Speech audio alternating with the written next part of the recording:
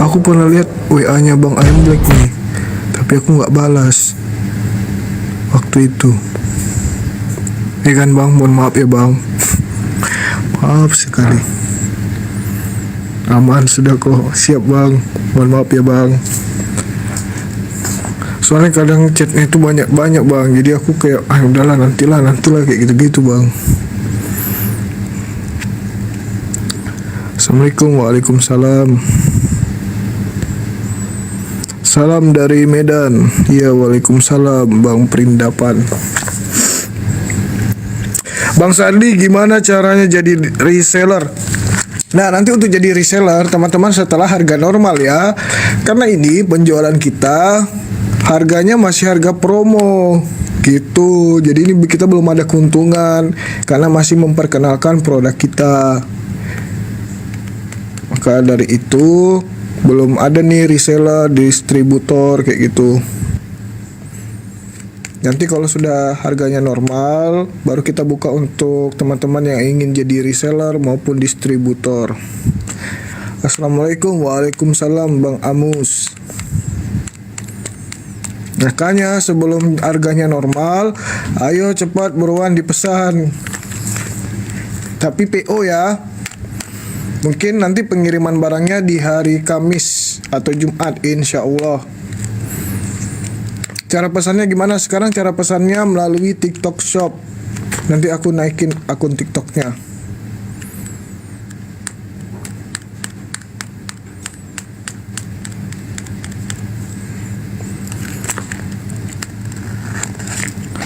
Saya pengen setoran hafalan. Oh, Masya Allah, siap Bang Amus.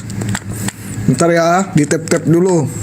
Teman-teman dibantu di tap-tap, di share-share teman-teman. Minimal seperti biasa 35k. Baru aku naikin Bang Juma dulu. Dan juga setelah itu baru teman-teman yang lain. Nah, buat teman-teman yang masih ada kegiatannya, harap diselesaikan dulu. Yang belum bikin kopi dulu. Jangan lupa kopinya dicampur Masako. Aktifin COD-nya Bang Sadli. Katanya jangan, aku disuruh jangan aktifkan COD. Gimana ceritanya tuh? Kopinya campur Kalpanax. Nah, boleh juga tuh.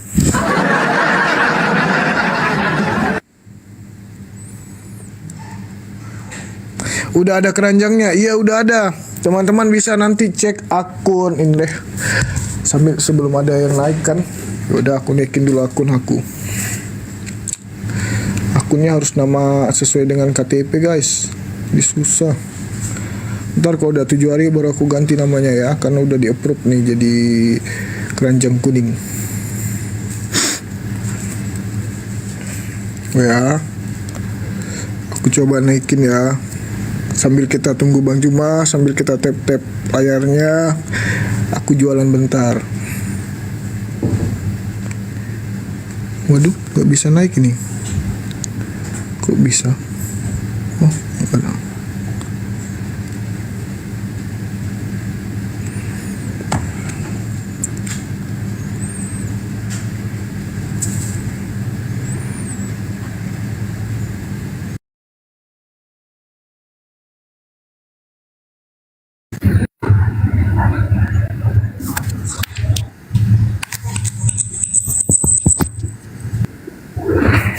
Tuh, itu ya akun jualannya, akun yang ada keranjang kuningnya. Jadi teman-teman langsung aja ke bio profil Sadlit Store.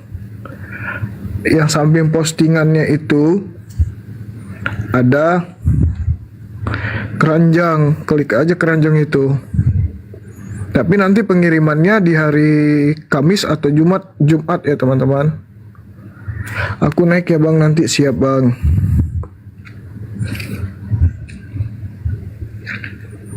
Gimana mau pesan 2? Iya, langsung aja klik akun ini Sadlit Store. Ntar aku ganti namanya setelah 7 hari ya. Karena kemarin harus sesuai nama sesuai dengan KTP. Rindu sama pantun Bang Sadli, siap. Pokoknya kalau ada oten yang keren malam ini aku kasih pantun. Pokoknya hari ini kita berpantun-pantun.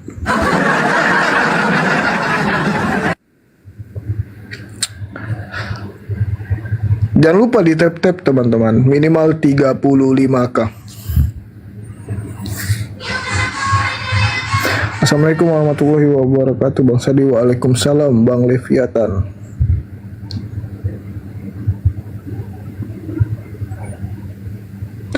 Oh Bang Lagaligo belum, karena aku lupa WA tuh kan. Aduh dimarahin aku nanti nih.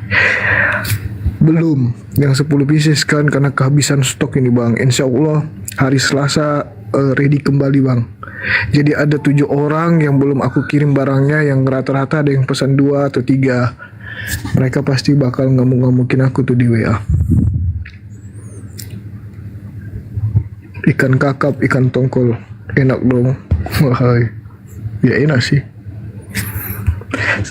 Sadli mau beli skincare, ini belinya di tuh. Follow akunnya Sadli Store. Di samping postingan saya ada keranjang-keranjang tuh, klik aja keranjang itu.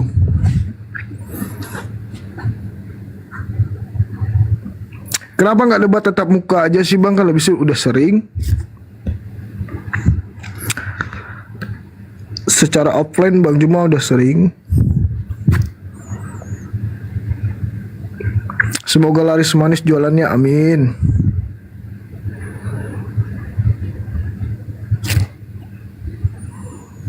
Kapan di Lazada aku nggak tahu. Ini aja aku setengah mati nih minta approve sama TikTok. 3 kali ditolak, akhirnya bisa. Ada yang gratis ongkir, ada loh yang dapat. Bahkan ada yang tadi aku kaget lah, dia beli harga 77.000. Waduh, semakin turun harganya. Pas aku lihat dia pesan 77.000, ada yang beli. Berarti dia dapat promo kan ya.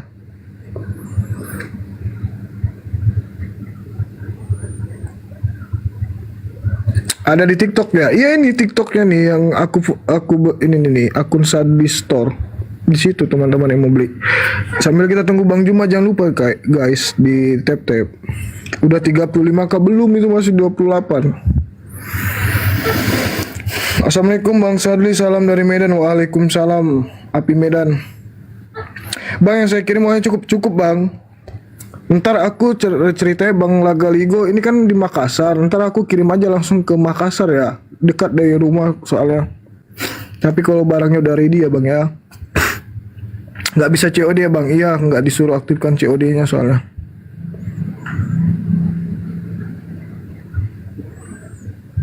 Ada yang dapat harga 77.000 teman-teman. Gila, murah banget. Skincare-nya buat ya boleh kalau dia mau pakai. Bang Zuma mana di tap-tap dulu 35k. Udah 35k. Oke. Apa? Request. Salam dari planet Sudiang. Waalaikumsalam, sama-sama kita dari planet Sudiang. Di mana Ki di Sudiang? Jangan lupa Ki pesan skincare. Mencerahkan wajah, mengglowingkan wajah. Karena udah ada 15 orang yang repeat order. Bayangkan ya, aku kan baru jualan 2 minggu nih. Yang beli belum lah banyak kali. Karena kalian tahu kan aku WA-nya slow respon. Tapi yang udah repeat order alhamdulillah udah ada 15 orang. Oke, berikan tepuk tangan yang gemuruh untuk Bang Juma.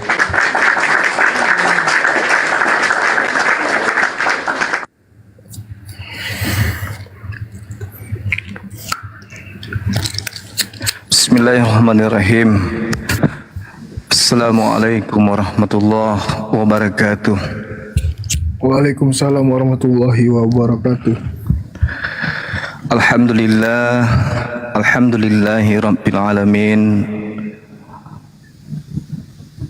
Puji syukur kita panjatkan kehadirat Allah Subhanahu wa taala. Oleh karena kita dicipta menjadi manusia, sehingga kita memiliki akal, berdampak kepada pola pemikiran kita dalam memilih agama. Dengan akal ini mengantarkan kita kepada Islam.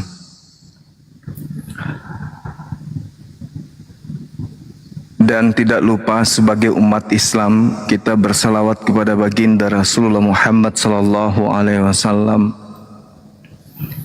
sebagai bukti persaksian kita terhadap beliau bahwa beliau adalah Nabiullah, beliau adalah Rasulullah dan penutup para nabi. Qala Allah Ta'ala fil Qur'anil Karim, A'udzu billahi minasy syaithanir rajim. Bismillahirrahmanirrahim. Wala tujadilu ahlal kitabi illa billati hiya ahsan. Illa alladhina zalamu minhum wa qulu amanna billadhi unzila ilaina wa unzila ilaikum wa ilahuna wa ilahukum wahid wa nahnu lahu muslimun. Wa qulu amanna billati unzila ilaina wa unzila ilaikum wa ilahuna wa ilahukum wahidu wa nahnu lahu muslimun. Wa qala aidan ud'u ila sabili rabbika bil hikmah wal mau'izatil hasanah wajadilhum billati hiya ahsan inna rabbaka huwa a'lamu biman dhalla an sabilihi wa huwa a'lamu bil muhtadin. Kesulitan yang kita hadapi saat ini adalah ketika kemudian kita menyampaikan risalah kenabian Rasulullah dengan menyampaikan dinul haq, ajaran atau agama yang benar di sisi Allah. Kita banyak kemudian menghadapi musuh, di mana musuh terberat kita itu adalah iblis yang nyata hadir di tengah-tengah kita dalam bentuk manusia.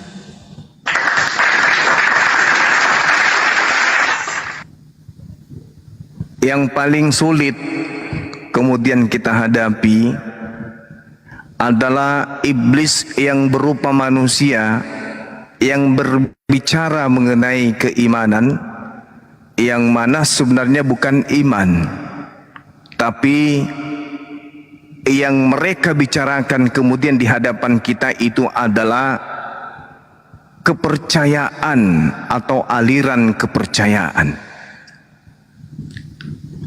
Sedangkan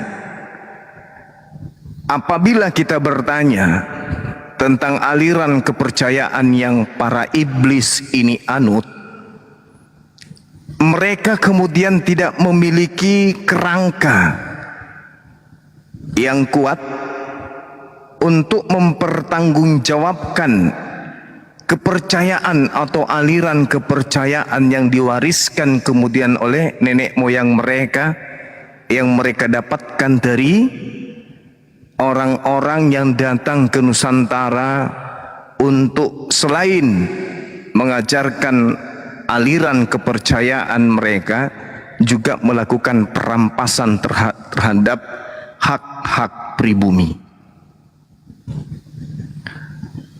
Itu kesulitan yang kita hadapi. Kalau yang datang ini santun, yang datang ini kemudian menggunakan otak, meskipun otaknya itu masih kaku, tapi kemudian dia santun, punya etikat baik, punya attitude, maka tentu kemudian dengan mudah kita akan membantu oknum-oknum ini untuk melepaskan diri dari cangkang yang membalut diri mereka dengan mengatakan aliran kepercayaan yang mereka bawa itu adalah mengantarkan manusia kepada keselamatan. Tapi lebih banyak yang datang itu luar dalamnya itu setan. Muka sudah kayak setan, mulutnya sudah menghamburkan api, matanya merah, kemudian bicaranya penuh dengan penistaan, penghinaan dan seterusnya. Kuping tak mendengar, mata tak melihat. Yang susah itu. Ngamuk, mulut berbicara seperti suara mesin ketik peninggalan Belanda. Apa yang dia sampaikan kemudian tidak masuk akal. Rambutnya keribu, giginya keriting, leher tak ada, perutnya tambun. Susah. Kemudian kita mengajak orang-orang seperti ini untuk meninggalkan kemudian cangkang yang ada. Kenapa itu terjadi? Karena Al-Quran juga lebih dulu menerangkan kepada kita umat Islam ini, wa idza husyiran nas kanu lahum a'da wa kanu bi ibadatihim kafirin. Karena mereka melakukan pemujaan yang tak berdasar. Mereka melakukan penyembahan yang tak berdasar. Sumber daripada aliran kepercayaan mereka tidak jelas. Apa yang mereka kemudian percayai juga tidak jelas. Tuhan yang mereka sembah tidak jelas. Kitab yang mereka pakai tidak jelas. Nabi dan Rasul yang mereka klaim juga tidak jelas. Maka yang muncul kemudian di hadapan kita juga adalah orang yang tidak jelas. Maka hanya ada satu kata untuk orang-orang yang seperti ini, yaitu tenggelamkan. Diajak cerita baik, tak bisa. Diajak bicara sopan, tak mampu. Digiring kepada diskusi beretika berakal, gak sanggup. Maunya hanya perang suara. Maka satu kata untuk orang yang kayak begini, yaitu cuplis. Tak mampu sudah kita. Iblis pun ketakutan sama orang-orang kayak begini. Iblisnya lari, iblisnya pensiun. Kata iblisnya, nyeradah. Ternyata kamu tanpa sekolah pun mampu lebih iblis daripada saya. Ya udah, saya bertani aja di gunung. Entelah yang sekarang melanjutkan misi dari nenek moyang kami. Nah, ini yang terjadi. Makanya orang yang asik mendengarkan itu semakin asik. Teman-teman yang kemudian suka dengan diskusi kayak begini semakin bergairah. Ada yang mandi 3 kali dalam sepekan saja. Ada yang jarang lagi sikat gigi, gak peduli lagi tidur. Karena keasikan kemudian menonton orang-orang cuplis, orang-orang kucluk, orang toples, mempertontonkan kemudian di tengah-tengah kehidupan yang modernisasi kayak sekarang, hidup serba digital, tapi masih hidup seperti zaman batu. Ini yang terjadi. Manusia dikiranya Tuhan, tapi matanya ada. Bermatanya dia, bukan orang buta. Kupingnya ada, berkupinglah dia, bukan orang tuli. Tapi tidak bisa membedakan antara Tuhan dan manusia. Sibuk aja mulutnya kayak pantat ayam, memuji-muji anak orang dipikirnya Tuhan. Padahal udah tertulis pun di kitabnya,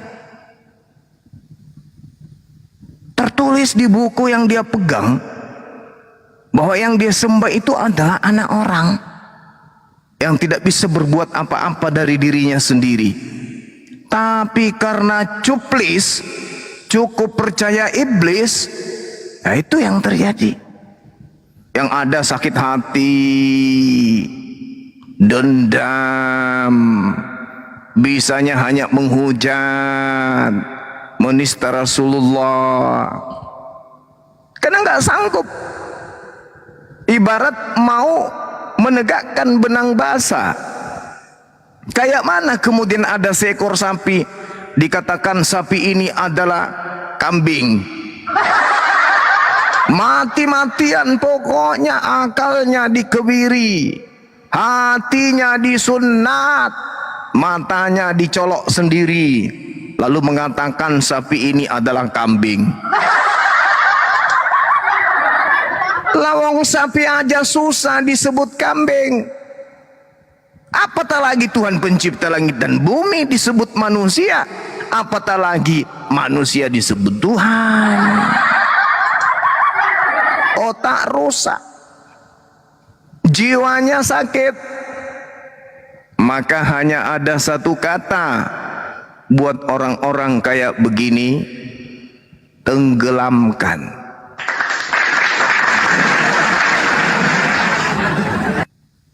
Jadi itu yang terjadi, saudara-saudara sekalian. Nah, ini bahaya ini. Kalau Bang Suma sering-sering diundang untuk ceramah, dianggapnya Bang Suma ini ustadz. Oh, banyak orang meleleh kupingnya. Iya, ingat nggak Bang? Ada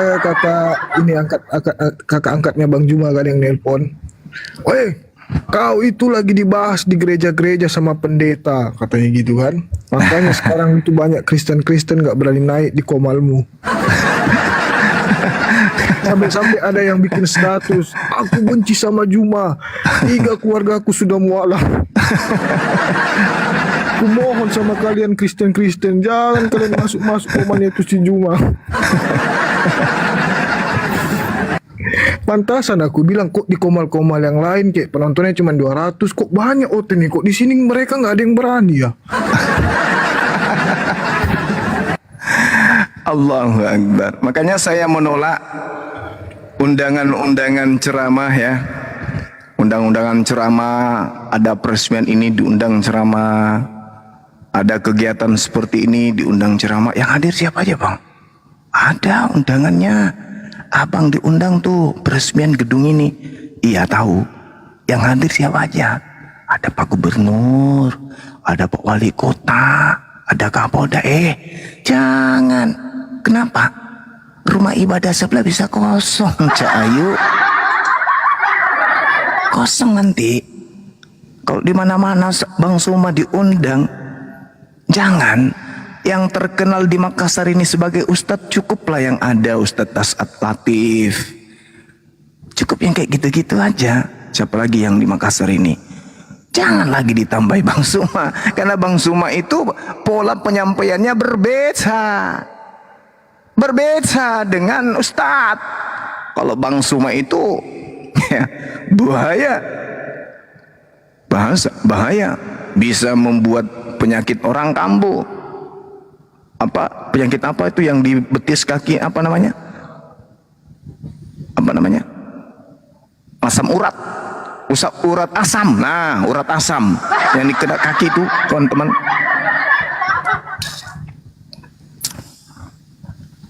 Jangan, ku bilang, nggak usah undang-undang kayak gitu. Ada lagi yang baru-baru ini naik ke Komal katanya, Bang Suma, ya kenapa? Saya ini pelayaran. Terus, jabatan saya di kapal Bang, jangan khawatir Bang. Kenapa rupanya?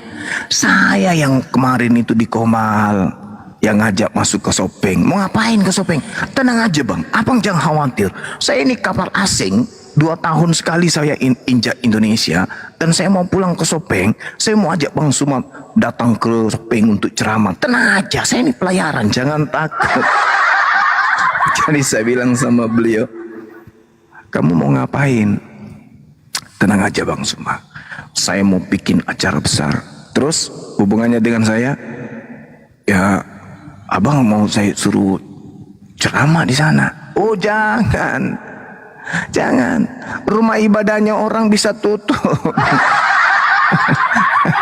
Bisa tutup. Orang-orang yang sakit perutnya, kepalanya akan kambuh gitu loh. Orang yang urat asam bisa kambuh semuanya. Jangan. Nanti kepala orang itu semuanya mules. Gak usah. Kenapa emang? Udah nonton aja di TikTok.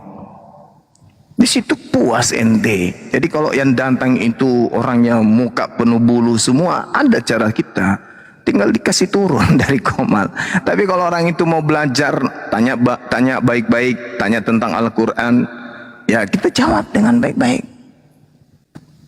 Ya, kalau orang itu kemudian datang dengan cara sopan, ya kita pasti layani dengan sopan. Tapi kalau dia datang kesurupan, orang-orang yang tadinya udah sembuh, orang-orang yang tadi urat asamnya itu udah baikan, begitu dengarkan debat dengan Anda memancing kita berdiskusi dengan cara-cara yang tidak baik, kita juga akan melayani Anda gitu loh. Makanya banyak yang pesan, hati-hati aja kalau dengan Bang Sumai itu, waduh, bahaya tuh. Bahkan ada yang bikin PT, bahaya nggak Bang Sumai ini? Bahaya. Perlu nggak penanganan serius? Perlu. Ada nggak yang bisa kemudian membuat dia ini terbungkam? Mereka pada saling menatap satu sama lain. Siapa yang bisa membungkam beliau? Lah setiap pendeta atau pastor yang naik itu justru terbungkam kayak Pastor Z semalam. Apanya itu? Apanya itu? Orang mendengarkan Pastor Z dengan pola kayak begitu mengecewakan. Udah sekolah tinggi-tinggi, dibayar mahal-mahal, jemaatnya bayar perpuluhan, membuat orang semua kena kambuh semua urat asamnya. Kan gila. Seorang yang menurut dia adalah tokoh, tapi cara diskusinya membahas tentang keselamatan, tak ada ujung pangkalnya. Ditanya apa, jawabnya apa. Berbicara mengenai keselamatan di Islam dijelasin, ini dasarnya ini, pijakannya ini. Dia berbicara apa? Gak ada nilainya. Jadi jujur saya katakan teman-teman, bahwa selama saya di dunia apologet, lebih berat menghadapi penghujat daripada sekelas pastor atau pendeta. Itu keadaan, itu fakta yang ada. Lebih berat menghadapi penghujat, karena penghujat itu berbicara seperti pantat ayam, daripada seorang pendeta atau pastor. Pastor mau berbicara mengenai data, mau jujur, mereka nggak mungkin jujur jemaat kabur. Tapi Bang Suma selalu menggiringnya untuk melakukan pendalaman data, pendalaman dalil, pendalaman materi. Sementara pendeta hindari itu. Apa yang terjadi? Ya mutar-mutar. Ibarat orang pakai sarung, sarungnya itu dia masuk ke sarung bagian bawah diikat. Habis itu sarung bagian atas juga diikat. Habis itu dia kentut sendiri di dalam. Dia yang keluarkan, dia yang isap sendiri. Artinya apa? Isap dari atas, keluar di bawah. Begitu keluar di bawah, diisap lagi di atas. Yah, keluar lagi di bawah, diisap lagi, kembung sendiri. Akhirnya kena apa? Urat asam. Karena apa yang kita diskusikan, temanya dia pilih sendiri. Tapi apa yang terjadi? Susah itu ya. Susah. Ibaratkan orang yang pakai sarung, ikat bawah, ikat atas, kentut di dalam, isap sendiri, nikmati sendiri, pingsan sendiri.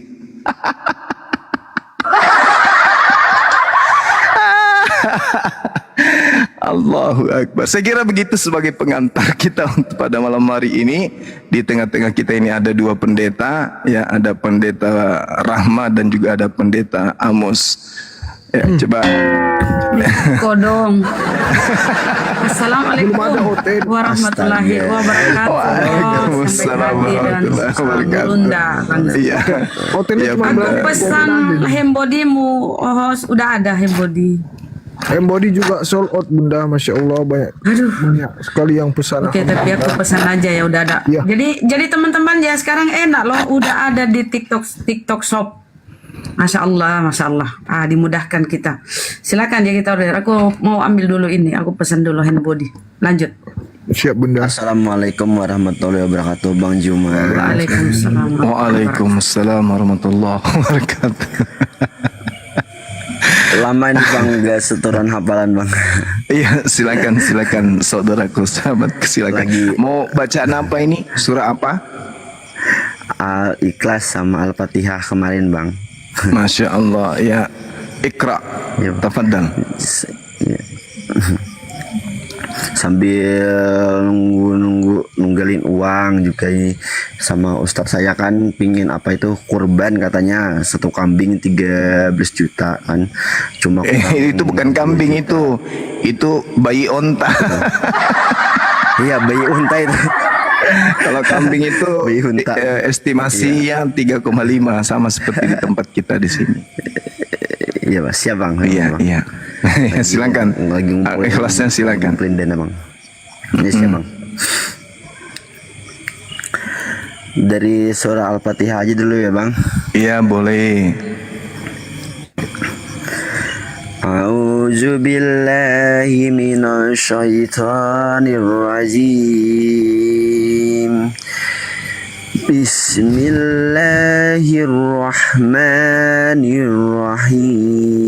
Bismillahirrahmanirrahim. Alhamdulillahi rabbil alamin. Ar-Rahmanir Rahim. Maliki yaumiddin. Iyyaka na'budu wa iyyaka nasta'in. Ihdinas siratal mustaqim. Siratal ladzina an'amta 'alaihim ghairil maghdubi 'alaihim waladdallin.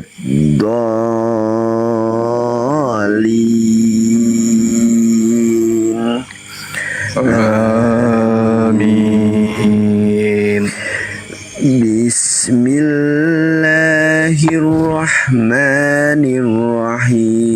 Bismillahirrahmanirrahim. Qul huwallahu ahad. Allahus samad. Lam yalid wa lam yulad wa lam yakul lahu kufuwan ahad. Iya, Masya Allah. Sadaqallahul azim. Sadaqallahul azim. Jadi izin ya, saya luruskan makhraj hurufnya ya, sedikit aja ya. Bang, siap Bang. Oke. Siap, Bang. Oke. Ya. Menjumah. Bismillahirrahmanirrahim. Alhamdulillahi rabbil alamin. Alhamdu lillahi Alhamdulillahi rabbil alamin. antara huruf H dengan H, antara H dengan Hi itu berbeda. Alhamdulillahi rabbil alamin. Alhamdulillahi rabbil alamin. Oke. Ar-Rahmanir Rahim. Ar-Rahmanir Rahim. Maliki yaumiddin.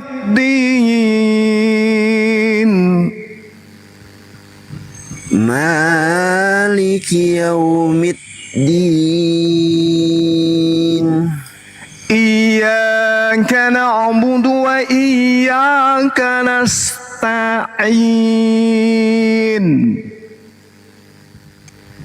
'Alain. Iyyaka na'budu Ka biasa bukan qa. Ka. Ka biasa. Kamus, kursi, ka biasa. kursi. Iyyaka na'budu Ka biasa. Kamus, kursi, kambing, bukan kambing, bukan kursi, tapi kursi. Ka ya, Pak. Ka biasa. Ka biasa, kursi. Iyyaka na'budu Iyyaka na'budu wa iyyaka nasta'in.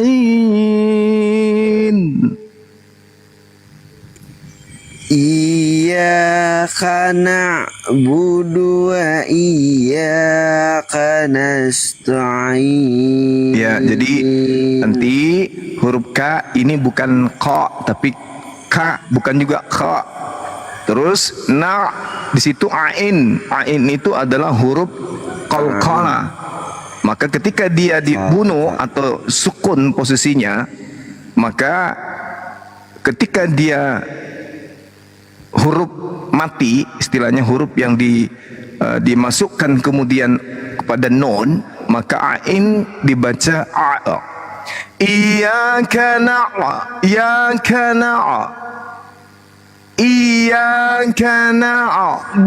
wa iyyaka nasta'in. Iyyaka na'budu wa iyyaka nasta'in. Itu satu harakat, tidak panjang. Iyyaka na'budu wa iyyaka nasta'in. Iyyaka na'budu wa iyyaka nasta'in. Ya, kanya itu masih ini ya, nanti dipelajari lagi ya. Ihdinas siratal mustaqim. Iyyaka na'budu wa iyyaka nasta'in. Ain. Nasta'in. Nasta'in. S biasa. Nas. Sayur, sampi.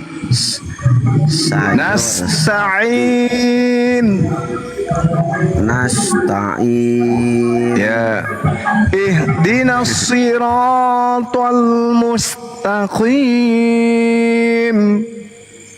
Ihdinas siratal mustaqim. Ihdinas siratal. Bukan tak. Ihdinas siratal mustaqim. Ihdinas siratal mustaqim. Mustaqim.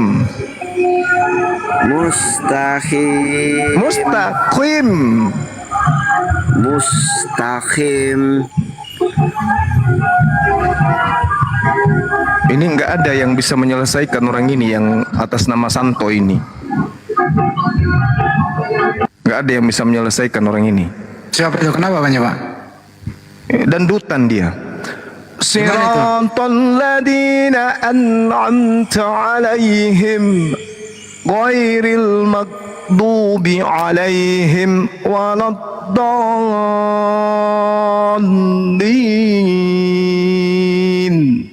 Amin. Siratal ladzina an'amta alaihim.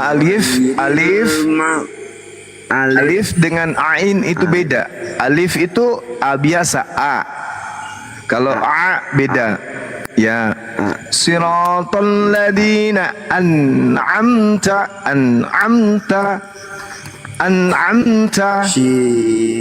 Si monyong mulutnya ke depan. Si. Tidak ada huruf y di situ. Siratal ladzina an'amta alaihim. Siratal ladzina an'amta alaihim ghairil maghdubi alaihim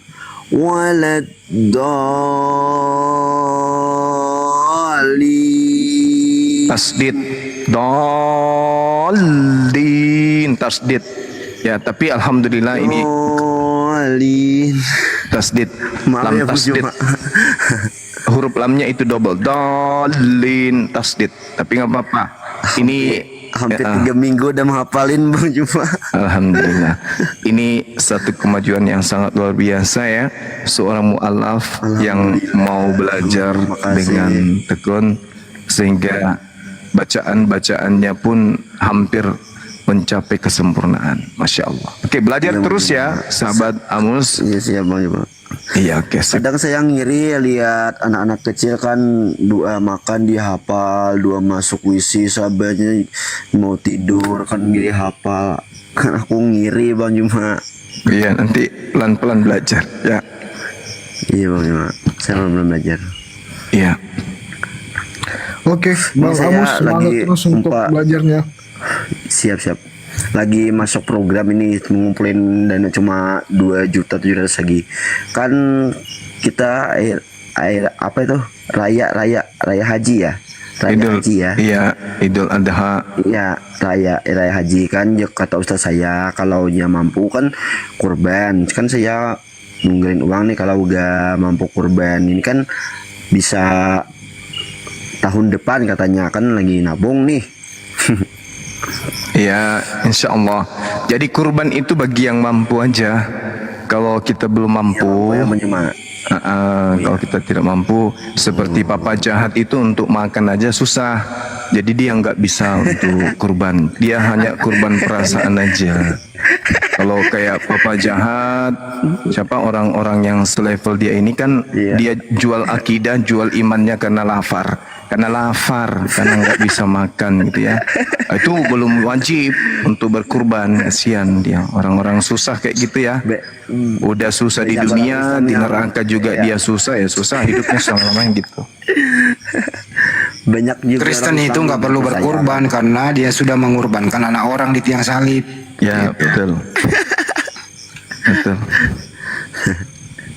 Karena berhubung dengan kurban, izinkan saya masih mengumumkan ini karena masih ada jeda waktu sebelum tanggal 15. Kami himbau kepada kaum muslimin muslimat yang ingin berkurban di Masjid Nur Maulida binaan Bang Juma di Bolangi, Sulawesi Selatan. Silakan, kami masih menunggu. Baik itu secara perorangan, berkelompok maupun secara seikhlasnya apa adanya, yang penting ikhlas. Kami masih menunggu ke rekening Yayasan Makassar Molab Center Indonesia, Bank BTN nomornya 401 tambah 3000 tambah 171 tambah 73. Kami masih tunggu. Lanjut. Iya, makasih Bang Andi. Silakan teman-teman yang Tapi gini ingin. Bang Juma. Iya. Gini Bang Juma. Kan kita korban, apakah kita mau korban umpamanya kan seekor sapi itu kan kata ustaz saya boleh 7 orang, apakah kita boleh makan dagingnya itu Bang Juma? Boleh nggak apa-apa, nggak masalah. Itu Bapak ya Bang? Iya, Oh, iya. berarti kita kan mau korban nih, makan daging yang kita korbankan itu kan nggak apa-apa kan Bang Juma? Iya, nggak apa-apa. Nanti tanya aja Ustadz kayak mana masalah pembagiannya itu ya. Atau Iya, tanya ke iya, ada. bapaknya Papa Jahat itu kan ini ya tukang. Kalau nggak salah bapaknya itu tukang azan di masjid. Apa namanya Bapak kalau angkat tukang itu. azan? Muazim. Bapak Ya. angkat itu, bapak angkat. Dia anak pungut katanya dia. Oh gitu. Jadi bapak angkat Iya, dah. pun ya. Kasihan ya. Jadi sebagai orang yang pernah memiliki ayah angkat seorang muslim, dia nggak pernah baca surah As-Saff ayat 6. Bahwasanya kehadiran baginda Rasulullah Muhammad sallallahu alaihi wasallam itu lebih diinformasikan lebih dulu oleh Nabi Isa alaihissalam. Al-Quran kemudian menyatakan kepada umat Islam, Bismillahirrahmanirrahim, wa isqala Isa bin Maryam Ya Bani Israel, inni Rasulullahi ilaikum musaddiqan lima baina yadai minat Torah wa mubashiran bi rasuli ya'ti min ba'di ismuhu Ahmad falamma ja'ahum bil bayyinat qalu hadha sihrun mubin. Jadi Nabi Isa alaihissalam kepada Bani Israel telah menyampaikan akan datangnya baginda Rasulullah Muhammad sallallahu alaihi wasallam berdasarkan Al-Qur'anul Karim surah As-Saff ayat ke-6. Lalu di dalam Bible pun dikatakan bahwasanya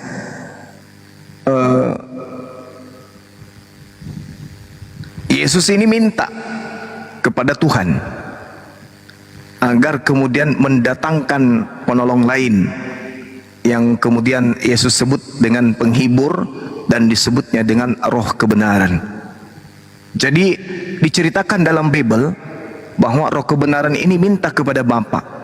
Roh kebenaran ini kemudian mengutus, ya, diutus kemudian oleh Yesus berdasarkan dengan permintaannya kepada Bapa. Aku akan minta dan akan mengutusnya kepadamu.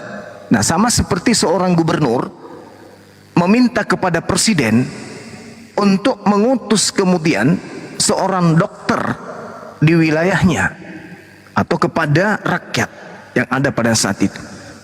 Jadi tak ada masalah. Dia sedang mengatakan bahwa Bang Suma mengatakan Yesus mengutus baginda Rasulullah Muhammad sallallahu alaihi wasallam. Yang ada adalah Yesus meminta kepada Bapa agar kemudian Bapa mengutus roh kebenaran. Dan roh kebenaran itu adalah seorang nabi, bukan roh tok, tetapi makhluk yang terdiri dari roh, yaitu Nabiullah baginda Rasulullah Muhammad sallallahu alaihi wasallam. Tapi dimaklumi aja ya, karena orang menjual akidah karena lapar, ya itulah dia si papa jahat. Demikian teman-teman, silakan. Oke, kalau begitu Bang Juma, karena kita sudah ada 3 tamu di sini, sebelumnya kita sapa dulu ada Inspektur 69. Selamat malam. Assalamualaikum kalau Muslim. Waalaikumsalam warahmatullahi wabarakatuh. Muslim ya Bang ya. Ya Bang, Ya, waktunya 3 Muslim. menit. Ada yang ingin disampaikan? Terima kasih sudah naikkan saya di Komal. Saya cuma menyampaikan ke Bang Juma karena saya ingin bergabung sekali dengan Bang Juma. Tapi kemarin saya DM Bang Juma tapi tidak dibalas. Saya mau gabung di grup, ada grup kah dengan Bang Juma biar lebih belajar lagi ke Bang Juma sih. Maunya saya seperti itu. Kalau grup WA saya hanya, kalau grup apologet WA itu hanya API. Situ manajemen pusat API. Kalau grup dinas ada, tapi kalau untuk belajar apologet saya nggak ada. Itu Bang. Oh, ya siap Bang Juma. Iya. Terima kasih ya. Iya Sebenarnya baik.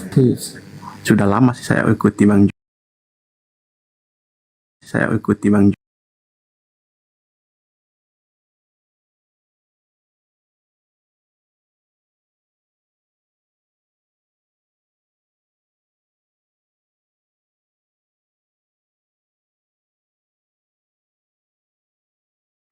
Ya sama-sama, salam kenal juga. Selalu karena tadi malam saya dengar Bang Juma lagi sakit. Oh iya, ada sedikit koslet, tapi alhamdulillah sudah sehat kembali. Oke, terima kasih. Sakit atas kenapa, waktunya. Bang Juma? Terima kasih. Saya turun saja ya. Untuk Oke Bang di bawah. Inspektur, Iya. terima kasih Bang. Sehat selalu. Oke baik, makasih. Assalamualaikum warahmatullahi wabarakatuh. Waalaikumsalam. Iya Bang Amos kena ini Salam bro. urat asam. Asam urat kali. Kaki Kecapean, urat. kecapean. kecapian. Oke. Ya udah, Kecapian dak. Bang Amos, kita kembali ke diskusi lintas agama dulu ya.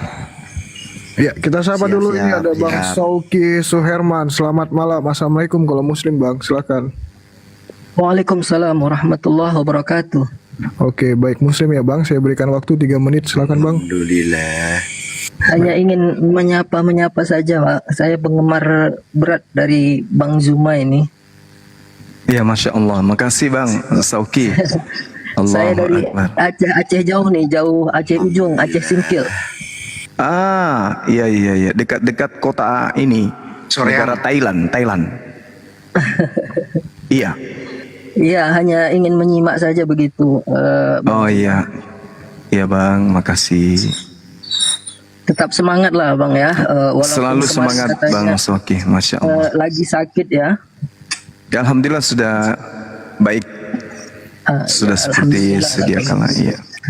Alhamdulillah. Ya, oke lah, Alhamdulillah. begitu saja Bang Zuma ya. Iya, Terima iya, kasih baik. sudah bisa dinaikkan.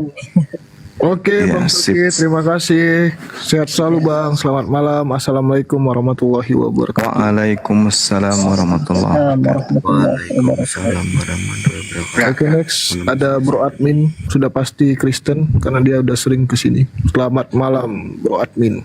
Puji Gala. Selamat malam Bang Hoi. Silakan, Bang. Jadi lama Admin. Bang. Jadi saya buka topik. Iya, Bang. Saya buka topik untuk Bro Admin begini loh, Bang Juma. Bro Admin ini adalah masih Kristen. Bapaknya itu mau mualaf. Tapi bapaknya Bro Admin ini penggemar beratnya Bang Juma.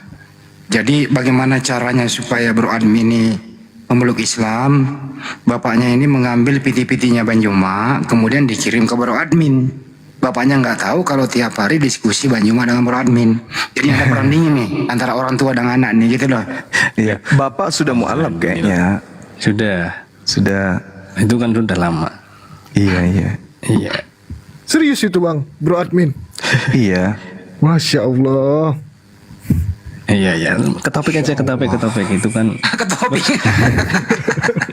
Ya nggak apa-apa lah, di replay dikit lah bahwa sebenarnya bapaknya Bro Admin ini ingin sekali tuh diskusi sama anaknya, cuman karena bapaknya segan kali apa, jadi sehingga dia hanya nyindir-nyindir saja. Nah, Kisi-kisi cara menyindir, doang, Bang. ya. Padahal bapaknya sendiri nggak tahu kali kalau Bro Admin ini tiap hari dulu ketemu sama Bang Juma diskusi kali ya. Dia belum tahu ya Bro. Ya enggak tahu kan, akunya kan juga beda loh. Oh pantesan lu nggak bener, lu nggak jujur sama orang tua lu. Ya nggak apa-apa lah, kan namanya di rumah. Kalau di Jawa kan sudah lumrah kayak gitu. Oke, bawa topik apa nih Bro Admin nih? Itu tadi nyambung ke topik itu tadi yang Bang Suma itu apa, soal Roh Kudus ya. Oke, silakan. Dan mohon maaf nih, tadi kan disambungkan ke Nabi Muhammad ya, kalau nggak salah loh. Kalau aku nggak salah dengar. Tapi kalau salah ya nanti dikoreksi. Yang saya mau tanya tuh kadang-kadang begini, misalnya dikatakan kitab suci ini kan karangan orang ya. Tetapi kenapa lebih sering juga dikaitkan dengan Nabi Muhammad yang seharusnya bukan atau tidak berkaitan dengan karangan-karangan kan begitu. Tapi kadang-kadang dikaitkan. Lebih lagi misalkan soal Roh Kudus ini atau Roh Kebenaran. Dikatakan kalau Roh Kudus di dalam Muslim sendiri diterjemahkan sebagai Rohul Kudus ya, atau Jibril. Tetapi di sisi lain di sini misalnya disebutkan Roh Kebenaran yang menurut orang Kristen juga Roh Kudus, itu disebut sebagai pribadi Nabi Muhammad. Jadi kadang-kadang kan pengertiannya jadi berbeda. Itu gimana itu sebenarnya maksudnya Roh Kudus ini sebenarnya yang benar untuk Jibril atau untuk Nabi Muhammad begitu? Dan apa kaitannya dengan karangan-karangan ini gitu? Atau catatan-catatan para murid atau Injil inilah, bukan Injil ya, Bible ini begitu. Oke. Baik. Bismillahirrahmanirrahim. Jadi Al-Quran itu didatangkan kemudian membahas tentang kitab-kitab terdahulu, membahas tentang Nabi yang datang ke tengah-tengah Bani Israel, dan membahas tentang ajaran para Nabi yang diplesetin. Maka muncullah Kristen ini. Jadi kalau membahas Roh Kudus, berarti membahas tentang sosok yang datang kepada para nabi sebagai penyampai firman. Membahas tentang Roh Kudus itu berarti membahas tentang utusan Tuhan yang menjadi perantara antara Tuhan dengan para nabi. Kalau roh kebenaran itu beda lagi. Baginda Rasulullah Muhammad sallallahu alaihi wasallam di dalam Al-Qur'an diterangkan kemudian dalam Asy-Syura ayat 52, di situ diterangkan bahwasanya Baginda Rasulullah Muhammad sallallahu alaihi wasallam itu ajarannya mencakup tentang keberadaan dirinya sebagai ruh yang mengajarkan kebenaran. Wa kadzalika auhayna ilaika ruhan min amrina ma kunta tadri mal kitabu walal iman walakin ja'alnahu nuran nahdi bi wa man nasha'u min ibadina wa innaka latahdi ila siratim mustaqim. Jadi Al-Quranul Karim kemudian yang dibawa oleh Roh Kudus kepada baginda Rasulullah Muhammad sallallahu alaihi wasallam yang mengajarkan kebenaran itu mencakup daripada kedatangan Islam. Bukan kita ngais atau mengambil, tidak. Al-Quran sudah final. Al-Quran sudah final. Contoh misalnya di dalam Al-Quran surah An-Nahl ayat 102 yang diterangkan di sana sangat jelas. Qul nazzalahu ruhul qudus mir rabbika bil haqq liyuthabbital ladzina amanu wa hudaw wa busyra lil muslimin. Roh Kudus menurunkan Al-Quran dari Tuhanmu dengan kebenaran. Jadi di sini Roh Kudus ini membawa kemudian Al-Quran yang juga adalah roh. Jadi 3 cakupan kemudian malaikat Jibril, kemudian baginda Rasulullah Muhammad sallallahu alaihi wasallam dan juga Al-Quran. Al-Quran adalah kebenaran, baginda Rasulullah Muhammad sallallahu alaihi wasallam adalah manusia yang benar. Manusia yang pada dirinya ada ruh spesial yang disebut Nabi dan Rasul yang kemudian membimbing manusia kepada jalan kebenaran dengan kitab panduan berupa Al-Quran. Al-Quran wahyu Allah yang didatangkan oleh Allah melalui perantaraan Ruhul Qudus kepada baginda Rasulullah Muhammad yang adalah pembawa kebenaran berupa Al-Quran, di mana Al-Quran itu berisi tentang keadilan, penginsapan dunia akan dosa. Itu jelas itu. Makanya Al-Quran itu adalah sebuah kitab yang membimbing umat manusia menuju kepada semua aspek kebenaran dalam kehidupan. Nah itu. Sehingga ketika berbicara mengenai Ruhul Kudus itu hanya ada di Islam. Sedangkan kata Roh Kudus ini yang ada di dalam Bible itu hanya diambil di luar daripada Indonesia. Orang Kristen tidak mengenal apa itu Roh Kudus. Nggak kenal. Hanya orang Kristen Indonesia yang mengenal kata Roh Kudus. Kenapa bisa? Karena mengambil dari Al-Quran. Kalau dari Bible nggak mungkin. Dari bahasa Belanda nggak ada itu Roh Kudus. Dari bahasa Yunani nggak ada itu Roh Kudus. Nggak ada.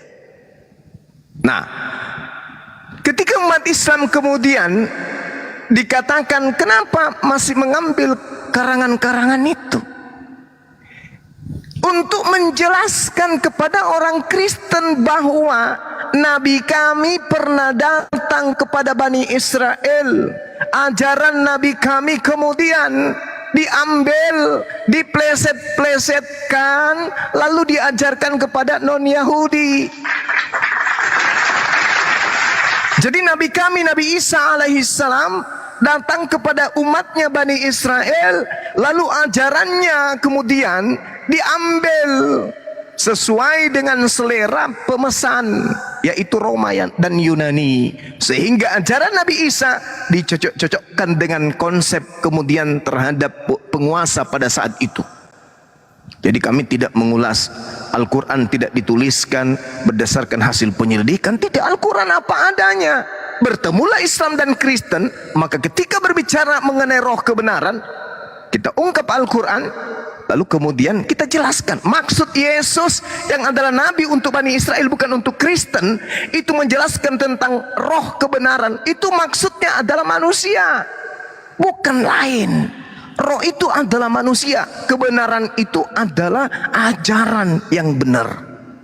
Kebenaran berarti ajaran yang berasal dari pencipta alam semesta.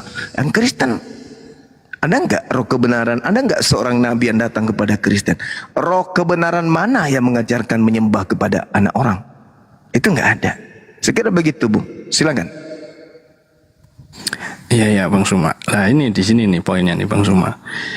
Jadi karena yang mengatakan meminta kepada Bapa ini kan Yesus. Dimana ini tadi jenengan bilang bahwa Nabi Bang Suma, Nabi Isa ajarannya diambil oleh pemerintahan Romawi. Artinya produk perkataan Yohanes ini adalah ajaran Romawi. Aku akan meminta kepada Bapa, ini perkataan Yesus. Nah, yang saya mau tahu di mana perkataan Nabi Isa yang juga mengatakan tentang roh kebenaran. Apakah ada selain daripada catatan Romawi, inilah anggap saja catatan Romawi yang tadi jenengan bilang itu hasil produk pemerintahan Romawi yang katanya menyelewengkan pengajaran Nabi Isa. Di mana teks yang mengatakan Nabi Isa mengatakan roh kebenaran? Kalau yang Yohanes kan ini jelas karangan Romawi atau perkataan Yesus begitu. Silakan. Oke, baik. Jadi di Al-Quran Nabi Isa alaihi salam itu tidak meminta untuk didatangkan kemudian sosok Nabi. Tidak. Tidak ada dalam Al-Quran Nabi Isa minta kepada Allah, ya Rabb, turunkanlah kemudian seorang Nabi. Itu tidak ada. Kenapa di dalam kitab saudara itu ada ditulis dan dikarang Yesus minta seorang Roh Kudus penghibur? Karena itu mau dicocok-cocokkan nanti tuh. Dicocok-cocokkan nanti dengan konsep imannya orang Kristen, bahwa orang yang lain itu tidak memiliki roh kebenaran, hanya kami yang memiliki roh kebenaran. Karena roh kebenaran itu datangnya kepada orang Kristen, Katolik, Protestan dan seterusnya. Padahal itu tidak seperti itu adanya. Nanti kita buktikan. Nah, di sini nanti kita buktikan. Saya jelaskan dulu Al-Quran. Jadi di dalam Al-Quranul Karim Allah subhanahu wa ta'ala hanya menjelaskan bahwa Nabi Isa datang kepada Bani Israel. Salah satu alasannya kemudian diutus kepada Bani Israel adalah untuk menerangkan akan datang seorang Nabi setelahnya. Wa isqala Isa bin Maryam ya Bani Israel inni rasulullahi ilaikum musaddiqan lima baina yadayya minat Taurat wa mubasyiran bi rasuli ya'ti min ba'di ismuhu Ahmad. Nabi Isa datang kepada Bani Israel menerangkan bahwa akan datang seorang nabi setelahku bernama Nabi Muhammad. Itu yang diterangkan kemudian Nabi Isa di tengah-tengah Bani Israel. Tidak diterangkan aku minta kepada Bapa, seakan-akan Yesus yang punya kebijakan. Bukan. Sudah direncanakan kemudian sesuai dengan Al-Quran surah Al-Ma'idah ayat 81. Di masa praeksistensi para nabi sudah mempersaksikan akan datangnya penutup para nabi, yaitu baginda Rasulullah Muhammad sallallahu alaihi wasallam. Bukan karangan-karangan cerita aku akan minta kepada Bapa agar mengutus seorang roh kebenaran. Bukan kayak gitu. Itu karangan untuk dicocok-cocokkan, karena itu cerita yang ditulis setelah Yesus terangkat supaya ada pelanjut. Maka kemudian diceritakan akan datang roh kebenaran dan bla bla bla bla bla yang mendatangi orang-orang Kristen. Tidak begitu. Bukan kayak begitu. Nah, kemudian di dalam Al-Quranul Karim, setelah roh kebenaran ini diutus oleh Allah, yaitu baginda Rasulullah Muhammad sallallahu alaihi wasallam, yang diberitakan Nabi Isa di tengah-tengah mereka kemudian, maka begitu datang Rasulullah Muhammad sallallahu alaihi wasallam, maka beliau diseru kemudian, ya ahlal kitab qad ja'akum rasuluna yubayyinu lakum katsiran mimma kuntum tukhfuna minal kitab wa ya'funa an katsir qad ja'akum minallah nuru wa kitabum mubin. Wahai ahli kitab, yang dulu ada Nabi Isa di tengah-tengah kalian, saat ini sungguh Rasul kami telah datang kepadamu, menjelaskan kepadamu banyak hal dari kitab yang kamu sembunyikan. Sungguh telah datang kepadamu cahaya dari Allah dan kitab yang menjelaskan. Yahdi bihillah manittaba ridwana subul salam. wa yukhrijuhum minaz zulumati ilan nuri biizni wa yahdihim ila siratim mustaqim. Dengan Al-Quran itulah Allah memberi petunjuk kepada orang yang mengikuti keridaannya kepada jalan keselamatan. Jadi Al-Quran itu adalah jalan keselamatan. Dan dengan kitab Al-Quran itu pula Allah mengeluarkan manusia dari gelap gulita kepada cahaya dengan izinnya, dan menunjukkan manusia kepada jalan yang lurus berdasarkan dengan Al-Quranul Karim. Nah, jadi dalam Al-Quran diterangkan orang-orang Yahudi, orang-orang Nasrani yang tadinya diutus Nabi Isa di tengah-tengah mereka, itu Nabi Isa menerangkan akan datang seorang Nabi setelahku. Yang datang setelah Nabi Isa itu adalah Nabi, bukan roh. Bukan roh. Tapi yang datang mengajarkan segala kebenaran itu adalah seorang Nabi, bukan roh. Tapi orang-orang yang mengarang mengatakan yang datang itu adalah roh. Tapi meskipun demikian, karangan mereka itu justru tidak berkesesuaian dengan imannya orang Kristen hari ini. Contoh nih. Di dalam Yohanes 16, Yesus berkata begini, adalah lebih baik jika aku pergi, sebab jikalau aku pergi, maka penghibur itu tidak akan datang kepadamu. Sebab ketika penghibur itu datang, maka dia tidak akan berkata-kata dari dirinya sendiri, melainkan apa yang didengarkan itu yang disampaikan. Nah, yaitu roh kebenaran. Jadi Yesus harus pergi, sebab kalau dia tidak pergi, penghibur itu tidak datang, yang adalah roh kebenaran. Berarti yang datang setelah Yesus menurut Yesus adalah roh kebenaran. Tapi faktanya di lapangan yang datang kepada Ananias roh kebenaran atau Yesus? Yesus. Yang datang kepada Paulus di padang gurun roh kebenaran atau Yesus? Yesus. Siapakah engkau? Apakah engkau Tuhan? Aku adalah Yesus. Yeay. Salah tulis bro. Harusnya akulah roh kebenaran, baru bisa dikatakan bahwa yang ada di Kristen ini adalah roh kebenaran. Tapi faktanya diawali dengan kebohongan. Yesus mengatakan setelah aku pergi, roh kebenaran itu akan datang kepadamu. Ternyata roh kebenaran itu datang setelah abad ke-6, menjelang abad ke-7. Bahkan abad ke-7 Al-Qurannya kemudian disempurnakan. Apa yang dikatakan? Ketika dikatakan oleh Allah Subhanahu wa ta'ala kepada orang-orang yang dijanjikan kemudian roh kebenaran itu akan datang kepadamu, maka roh kebenarannya mengatakan, ya ahlal kitab qad ja'akum rasuluna yubayyinu lakum an katsiran, dan seterusnya. Data yang saya bacakan tadi. Jadi itu sudah sangat jelas tuh bahwa roh kebenarannya datang menyeru kepada siapa? Menyeru kepada Bani Israel, kepada ahli kitab, bahwasanya telah datang kepadamu ahli kitab, yaitu baginda Rasulullah Muhammad sallallahu alaihi wasallam. Ya ahlal kitab qad ja'akum rasuluna yubayyinu lakum katsiran mimma kuntum tukhfuna minal kitab. Ini yang dimaksud. Aku akan pergi, sebab kalau aku tidak pergi, maka roh kebenaran itu tidak akan datang kepadamu. Nah ini, roh kebenarannya datang. Setelah datang dia diseru, ya ahlal kitab qad ja'akum rasuluna yubayyinu lakum. Bukan roh kebenaran itu, siapakah engkau Tuhan? Aku adalah Yesus. Bukan kayak gitu, karena yang dijanjikan yang datang setelah Yesus terangkat adalah roh kebenaran, bukan Yesus.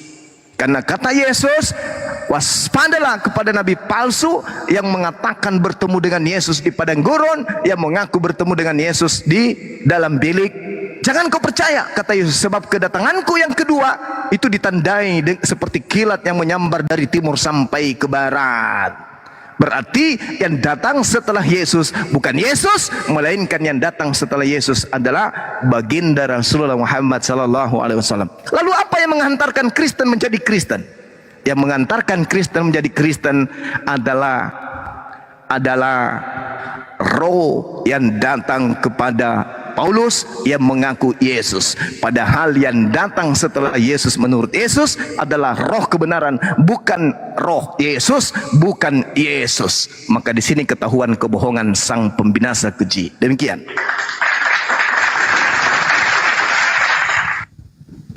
Ya, makasih Bang Suma. Nah, kalau gini kan clear klarifikasinya.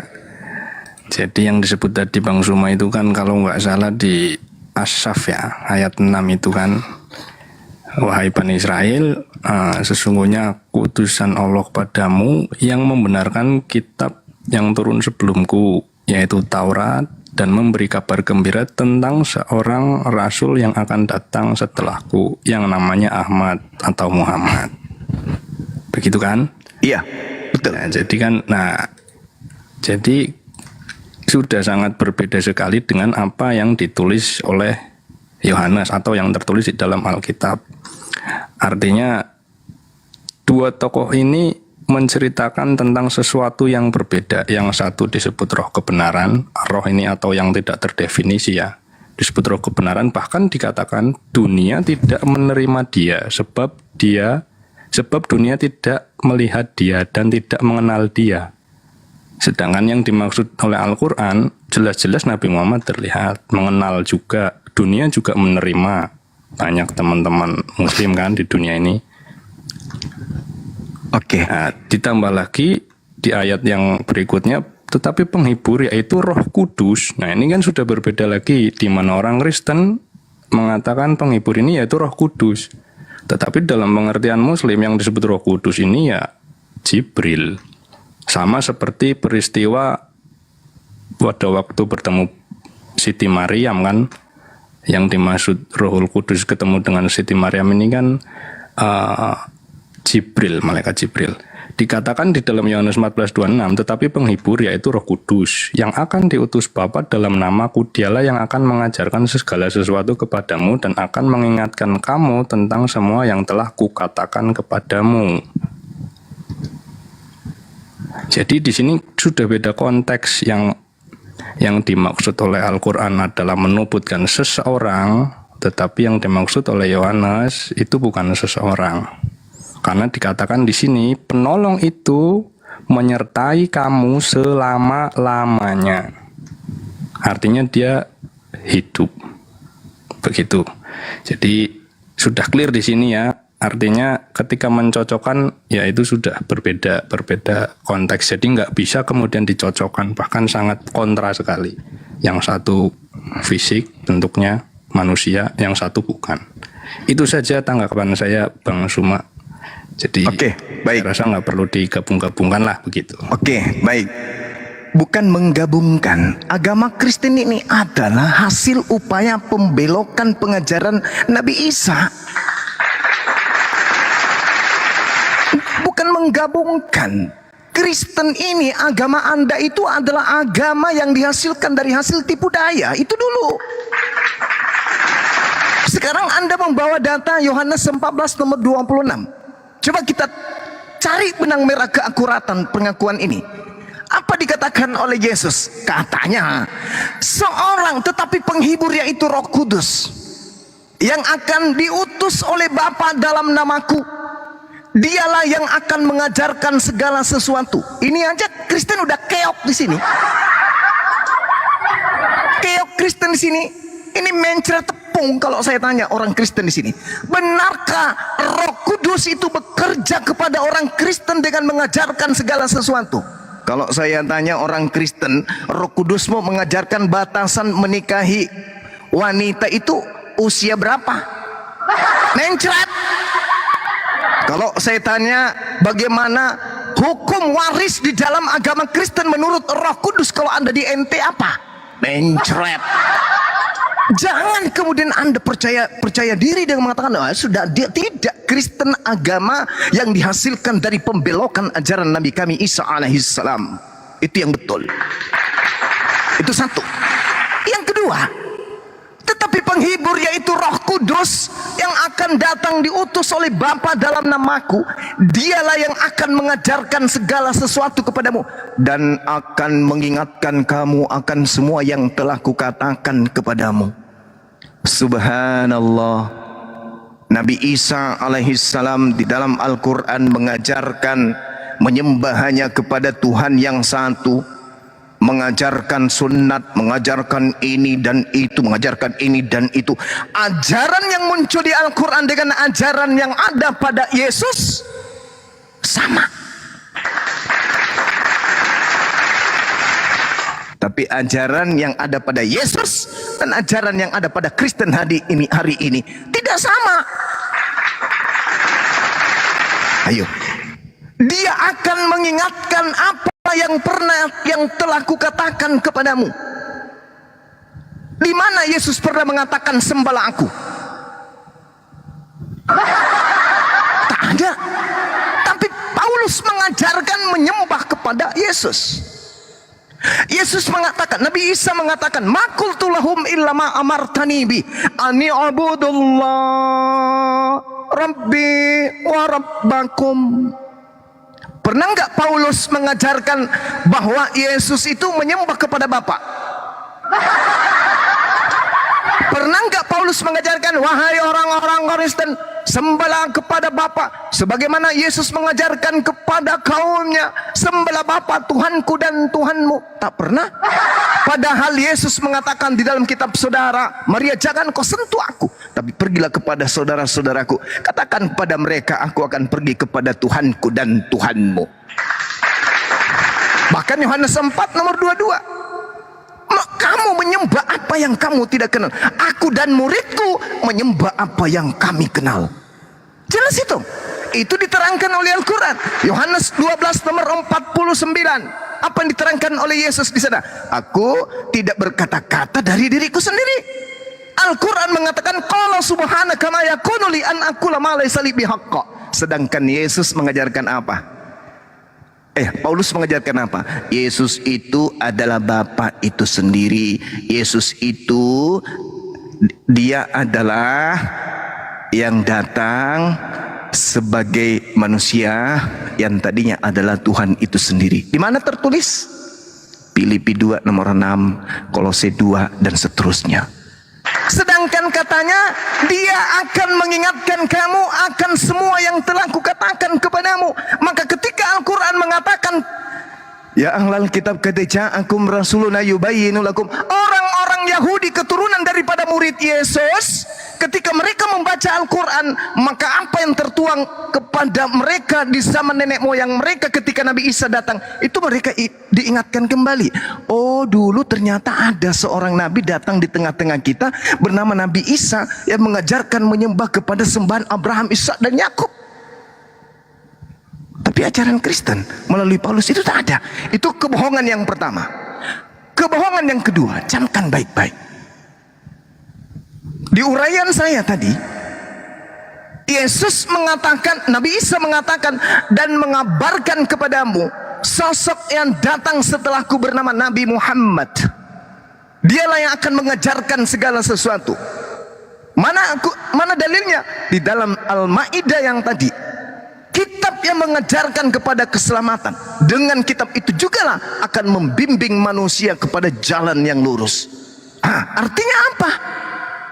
Ketika Yesus mengatakan bahwasanya roh kebenaran yang datang setelah dia, bukan dia sendiri. Sedangkan yang datang kepada Kristen, menurut Paulus, yang datang kepada Paulus itu adalah Yesus itu sendiri. Kebohongan kedua, aku akan pergi, sebab kalau aku tidak pergi, roh kebenaran itu tidak datang. Saudara mengatakan roh itu bukan manusia, maka tidak bisa roh kebenaran yang datang manusia. Tetapi roh kebenaran itu yang datang adalah siapa?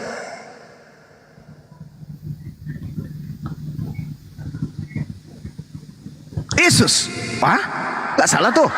Yesus mengatakan, aku harus pergi sebab kalau aku tidak pergi, roh kebenaran itu tidak datang. Jadi dia harus pergi. Maka yang datang wajib bukan Yesus. Yang datang kepada Paulus, Yesus. Tapi dalam bentuk roh katanya. Loh, kalau yang datang itu adalah Yesus itu sendiri, dan Yesus dalam bentukan roh, jasadnya kemana Cak Ayu? Bukankah Yesus sendiri mengatakan bahwa aku harus pergi dan yang datang setelahku adalah roh kebenaran? Sedangkan yang disebut dengan roh ini adalah manusia. kita semua ini adalah makhluk roh. Kita semua ini adalah makhluk roh. Siapa bilang kita ini bukan makhluk roh? Kita ini semua makhluk roh, cuman punya biologis, dibungkus oleh biologis fisik. Maka roh kita itu kemudian beraksi melalui pergerakan fisik. Kita ini makhluk roh, siapa bilang bukan? Kita ini makhluk roh. Makanya dikatakan di dalam Kejadian 6 nomor 3, berfirmanlah Tuhan, rohku tidak akan selama-lamanya tinggal dalam manusia.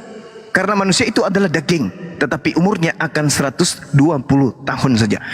Roh siapa yang ada pada diri kita? Roh Tuhan. Roh siapa yang ada pada diri Yesus?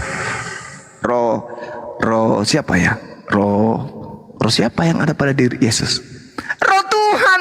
Berarti Bang Suma dan Yesus sama-sama roh Tuhan. Sederhana untuk jadi waras itu, sederhana. Kembali kepada tema, 30 detik. Jadi kata Yesus, yang datang setelahku adalah roh kebenaran. Yang datang setelah dia roh kebenaran. Roh kebenaran itu datang kemudian. Siapa itu? Baginda Rasulullah Muhammad sallallahu alaihi wasallam. Roh Kudus itu datang setelah Yesus. Siapa Roh Kudus itu? Malaikat Jibril datang kepada baginda Rasulullah Muhammad sallallahu alaihi wasallam. Sedangkan yang datang kepada Paulus bukan Roh Kudus, yang datang kepada Paulus adalah Yesus. Yesus yang datang kepada Paulus. Kebohongan yang sangat luar biasa. Makanya antara pesan Yesus dan ajaran Paulus itu berbeda, bertentangan 4.600,70 mil perbedaannya antara ajaran Yesus dan ajaran Paulus. Kalau Rasulullah Muhammad SAW berbicara mengenai Nabi Isa alaihissalam, itu justru lebih dekat kepada pengajaran Yesus. Artinya Kristen ini adalah buah karya dari orang-orang Farisi yang minta oleh Yesus agar diwaspadai. Di Al-Quran, ketika Nabi Isa alaihissalam, orang-orang ahli Taurat membuat makar. Wa makaru wa makarallahu wallahu khairul makirin. Hasil dari makar mereka inilah muncul agama Kristen. Itu jelas. Silakan. Ya, mohon maaf nih Bang Suma. Iya, nggak apa-apa, silakan Bang, santai aja. Menyebut kebohongan jadi nggak enak. Ya nggak apa-apa, itu fakta. Itu fakta. Udah, gini. Iya, silakan. Yang disebut kebohongan menurut Bang Suma, Nabi Isa menubuatkan Nabi Muhammad atau Yesus menubuatkan Nabi Muhammad? Yang mana yang disebut kebohongan? Kebohongan itu ketika Yesus menubuatkan roh kebenaran, tapi ada pendiri agama justru mengaku didatangi oleh Yesus. Itu kebohongan. Aku akan pergi, yang datang setelahku bukan aku, tapi roh kebenaran. Mengaku yang datang kepadanya Yesus. Itu kebohongan. Kebohongan. Itu kebohongan, jelas itu. Maksudnya tentang pengakuan Paulus. Sekarang menurut pertanyaan saya. Menurut saudara Bro Admin, berdasarkan pengakuan Yesus di dalam Yohanes 14, Yohanes 16, yang datang setelah dia terangkat ke langit, roh kebenaran atau Yesus itu sendiri? Bukan. Saya nggak masuk ke situ. Lalu masuk ke pembahasan Paulus. Begini. Tadi kan saya juga kan berbicara kebohongan kan? Iya. Bang Suma menyebutkan Yohanes 14:26 tentang nubuatan roh kebenaran, dan satu lagi ayat Al-Quran tentang menyebutkan nubuat tentang Nabi bernama Ahmad atau Muhammad. Yes. Tentang pernyataan bahwasanya Isa menubuatkan Nabi bernama Ahmad dan Muhammad sudah pasti bukan kebohongan. Yes. Tetapi pernyataan yang mengatakan keluar dari mulut Bang Suma sendiri, Yesus menubuatkan Nabi Muhammad, itu adalah sebuah kebohongan. Karena tidak. Bukan itu. Kenapa tidak disebut kebohongan, sementara secara teks sendiri tidak satupun yang mengatakan Yesus menubuatkan Nabi Muhammad? Kecuali kenyataan di dalam Al-Quran itu benar, Nabi Isa menubuatkan Nabi bernama Ahmad.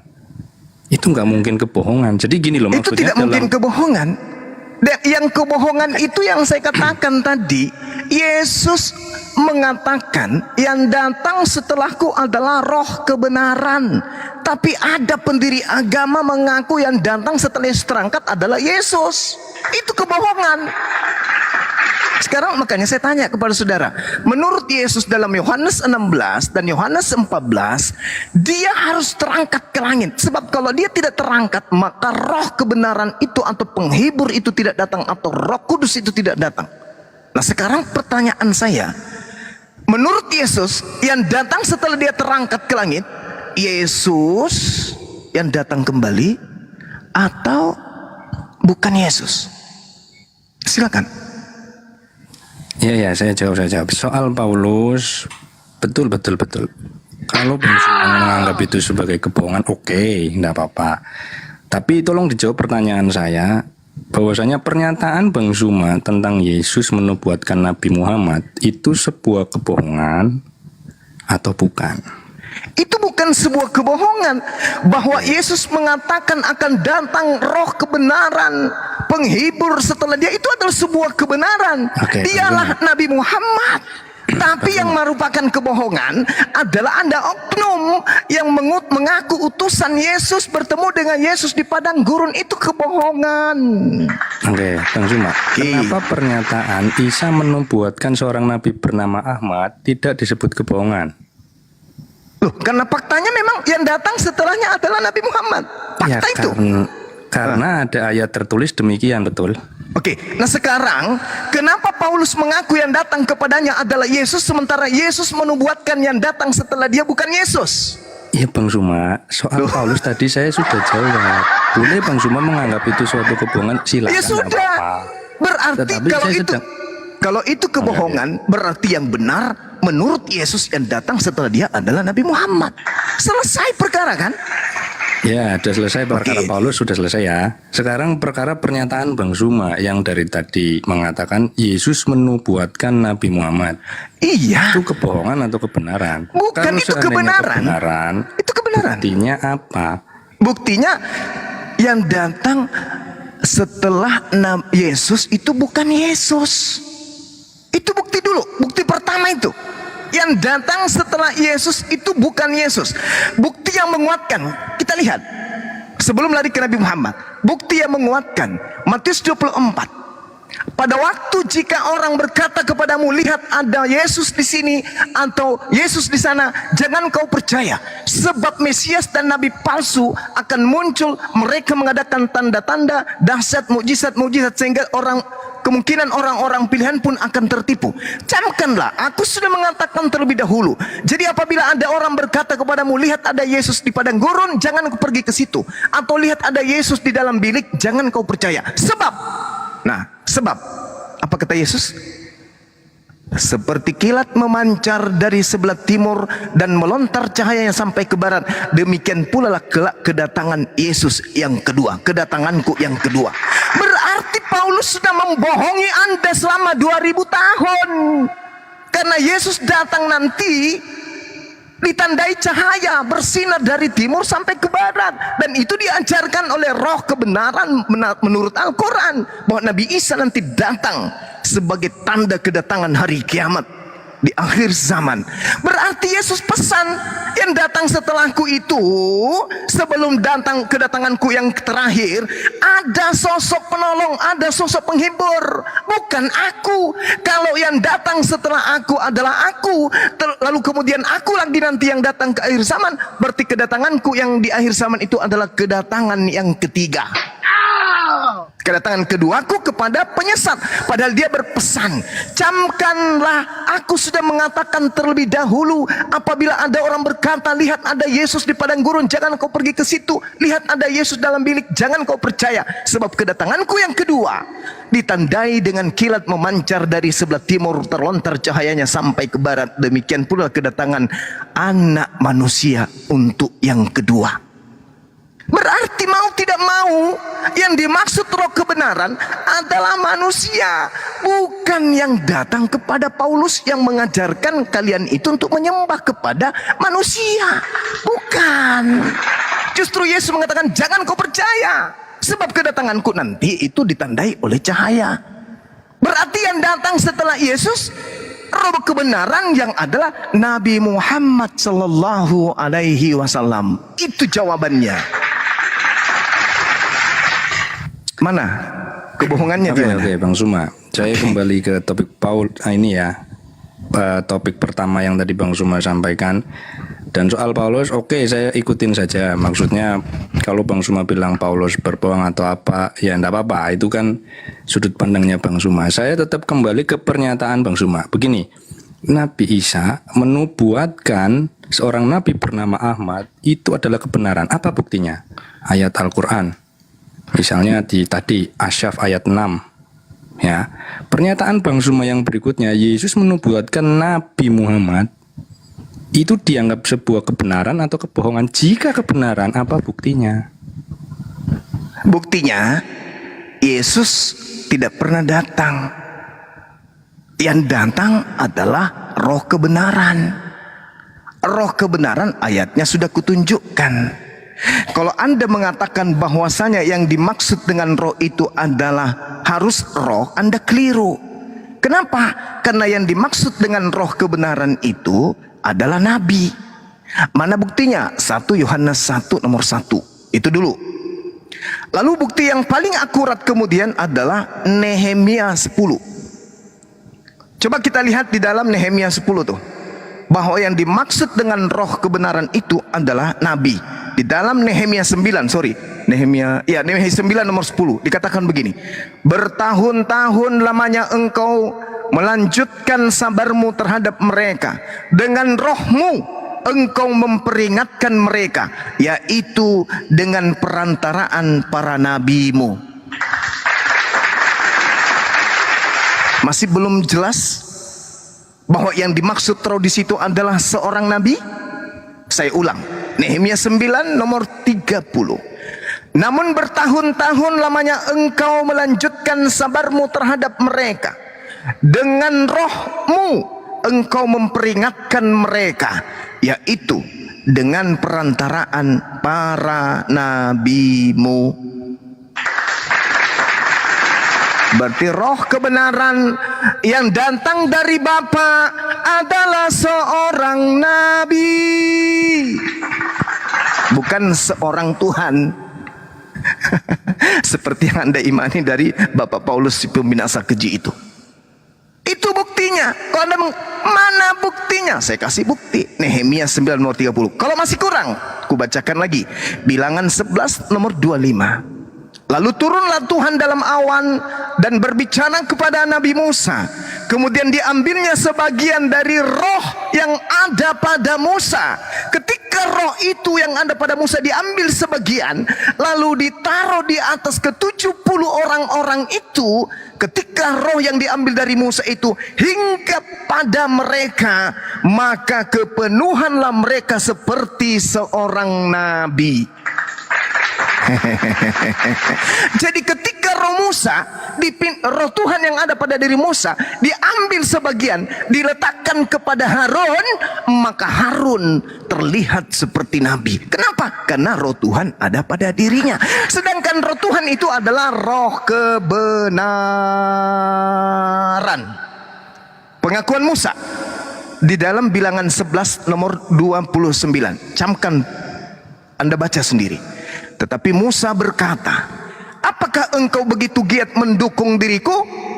Kalau seluruh umat Tuhan menjadi nabi disebabkan karena Tuhan memberi rohnya hinggap kepada mereka, maka semua orang akan menjadi nabi. Berarti roh kebenaran yang dimaksud ini sama dengan nabi. Terakhir, Anda baca Yohanes 3 nomor 34.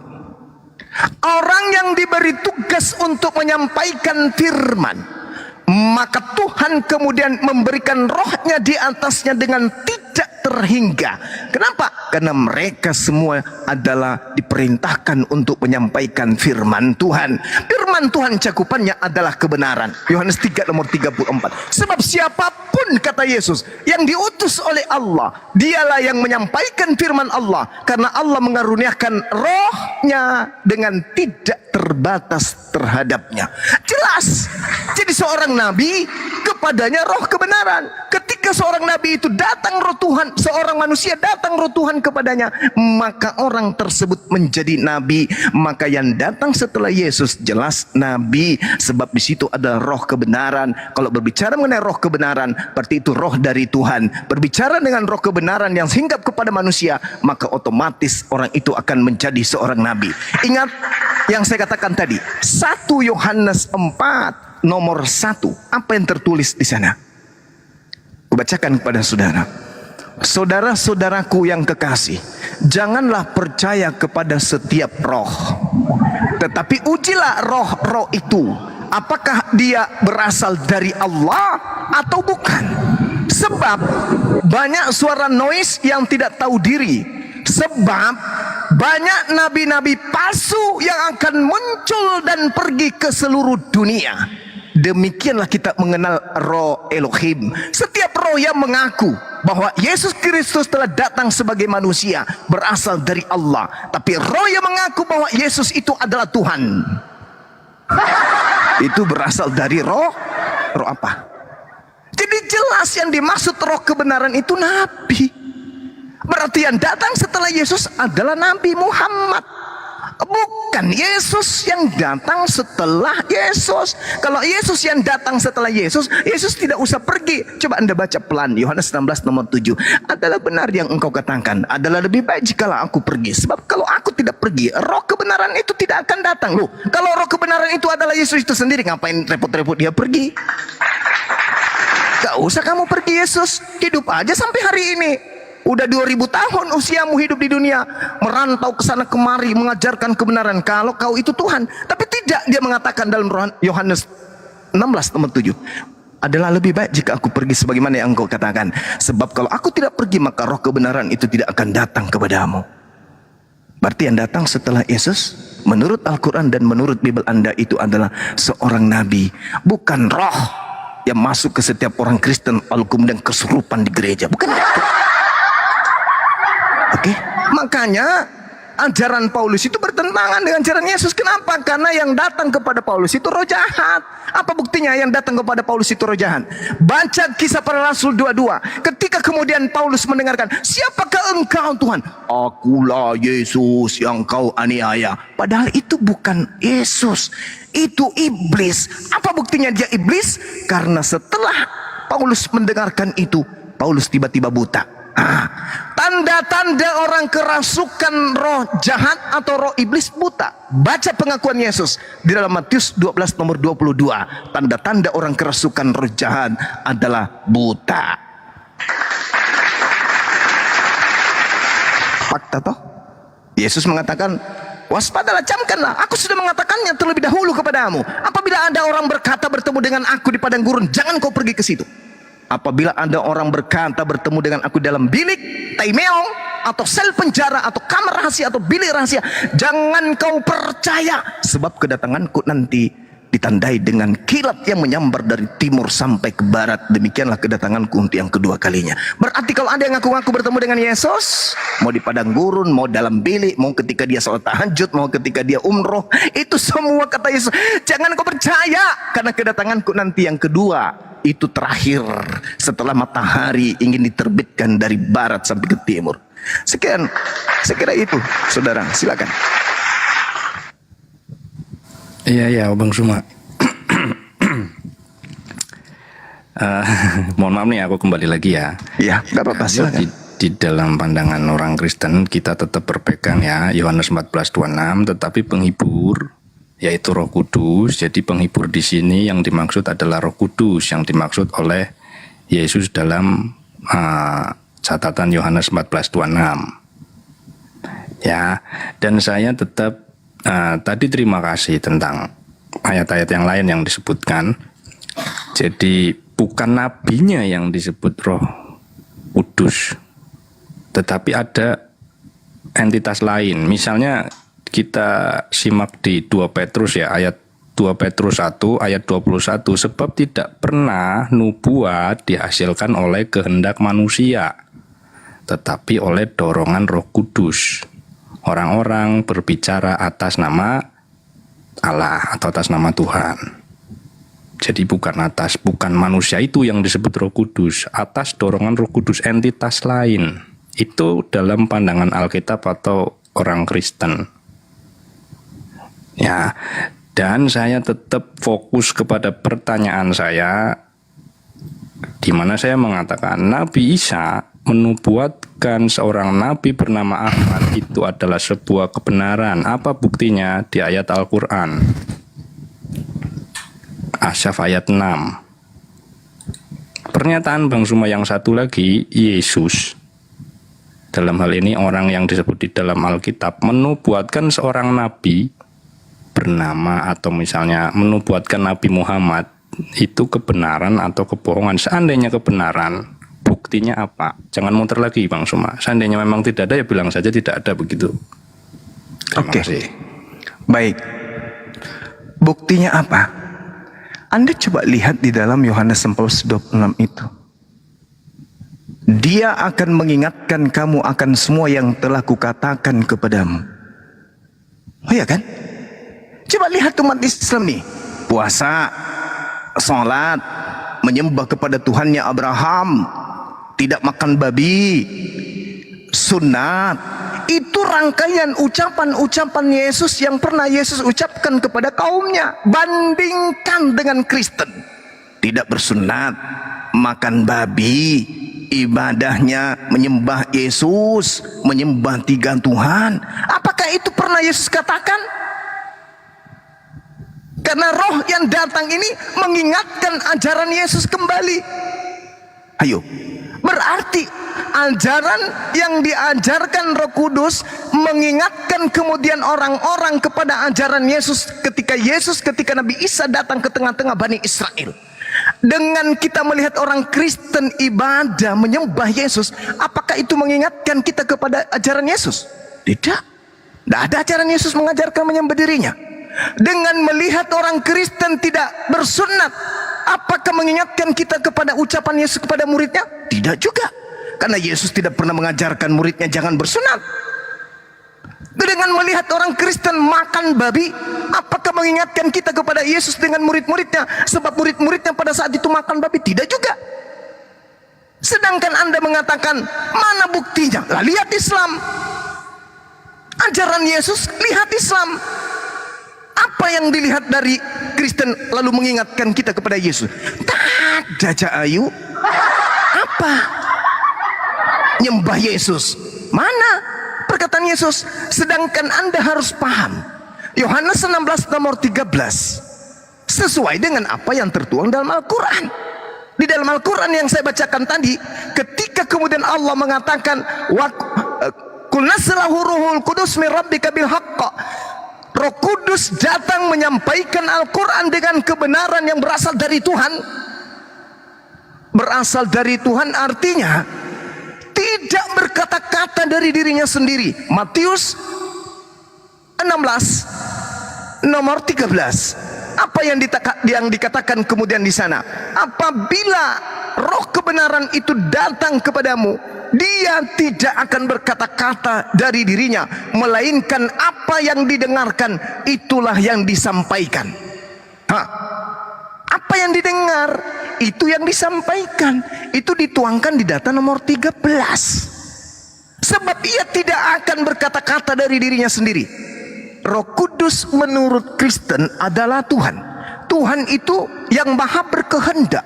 Sedangkan Roh Kudus menurut roh kebenaran menurut Yesus, roh kebenaran ini tidak akan berkata-kata dari dirinya sendiri, tetapi segala sesuatu yang didengarnya itulah yang akan dikatakannya. Ini apa ini? Tuhan? Bukan. Ini makhluk Tuhan yang mendengarkan firman Tuhan lalu mengatakannya. Dia tidak berkata seenak perutnya. Sedangkan Kristen selalu mengaku kami dibimbing oleh Roh Kudus. Ayo, dibimbing gimana ente? Roh Kudus itu menyampaikan sesuatu sesuai dengan apa yang didengarkan dari Tuhannya. Kata siapa? Kata Yesus, kata Al-Quran. Kul nazzalahu ruhul kudus min rabbika bil haqq. Apa yang disampaikan adalah apa yang berasal dari Tuhan. Dia tidak ngarang-ngarang. Sekarang kalau ditanya teman-teman Kristen, siapa yang mengajarkan Anda menyembah Maria, anak Maria? Roh Kudus katanya. Fitnah lagi, fitnah lagi. Roh Kudus itu tidak berkata-kata, coy, melainkan dari apa yang didengarkan. Dan itu hanya disifati oleh Al-Quran. Baginda Rasulullah Muhammad SAW menuliskan menyampaikan Al-Quran. Tidak dia karang, tapi apa yang didengarkan, apa yang diwahyukan, apa yang diilhamkan, itu yang ia ucapkan. Karena dia tidak berkata-kata dari dirinya sendiri. Makanya dikatakan dalam Al-Quran, dalam surah An-Najm, beliau baginda Rasul Muhammad SAW dikatakan di sana, madalla sahibukum wa ma gawa. Kawanmu Nabi Muhammad tidak sesat, dan kawanmu Nabi Muhammad itu tidaklah keliru. Wa ma yantiqu anil hawa. Tidaklah yang diucapkannya itu menurut keinginannya. In huwa illa wahyu yuha. Tidak lain Al-Quran itu adalah wahyu yang diwahyukan kepadanya. Allamahu syadidul quwa, yang diajarkan kepadanya oleh Roh Kudus yang sangat kuat. Roh Kudus yang mengajarkan dia menyampaikan Al-Quran. Roh Kudus sendiri tidak seenak perut. Makanya orang Kristen kadang begini, mana buktinya kalau yang datang kepada Nabi Muhammad itu adalah Roh Kudus, yang adalah Jibril? Di mana Jibril memperkenalkan dirinya? Halo, dia tidak berkata-kata dari dirinya sendiri si Jibril ini. Sehingga ketika dia datang kepada Rasulullah, Assalamualaikum Nabi Muhammad. Waalaikumsalam. Ya ada apa bro? Perkenalkan, nama saya Jibril, saya diberi gelar Roh Kudus. Gak ada kayak gitu-gitu. Seketika dia datang, lantas dia ketak di hadapan Nabi Muhammad SAW. Ikra. Kenapa hanya mengatakan ikra? Ya karena tidak diperintahkan untuk memperkenalkan diri. Gak diperkenalkan, tidak diajarkan untuk dia tidak berkata-kata dari dirinya sendiri. Apa yang didengar itu yang disampaikan. Karena Tuhan tidak menyampaikan, Roh Kudus, ya Tuhan, ketika nanti kau datang kepada Nabi Muhammad, ya, kau perkenalkan dirimu dulu ya. Sampaikan kalau kau itu adalah Roh Kudus. Kenapa? Jangan sampai dia lari. Gak ada kata Yesus. Sebab apa yang disampaikan bukan dari dirinya sendiri, melainkan apa yang didengar, itulah yang dikatakannya. Yang didengar itu ada apa-apa. Ikra, itu disampaikan. Ikra bismi rabbikal ladzi khalaqa, khalaqal insana min alaqa. Begitu didatangkan kemudian Roh Kudus oleh Allah kepada Rasulullah, Rasulullah kemudian datang kepada istrinya, istrinya mengantarkan kepada ahli Torah, ahli Injil, bukan Injil Bible. Didatangkanlah, ini siapa yang datang kepada suamiku, ciri-cirinya seperti apa, gini-gini. Oh, dia adalah Namus yang datang kepada Nabi Musa. Namus itu dalam bahasa Ibrani adalah hukum-hukum. Dia mendatangkan hukum. Hukum kepada Nabi Musa, hukum kepada Nabi Abraham, hukum kepada Daud, hukum kepada Salomo, hukum kepada Isa, hukum kepada kamu. Maka dia adalah Namus atau hukum-hukum, atau yang dikenal penyampai hukum dari langit. Itu Nabi Muhammad nggak tahu. Ini siapa ini yang selalu datang membawa pemberitaan yang harus aku sampaikan? Ikra, baca. Bacalah dengan nama Tuhanmu yang telah menciptakan. Itu yang disampaikan kemudian oleh Rasulullah kepada sahabatnya. Ikra. Sahabatnya menghafal dan seterusnya. Lalu komponen apa yang ada di dalam Islam yang alfa untuk tidak disampaikan oleh Allah? Dialah yang akan mengajarkan segala sesuatunya tentang kebenaran, tentang keadilan, tentang pengisapan dunia akan dosa.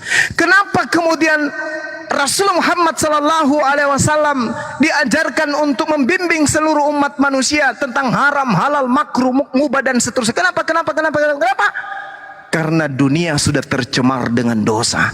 Apa itu? Mengajarkan kemudian manusia kepada seluruh manusia, alam semesta, ke alam bumi maksudnya, ke dunia maksudnya, untuk menyembah kepada sesama manusia. Ini yang harus dihapuskan, ini yang harus dihilangkan. Maka dia diutus untuk mensucikan manusia. Dalilnya Al-Quran surah Al-Jumu'ah ayat 2, wa yuzakkihim. Itu jelas. Nah, kalau saudara merasa berat meninggalkan agama saudara, ya silakan. La ikraha fiddin. Tapi ingat, ketika Yesus dikatakan harus dipercayai, maka tolong percayalah kepada dia bahwa yang datang setelahnya bukan dirinya, tapi yang datang setelahnya adalah roh kebenaran. Sedangkan Paulus mendirikan agama Kristen dengan mengaku bertemu dengan Yesus. Sesuatu yang sangat-sangat timpang. Demikian. Ya oke, terima kasih Bang Suma. Jadi saya sudah bertanya 3 kali nih, cuman belum nemu jawaban mengenai apa buktinya sehingga pernyataan Yesus menubuatkan Nabi Muhammad itu disebut kebenaran. Kalau Nabi Isa menubuatkan Nabi bernama Ahmad atau Muhammad, itu kebenaran. Buktinya adalah ayat Al-Quran. Dan satu lagi, Nabi Isa menyebut Muhammad atau Ahmad ini sebagai nabi, bukan penghibur. Lagi pula ayat yang tadi Bang Suma gunakan sebagai penguat bahwasanya Yesus menubuatkan Nabi Muhammad itu Yohanes 14:26. Tetapi yang bunyinya begini, tetapi penghibur yaitu Roh Kudus. Jadi secara tekstual jelas sekali Yesus mengatakan penghibur itu adalah Roh Kudus. Dalam konteks Muslim, pengajaran Islam, yang disebut Roh Kudus adalah roh yang datang kepada para nabi termasuk Nabi Muhammad yang disebut Jibril. Jadi sebenarnya yang disebut sebagai roh kebenaran ini yang mana? Yang Jibril atau Nabi Muhammad? Harusnya di sini kan clear. Kalau pandangan Alkitab sih memang mengatakan yang disebut penghibur ini ya Roh Kudus, teksnya juga ada, tetapi penghibur yaitu Roh Kudus yang akan diutus oleh Bapa dalam namaku, dialah yang akan mengajarkan segala sesuatu kepadamu dan akan mengingatkan kamu akan semua yang telah kukatakan kepadamu. Ayat ini juga tadi diklaim Bang Suma, buktinya Nabi Muhammad yang mengingatkan untuk menyembah kepada Allah, mengingatkan puasa, mengingatkan sunat, dan lain-lain. Tetapi secara teks, bukan perkataan itu, bahkan perkataan tentang ajaran sunat saja Nabi Isa tidak menyebutkan. Nabi Isa atau Yesus di dalam Alkitab tidak menyebutkan ajaran tentang sunat. Kalau surat Paulus ada ajaran tentang sunat, tetapi Yesus sendiri secara eksplisit ajaran tentang sunat tidak disebutkan. Ya, jadi saya rasa satu lagi pertanyaan aja begini. Kenapa tidak lantas menginformasikan kepada teman-teman misalnya Muslim ya atau Kristen bahwa Yesus yang diceritakan dalam Alkitab ini berbeda misalnya dengan tokoh Nabi yang asli yaitu Nabi Isa. Jadi jangan percaya misalnya atau apalah, bahwa itu juga karangan orang Romawi dan lain-lain sebagainya. Kenapa tidak disampaikan saja bahwa ini tokoh yang berbeda? Begitu, kenapa lantas kemudian ini nih orang yang sama atau dengan penjelasan yang lain-lain lah. Kenapa tidak langsung dibedakan saja? Jadi kan clear. Misinya juga jelas bahwa ini berbeda, yang satu ini karangan, yang satu bukan, kan begitu. Misalnya Nabi Isa ini asli original, yang Yohanes ini tulisan orang-orang para murid misalnya. Jadi kan jelas, jadi dibedakan begitu. Jadi secara viewernya Bang Suma kan juga paham, oh ternyata ini memang orang yang berbeda, yang satu ceritanya hasil karangan, yang satu original begitu. Itu saja, terima kasih Bang Suma, silakan yang lain kalau mau menyambung. Iya, mungkin teman-teman yang lain, silakan. Assalamualaikum warahmatullahi wabarakatuh. Waalaikumsalam warahmatullahi wabarakatuh. Bang Suma, sorry. Yang Kristen Iya. turun naik lagi Bang Suma. Iya, silakan teman-teman Kristen yang ada. Yang pasti kemudian saya ingin mengatakan bahwasanya kenapa baginda Rasulullah Muhammad itu kami maknai sebagai penghibur. Karena sebelumnya nabi-nabi diutus itu hanya untuk sekelompok manusia. Sedangkan beliau itu diutus menjadi rahmatan lil alamin. Wa ma arsalnaka illa rahmatan lil alamin. Ketika Nabi Musa diutus, di muka bumi ini bukan hanya ada satu kaum. Ketika Nabi Isa diutus, ketika Yesus diutus di atas muka bumi ini bukan hanya ada satu kaum, tapi ada kaum, ada bangsa lain, tapi sayangnya tidak ada kemudian penghiburan untuk mereka. Aku diutus hanya kepada domba yang sesat dari umat Israel. Itu pengakuan Yesus. Lalu yang lain gimana? Ya derita lo. Tapi ketika baginda Rasulullah Muhammad SAW, dia seorang penghibur. Penghibur duka lara. Orang-orang jahiliyah yang cemburu terhadap dipilihnya Bani Israel sebagai bangsa pilihan. Yang lainnya tidak dianggap bangsa, yang lainnya tidak dianggap umat. Tapi ketika baginda Rasulullah Muhammad SAW, beliau diutus untuk seluruh umat manusia. Subhanallah. Ini penghibur. Penghibur yang sangat luar biasa kemudian. Sedangkan yang lain apa? Dipaksakan menjadi nabi atau apapun itu agar dia dianggap bahwa dia ini sang Yesus ini adalah diutus untuk semua orang. Padahal itu bohong. Yesus tidak pernah mengatakan aku diutus untuk seluruh manusia. Tak ada dalilnya itu. Sampai kuda noise mulutnya itu tidak akan pernah kemudian kita bisa temukan. Nah, kenapa kemudian baginda Rasulullah Muhammad SAW itu disebut sebagai penghibur? Mati meja. Nyangkut dia. Waduh. Ya udah nggak ada. Iya. Maka kemudian beliau baginda Muhammad SAW disebut rahmatan lil alamin. Nah, satu hal kemudian yang ingin saya katakan sebagai penutup dari saya kepada saudara Bro Admin. Kalau yang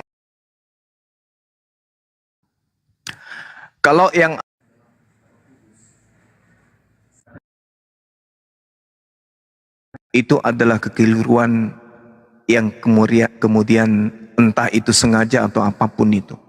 Bahwa yang datang setelah Yesus itu adalah Roh Kudus. Karena kalau Yesus tidak terangkat, maka Roh Kudus itu tidak akan datang. Itu kebohongan. Coba Anda teliti lagi perkataan-perkataan saya berikut ini. Yesus berkata, aku harus pergi, sebab jikalau aku tidak pergi, maka roh kebenaran itu tidak akan datang kepadamu. Kalau yang Anda maksud roh kebenaran itu adalah Roh Kudus, maka itu adalah kebodohan yang sangat nyata. Kenapa saya katakan itu adalah kebohongan yang sangat nyata?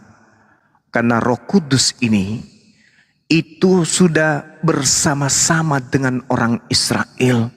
Dan bahkan Roh Kudus ini sangat aktif menyamai, mempersamai orang-orang Israel termasuk Yesus. Jauh sebelum Maria melahirkan Yesus, Roh Kudus itu sudah bersama-sama dengan orang-orang Israel.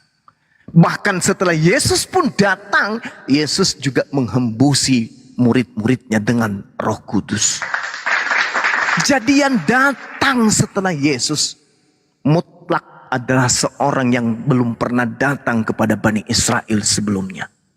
Di mana tertulis? Kejadian 1 nomor 2, 1 Samuel 10 nomor 10, 1 Samuel 11 nomor 6, Yesaya 63 nomor 11. Roh Kudus sudah mempersamai orang-orang Yahudi.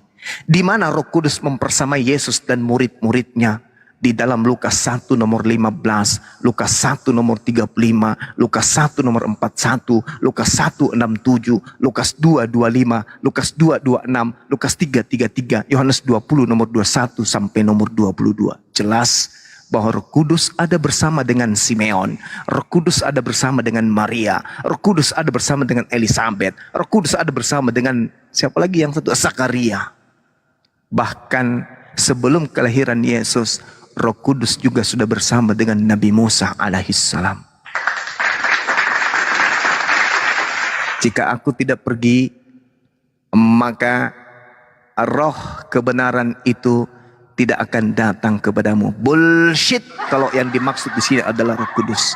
Sebab Roh Kudus justru sudah ada jauh sebelum Yesus.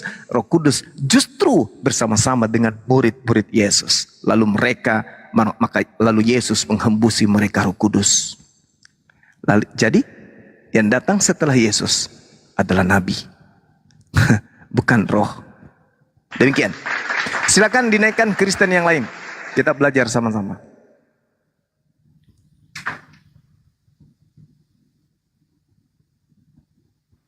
Itu ada Evangelion. Selamat malam. Assalamualaikum. Kristen Muslim. Waalaikumsalam Bunda. Oh Muslim. Oh Muslim ya. Apa yang disampaikan Bang? Kristen Bunda. Oh Kristen. Astagfirullahaladzim. Lanjut silakan, apa yang disampaikan? Mau tanya nih Bunda. Boleh silakan. Roh penghibur itu roh kebenaran Bunda. Itu Goronda. Iya. Iya tadi Roh udah penghibur kamu itu nggak adalah nyimak roh ya? kebenaran. Roh penghibur itu adalah nabi. Roh penghibur itu dia adalah nabi yang mengajarkan segala sesuatunya dan bahkan segala aspek yang dibutuhkan oleh kehidupan dan kemaslahatan umat manusia. Itu Al-Quran mengatakan itu. Bahwa apa yang dibutuhkan oleh kehidupan manusia, Katanya Bang Juma itu yang didatangkan oleh adalah kebenaran itu bukan manusia Bang Juma. roh kebenaran itu manusia. Dari tadi saya menjelaskan. Maksud saya, kalau roh kebenaran itu adalah Roh Kudus, itu kebohongan.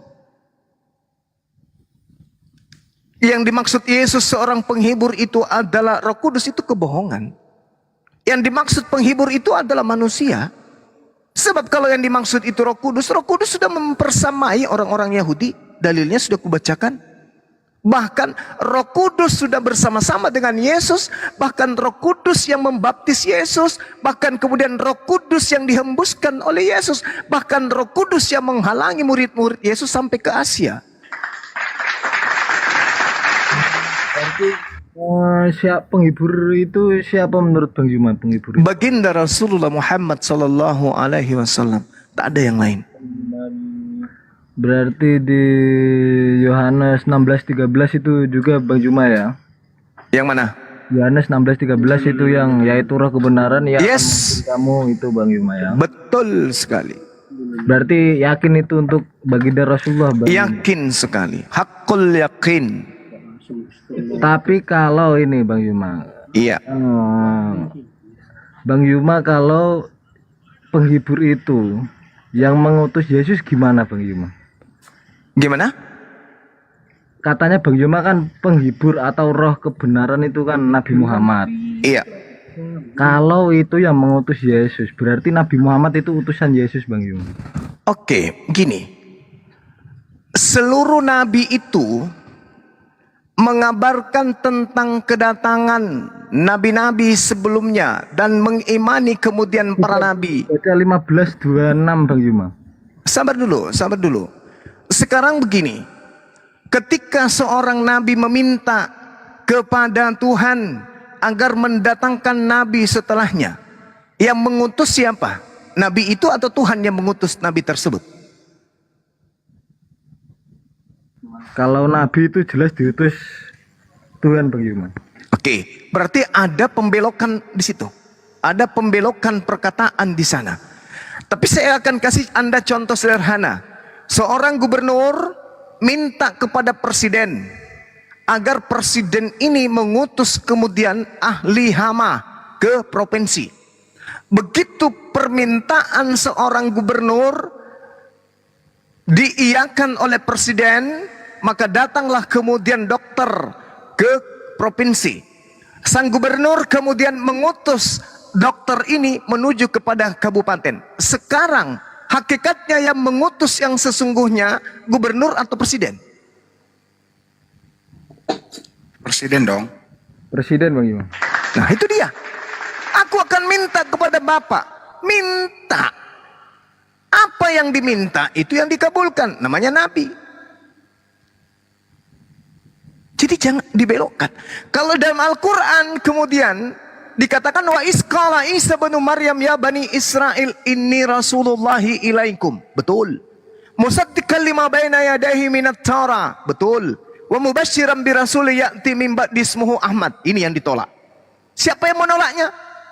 Ahli Taurat, orang Yahudi, dan juga orang Nasrani. Itu menolak. Kepenolakan mereka inilah kemudian terjadi pembangkangan. Disebabkan karena mereka tidak menerima adanya nabi penutup yang berasal bukan dari bangsa mereka. Maka apa yang terjadi? Pembelokan pengajaran. Apa yang terjadi? Makar. Lahirlah agama Kristen. Saya tadi mengurai panjang lebar bersama dengan Bro Admin. Endingnya yang datang setelah Yesus terangkat bukan Yesus. Di mana itu tertulis? Matius 24. Bukan aku yang datang setelah aku. Kedatanganku nanti ditandai dengan kilat menyambar dari timur sampai ke barat. Jadi antara masa Yesus terangkat ke langit sampai kepada masa kedatangan yang kedua yang ditandai dengan kilat menyambar, seperti kilat yang menyambar cahayanya sampai dari timur sampai ke barat. Kalau ada orang di tengah-tengah masa itu mengaku pernah bertemu dengan Yesus, apa kata Yesus? Camkanlah aku mengatakannya kepadamu. Apabila ada orang berkata ada Yesus di padang gurun, ada Yesus dalam bilik, jangan kau percaya. Maka siapapun dia, mengaku dia rasul, mengaku dia raja, mengaku dia presiden, mengaku dia ini apapun itu, apatah lagi kalau orang gelap, tidak tahu siapa bapaknya, siapa ibunya, siapa kakeknya, siapa neneknya, tiba-tiba mengaku bertemu dengan Yesus, sementara Yesus mengatakan jangan kau percaya, maka hanya orang Bahlal bin Talal yang mau percaya kepada oknum tersebut. Berarti orang itu tidak percaya kepada Yesus. Ya gini Bang Juma. Oke, Konteksnya silakan. kan gini. Konteksnya kan gini Bang Juma. Bang Juma kan percaya kepada ayat lainnya. Contohnya ayat ke Yohanes 16:13 itu kan Bang Juma percaya kan? Yes. Kenapa di 15:26 jikalau penghibur yang akan kuutus dari Bapa datang, berarti kan yang mengutus ini dari Yesus dulu Bang Juma, baru Bapa memberikannya gitu loh. Ya jadi atas perintahnya Yesus gitu loh Bang Juma. Loh, tadi kan saya mengatakan kepada saudara, saya memberikan analogi kepada saudara. Jadi gini loh Bang Juma, ini bukan kehendak Bapa, ini yang meminta, yang mengutus itu Yesus. Bang Juma, bukan Bapa ini Bang Juma. Konteks dalam 15:26. Coba baca lagi Bang Juma. Apa yang dikatakan di sana? Coba Anda baca. Jikalau penghibur yang akan kuutus, bukan Bapa ini Yesus. Yohanes 15:26. Yohanes 15. Ya. Ayat 26. Yohanes 15. Nomor 26. Oke, baik. Baik. Jikalau penghibur yang akan kuutus dari Bapa datang. Kan lebih awal dia minta kan? Berarti yang mengutus siapa? Bapak apa Yesus Bang? Kan tadi Yesus meminta. Aku akan meminta. Bukan meminta ini. Ini utus dulu Bang Juma. Oh, Anda tidak belajar berarti. Jadi kalau begini Yohanes tabrakan 14 aja, Bang nomor Iman. 16. Masa saya lebih paham dari Anda? Aku akan minta kepada Bapa. Duluan mana Yohanes 16:14 dengan Yohanes 15? 14 dulu kan?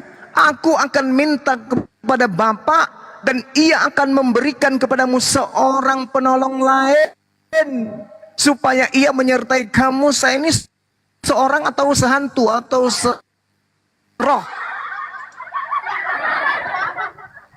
Nah, berarti itu yang meminta itu Yesus, apa kehendak Bapa sendiri, Bang Yuma? La haula wala quwata illa billah.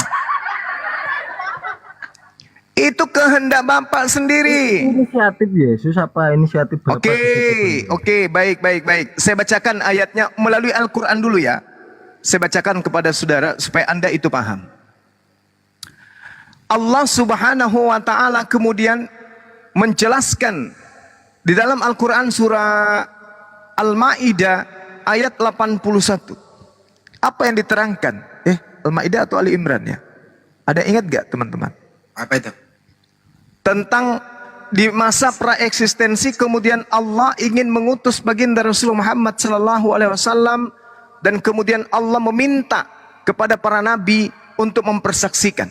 Allah di situ menjelaskan begini. Saya lupa surahnya. Dikatakan gini, wa is ahazallahu mitsaqan nabiyyin lama ataitukum min kitab wa hikmah thumma ja'akum rasulun musaddiqan lima ma'akum la tu'minun nabi wa la tansurunna qala aqrartum wa ahaztum ala zalikum isri qalu aqrarna qala fashhadu wa ana ma'akum minasyahidin. Dan ingat ketika Allah kemudian mengambil perjanjian dari para nabi. Jadi Allah mengumpulkan roh-roh nabi. Lalu Allah kemudian memperjanjikan mereka. Manakala Allah kemudian mengatakan, aku memberikan kitab dan hikmah kepadamu. Lalu datang kepada kamu seorang rasul yang membenarkan apa yang ada pada kalian. Niscaya kamu akan sungguh-sungguh beriman kepadanya dan menolongnya. Allah berfirman, apakah kamu setuju dan menerima perjanjianku dengan kalian atas demikian itu? Mereka para nabi menjawab, kami setuju. Maka Allah berfirman, kalau begitu bersaksilah kamu wahai para nabi, dan aku menjadi saksi bersama dengan kamu. Jadi para nabi bersaksi akan datang seorang rasul nabi penutup, dan mereka mengiyakan itu. Ini masa praeksistensi, Allah yang akan mengutus nabi tersebut.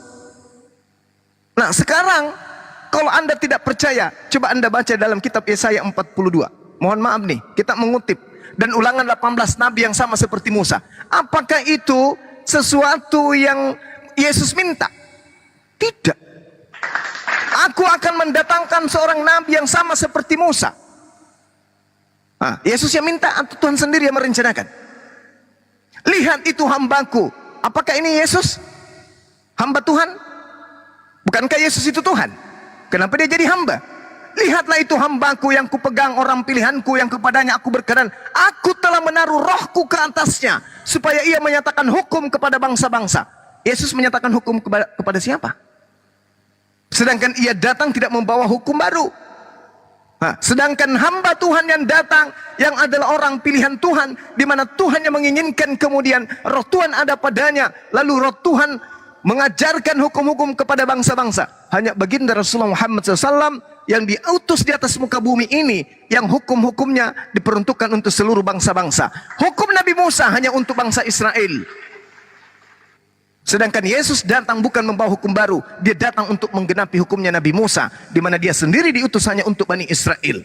Sedangkan baginda Rasul Muhammad litubayyina linnas, untuk seluruh bangsa-bangsa, untuk seluruh umat manusia. Apakah Yesus yang minta hamba yang ada di Yesaya 42 ini? Tidak.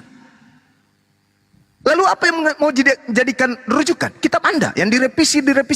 No, tidak mungkin. Saya lebih berpegang kepada kitab suci saya. Wa is ahasallah mitsaqan nabiyyin lama ataitukum min kitab wa hikmah. Saya lebih berpegang teguh kepada Al-Qur'anul Karim. Al-Imran 81. Al-Imran. Masya Allah. Ali Imran ayat 81 Gurunda. 81. Subhanallah. Tolong teman-teman dicatat. Ini masa praeksistensi. Allah sudah mengatakan kepada para nabi, dikumpul para nabi itu. Dan ingatlah ketika Allah mengambil perjanjian dari para nabi, berarti Allah berbicara pada pra-eksistensi. Makanya Yesus, permuliakanlah diriku kehadiratmu sebagaimana kemuliaan yang aku miliki di kehadiratmu. Kenapa demikian? Karena para nabi itu memang sudah dimuliakan. Terusannya Gimana? sebelum dunia ada, Bang Juma. Siapa tuh? Ayat Siapa? ayat tadi yang Bang Juma baca itu. Iya, sebelum dunia ada kan? Ini juga sebelum dunia ada. Ali Imran ayat 81. Tapi ingat, Bung, di dalam Yohanes 1 nomor 14. Coba Anda baca. Berapa, Bang Juma? Yohanes 1 nomor 14.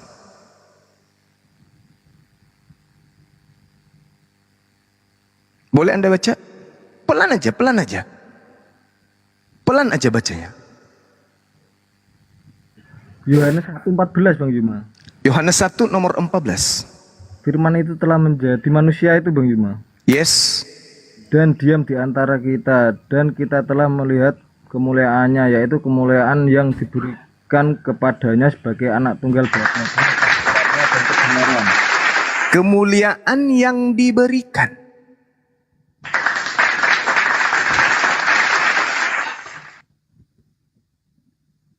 Jelas toh?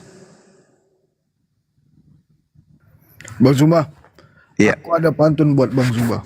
iya, silakan. Bang Zuma lagi di Jayapura, ada netizen digantung oleh Roh Kudus.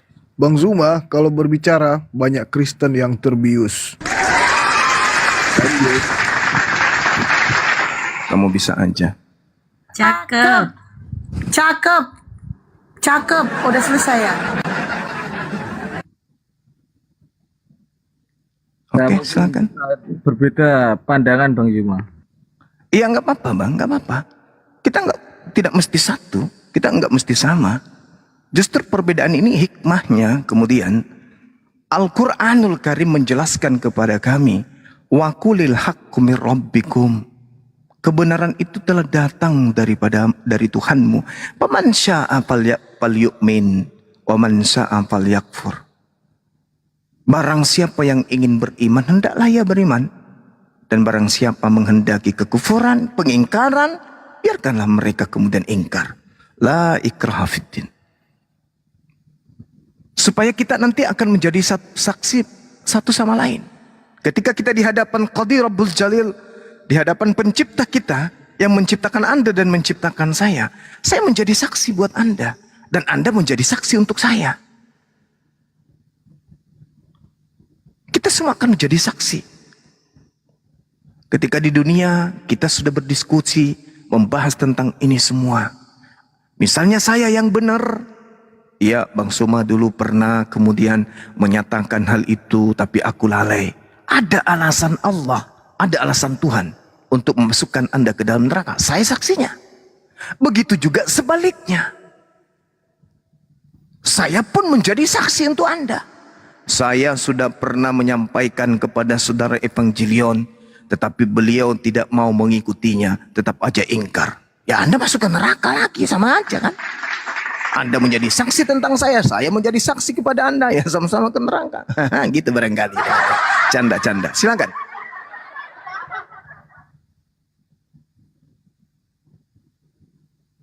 Ini dia Diam semuanya, yaudah aku yang ngucap. Assalamualaikum warahmatullahi wabarakatuh, Bang Juma, Bang Andi, Bunda Rama, host. siap Bunda. Waalaikumsalam warahmatullahi wabarakatuh. Waalaikumsalam warahmatullahi wabarakatuh. Malam, Ini- malam, malam. Forex minta gantian ini katanya. Gak apa-apa ya kita ke Forex lagi, next ke Forex. Silakan Bang Forex, selamat malam. Ya, selamat malam, Bang Ya, Abang. akhirnya Dengan naik juga ya.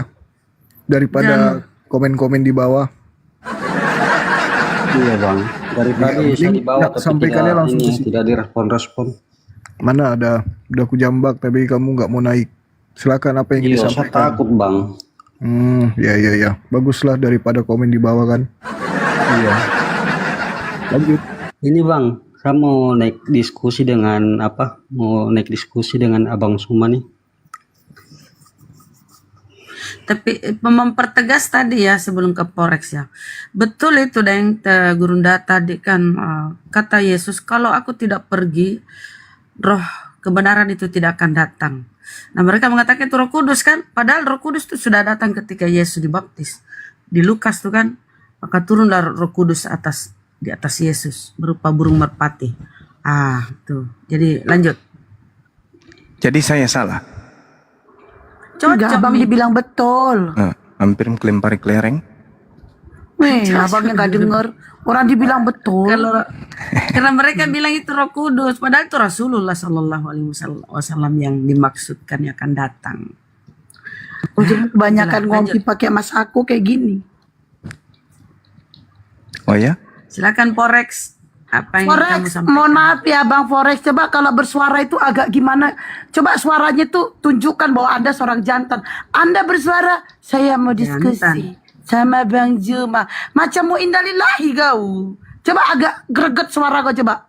Saya mau diskusi sama Bang Juma. Gitu. Jangan, saya mau diskusi sama Bang Juma. Macam nak mati kau. Ayo cepet.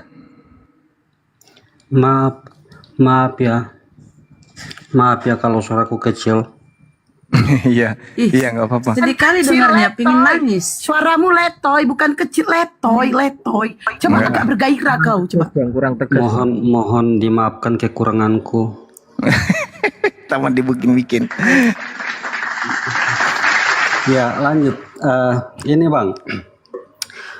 Saya ingin tanya Bang, yang di ayat berapa lagi, saya kurang kopi tadi. Di ayat berapa yang Yesus meminta kepada Bapa untuk ini supaya Yohanes diturunkan? 14:16. Yohanes 14:16. 14:16 ya. Iya. Maaf, boleh dibaca dulu kah? Soalnya saya tidak buka kitab di sini. Bisa dibaca. Bunda Ini kau Rahmat. ini naik diskusi kurang bermodal sih pemerintah baru mulai awak kira dia merintah. minta data sama Bang Juma awak kira dia mau buka data. Rupanya dia minta data disuruh baca. Memang gak jelas juga kau Bang. Dibacakan aja. Aku nih saya bacain Bang Juma. Iya, silakan. Aku akan minta kepada Bapa dan ia akan memberikan padamu seorang penolong yang lain supaya ia menyertai kamu selama-lamanya. Oke, baik. Oke, saya sudah dengar. Iya. Terima kasih Bang yang sudah membacakan. Yang ingin saya tanyakan ke Abang Suma, apakah menurut Bang Suma roh kebenaran yang dimaksudkan di ayat ini itu merujuk kepada Muhammad? Berdasarkan dengan Al-Quranul Karim yang saya bacakan tadi ketika saya berdiskusi di awal bersama dengan saudara Bro Admin, betul. Yang dimaksud di situ adalah baginda Rasulullah Muhammad sallallahu alaihi wasallam berdasarkan Al-Qur'an surah As-Saff ayat ke-5. Oke. 6. Oke, baik. Ayat ke-6, sorry. Oke, baik. Kalau begitu Bang, dengan ayat yang sama, dengan penafsiran yang sama, apakah bisa dikatakan bahwa Yesus memerintah kepada Bapa supaya Muhammad jadi nabi? Tadi barusan aja saya baca. Ya, Barusan berarti aja sudah saya baca. dikonfirmasi ya bahwa berarti sudah dikonfirmasi sama Bang Suma bahwa kalau bukan Yesus Muhammad tidak bisa jadi nabi. Karena ini permintaan Yesus ini. Enggak. Kitab Anda itu tidak bisa dijadikan sebagai sandaran karena kita tidak tahu siapa penulisnya. Iya. Kita nggak tahu penulis kitab Yohanes itu siapa. Kita nggak tahu. Murid Yesus bukan. Oh, jadi apa kemungkinan alasan Allah menurunkan apa? Jadi apa kemungkinan alasan Allah menurunkan Quran kepada Nabi Muhammad dengan alasan tidak ada nama Muhammad di dalam catatan Matius, Markus, Lukas dan Yohanes? Kalau ada Nabi Muhammad tertulis di sana, udah dikunyah sama orang Yahudi. Udah dihabisin sama orang gereja. Gak mungkin. Gak mungkin. Makanya Al-Quran itu menjadi tolak ukurnya kemudian. bahwa ketika Nabi Isa datang di tengah-tengah Bani Israel, Nabi Isa menyebut nama Nabi Muhammad. Kalau itu ada, pertanyaannya, apakah orang Yahudi akan mempertahankan nama itu?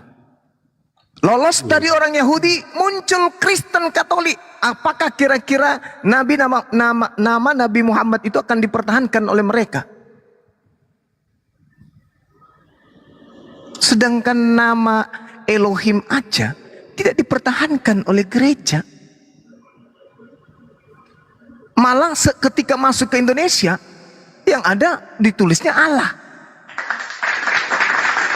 Apatah lagi nama Nabi Muhammad. Tidak mungkin. Berarti mana yang ini Bang? Mana yang lebih besar kalau seperti itu? Kalau menurut Abang kan Isa ada, itu juga Nabi.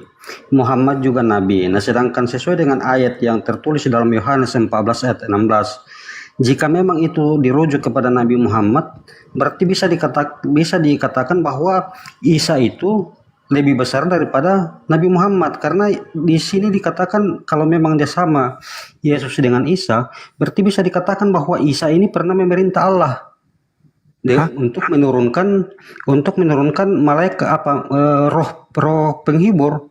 Nah di sini Anda mengklaim bahwa roh penghibur itu diturunkan kepada Muhammad. Sejak Berarti kapan apakah bisa meminta artinya memerintah? Ini pengertian dari mana lagi? Sejak Meminta kapan itu, meminta artinya memerintah? Meminta itu memerintah. Coba Anda meminta. Bisa, Kabus kalau baru. dituruti kan berarti tidak diperintah. Pak, aku minta duit, artinya saya merintah Bapak cari duit gitu. Iya. Iya, aja. Apakah saya bisa memberikan Anda kalau Anda tidak memerintahkan seperti itu? Berarti ketika murid-murid Yesus meminta kepada Yesus, berarti Yesus sedang diperintah oleh murid. Diperintah sama muridnya. Dia diperintah. Iya. Oh. Berarti muridnya lebih besar daripada Yesus.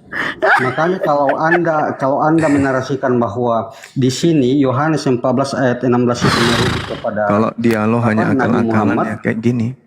Berarti murid-murid Yesus lebih berkuasa dari Yesus, daripada Yesus. bukan itu topiknya. Loh, katanya memerintah. Kalau yang memerintah itu lebih kuasa dia. Ini kita kembali ke topik. Kan ini dirujuk kepada Nabi Muhammad. Di sini Silakan Ahi, dilanjut Ahi. Saya bikin di sini kopi. dikatakan bahwa Bikin Nabi kopi dulu Ahi. Muhammad itu adalah roh kebenaran atau Roh Kudus. Nah, sedangkan yang meminta di sini, yang meminta roh kebenaran ini yaitu Yesus. Jadi bisa dikatakan bahwa Muhammad ini diperintah oleh Yesus. Atau bagaimana? Ada dua sih di situ. Mari kita ini pakai logika begitu. Nah iya, ya pakai logika. Jadi gini loh. Ya. Kalau yang memerintah itu Anda katakan lebih besar, lebih hebat, lebih berkuasa. Berarti murid Yesus lebih berkuasa daripada Yesus gitu kan? Ayo, Iya, jangan karena oh ya, mantap. Di Berarti yang sini- jadi Tuhan murid Yesus ya? Di sini apakah Tuhan mengikuti perintah Yesus? Enggak, Apakah Allah sekarang mengikuti perintah Yesus? Kan mengikuti kan? Karena Anda sendiri mengakui bahwa Yohanes 14 ayat 16 itu merujuk kepada Muhammad. Kan diikuti. bentar, saya nanya sama Bro Admin nih, sama-sama Kristen nih. Apakah meminta artinya memerintah, Bro Admin? Ya mungkin beda ya Bang Suki, Pak Suki.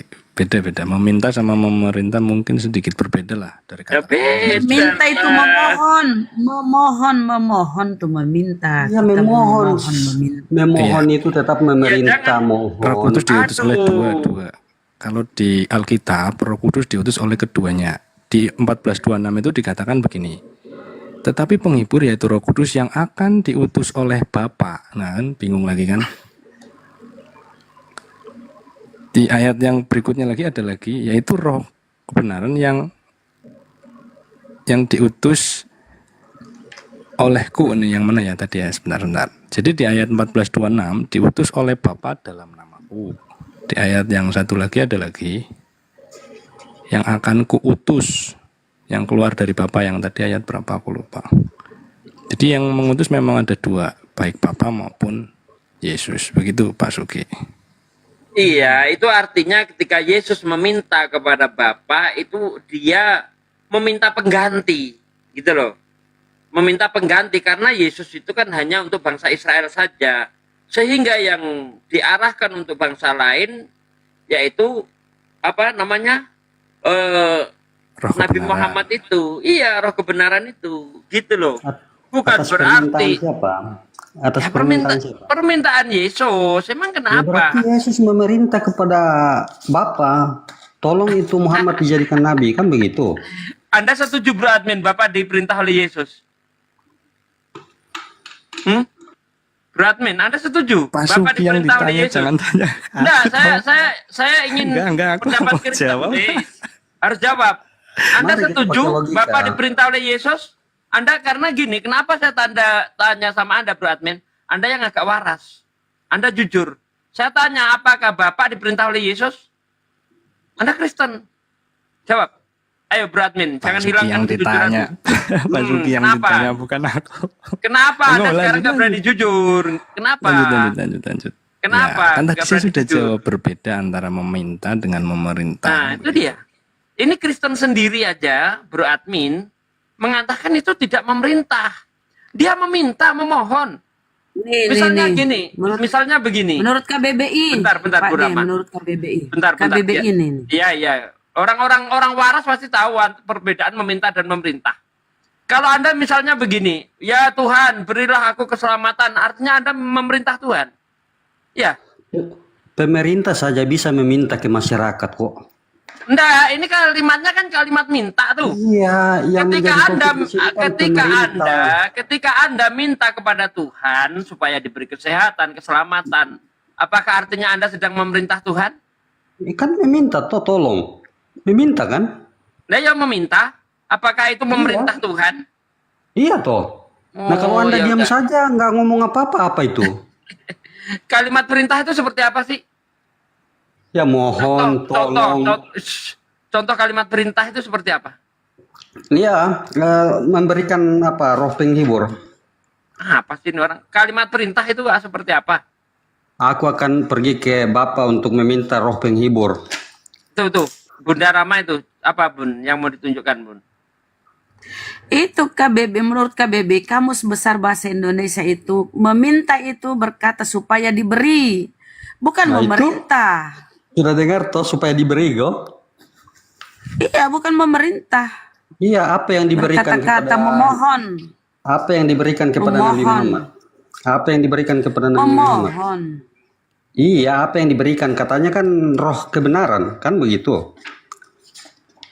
Iya, roh kebenaran itu Rasulullah. Ya, Kan kata berarti Yesus, betul. kalau aku kata Yesus Berarti betul itu lebih berguna. itu permintaan Sebentar, Bang. Yesus. Kata Yesus, Bang. Dengar dulu, Bang.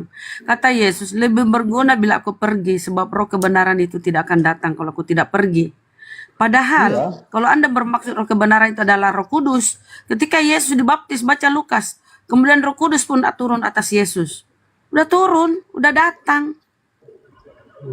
Bukan itu masalahnya, Bu. Yang menjadi masalah di sini, ketika Yohanes 14 ayat 16 dirujuk kepada Muhammad, dia akan menjadi kesimpulan seperti ini.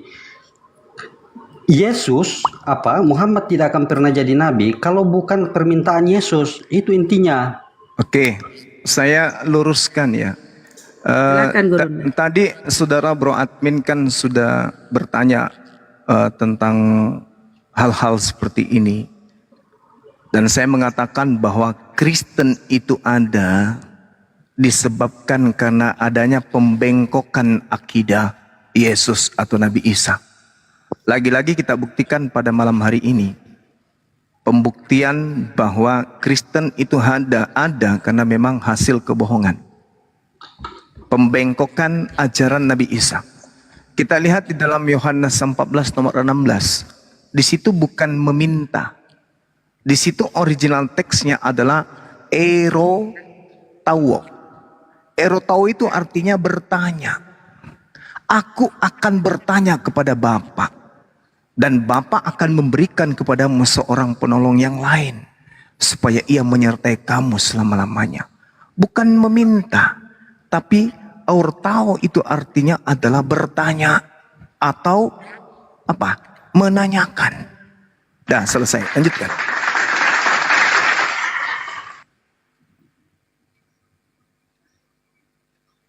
Oke, sudah Bang. Boleh Bang, aku lanjutkan. Tadi hasil akhirnya Bang Forek bahwa di dalam pandangan Alkitab atau orang Kristen, penghibur itu adalah Roh Kudus sesuai ayat Yohanes 14:26. Tetapi dalam pandangan Bang Suma yang tadi disampaikan, roh penghibur sendiri, Roh Kudus sendiri. Roh Kudus ini Jibril, roh penghibur atau penolong itu yang dimaksud Nabi Muhammad. Jadi memang pemaknaannya berbeda. Dalam pandangan Islam, Nabi Muhammad juga disebut apa tadi, penolong atau mungkin penghibur ya, menurut pandangan Muslim atau Bang Suma yang tadi bilang. Tetapi kalau dari sisi kekristenan, apapun itu ya, dikatakan Yohanes 14:26 itu, tetapi penghibur atau roh penghibur atau roh kebenaran itu, yaitu Roh Kudus. Jadi pemaknaannya sudah berbeda. Di mana di Kristen ini satu entitasnya, roh kebenaran atau roh penghibur itu sebagai Roh Kudus, tapi kalau di Muslim ini ada dua. Roh penghibur itu Nabi Muhammad, Roh Kudus itu Jibril, begitu. Saya sepaham dengan Bro Admin. Itu kalau kaitannya jika memang dipisahkan. Tapi di sini kan Abang Suma ingin memaknai keduanya sama. Makanya konsekuensinya jika dia menganggap bahwa Yohanes 14 ayat 16 itu merujuk kepada Muhammad, berarti konsekuensinya juga dia harus mengakui bahwa Nabi Isa itu lebih tinggi daripada Nabi Muhammad. Bahkan di sini bisa dikatakan bahwa Yesus itu memerintah Allah supaya Muhammad itu jadi nabi. Itu konsekuensinya jika dia mengatakan bahwa Yohanes 14 ayat 16 itu merujuk kepada Nabi Muhammad. Itu masalahnya, Bang. Padahal sudah saya jelaskan, tapi tidak dimengerti juga. Meminta di dalam bahasa Yunani itu ITC, itu meminta. Sedangkan di kitab Yohanes 14 nomor 16 bukan ITC di sana, tetapi yang ada adalah erotao. Erotao itu bertanya. Masih kurang tuh. Nah sekarang lari lagi ke Yohanes 14 nomor 26. Ini akan semakin sulit kedudukan kalian di sini. Karena di sini tidak berbicara mengenai Roh Kudus. Ini berbicara mengenai Roh yang suci. Bukan Roh Kudus. Kalau Roh Kudus itu berbicara mengenai oknum Jibril. Kalau Roh suci itu para nabi. La haula wala quwata illa billah. Tak ada istilah Roh Kudus itu di dalam bahasa Yunani, tidak ada. Tolong dipahami itu dulu. Kan udah aku bilang, Kristen ini berdiri dari satu pemahaman yang semuanya serba dibelokkan. Semua serba dibengkokkan kemudian. Pneuma Hagios itu artinya bukan Roh Kudus, itu berbeda. Roh Kudus itu gelar untuk malaikat Jibril. Kalian ambil dari Al-Quran. Original teks kitab kalian itu adalah Pneuma Hagios, artinya roh yang suci. Roh suci artinya nabi. Nabi-nabi itu semuanya roh-roh suci. Kenapa? Karena mereka berasal dari Allah. La haula wala quwata illa billah. Maka tetapi penghibur yaitu roh yang suci. Artinya roh yang tidak memiliki dosa. Orang yang maksum. Yang akan diutus oleh Tuhan dalam namaku. Dialah yang akan mengajarkan segala sesuatu kepadamu dan akan mengingatkan kamu akan semua yang telah kukatakan kepadamu. Ini memberatkan orang Kristen. Karena Yesus tidak pernah mengajarkan kemudian untuk menyembah dirinya. Sedangkan orang Kristen mengaku, saya menyembah Yesus karena bimbingan Roh Kudus. Sedangkan Roh Kudus atau Roh Suci yang benarnya itu berkata sesuai dengan apa yang pernah Yesus katakan di tengah-tengah Bani Israel. Tolong tunjukkan satu dalil di dalamnya terdapat perintah Yesus untuk menyembah dirinya. Sehingga Anda menyembah Yesus. Karena roh yang datang adalah roh kebenaran. Yang adalah roh yang suci. Adalah nabi yang maksum kemudian. Yang tidak pembohong. Dan dia adalah orang yang terpercaya. itu tidak mengatakan sesuatu, melainkan yang dikatakan itu adalah sesuatu yang sekedar untuk mengingatkan apa yang pernah Yesus noise di tengah-tengah Bani Israel. Ayo. Pada sugi noise. Di mana kemudian kita bisa melihat Yesus pernah berkata, sembahlah aku, seperti yang diperhatikan di gereja, menyembah anak Maria. Sedangkan di dalam masjid, roh kebenaran mengajarkan kepada umat Islam untuk mengimani Yesus, Nabi Isa hanyalah Rasul utusan Allah. Maka Roh Kudusnya itu bekerja di mana? Roh kebenarannya itu bekerja di mana? Penghibur itu bekerja di mana? Di Kristen atau di Islam? Karena roh kebenaran atau roh suci itu mengingatkan perkataan yang pernah aku ucapkan kepadamu. Nah, perkataan yang muncul di Islam melalui Roh Kudus, melalui penghibur baginda Rasul Muhammad SAW, oknum yang datang kepada kepada umat Israel itu mengatakan, "Inni abdullah, aku ini adalah hamba Allah. Ataniyal kitab wa ja'alani nabiyan." Dia mengaku kemudian sebagai nabi, mengaku sebagai hamba Allah. Nah, kalau di kalian, mulut nabi, mulut hamba. Faktanya inti ke gereja. Roh apa yang mengajarkan kalian kemudian untuk mengibadahi Yesus? Roh apa? Kalau Roh Kudus atau Roh Suci atau penghibur adanya di Islam. Ke masjid, apa yang dikatakan masjid? Wa iz qala Isa bin Maryam ya bani Israil inni rasulullahi ilaikum. Wa qala aidan wa iz qala Allahu ya Isa bin Maryam a anta qulta linnas tahizuni. Nabi Isa menjawabnya, qala subhanaka ma yakunu li an aqula ma laysa li bihaqqa. Aku tidak mengatakan apapun kecuali yang menjadi hakku untuk aku katakan dan aku sampaikan. Yohanes 14 nomor 29. Yohanes 12 nomor 49, betul. Itu berarti pengucapan Yesus diingatkan kembali oleh penghibur itu. Penghibur itu kemudian mengucapkan kembali, mengingatkan kembali apa yang pernah Isa sampaikan. Apa pembuktian bahwa Nabi Isa itu pernah mengatakan bahwa dirinya tidak berkata-kata, melainkan apa yang diperintahkan pun? Ternyata ditulis di kitab Anda itu masih ada. Yohanes 12:49. Sedangkan Kristen ke gereja menyembah dan mengibadahi Yesus, katanya bimbingan Roh Kudus. Roh Kudus itu menyampaikan, penghibur itu menyampaikan apa yang pernah Yesus ucapkan. Nah, mana ucapan Yesus? Coba Anda cari dari kitab Anda tuh, Perjanjian Baru. Ada nggak ucapannya, sembahlah aku, ibadahilah, beribadahlah kepadaku? Ada? Nggak ada. Berarti yang membimbing Anda, yang membisikkan Anda untuk beribadah kepada Yesus, ya roh jahat. Bukan roh kebenaran, bukan roh suci. Itu loh poinnya.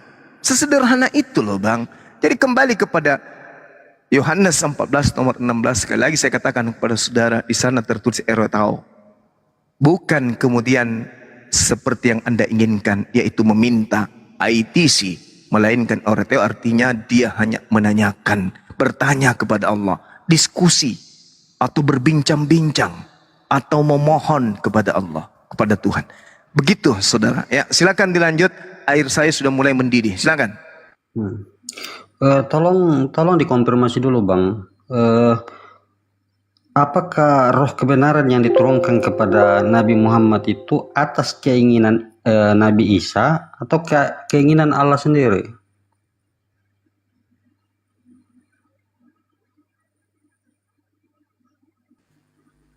Itu atas keinginan Tuhan. Keinginan Allah. Keinginan Tuhan. Tadi kan udah disampaikan Bang Juma.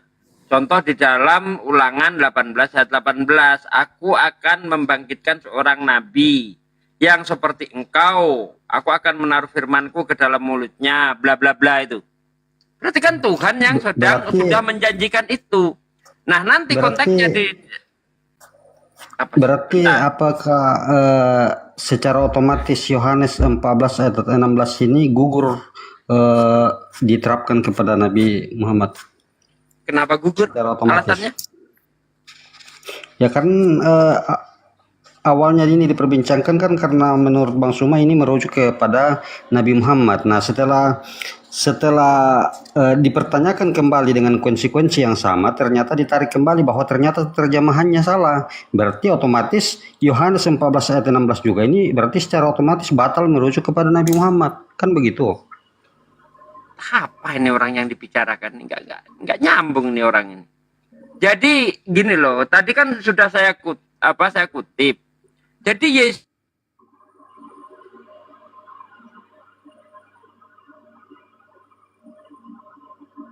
putus-putus, Bang. Suaranya hilang. Pade, mati lampu kayaknya. Pade mati lampu kayaknya. Aduh, iya kan jaringannya.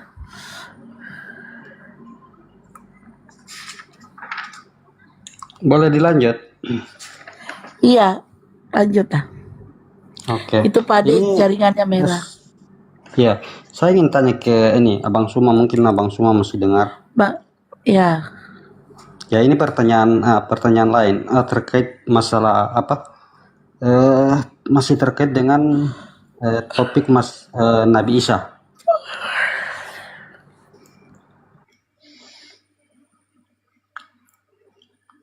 Ada di kopi? Mana bisa? Ya, saya ingin tanya ke Abang Suma langsung. Ngomong aja Bang Juma, dengar tuh Bang Juma lagi bikin kopi bentar. Aduh, jangan sampai airnya panas nanti kaget tumpah.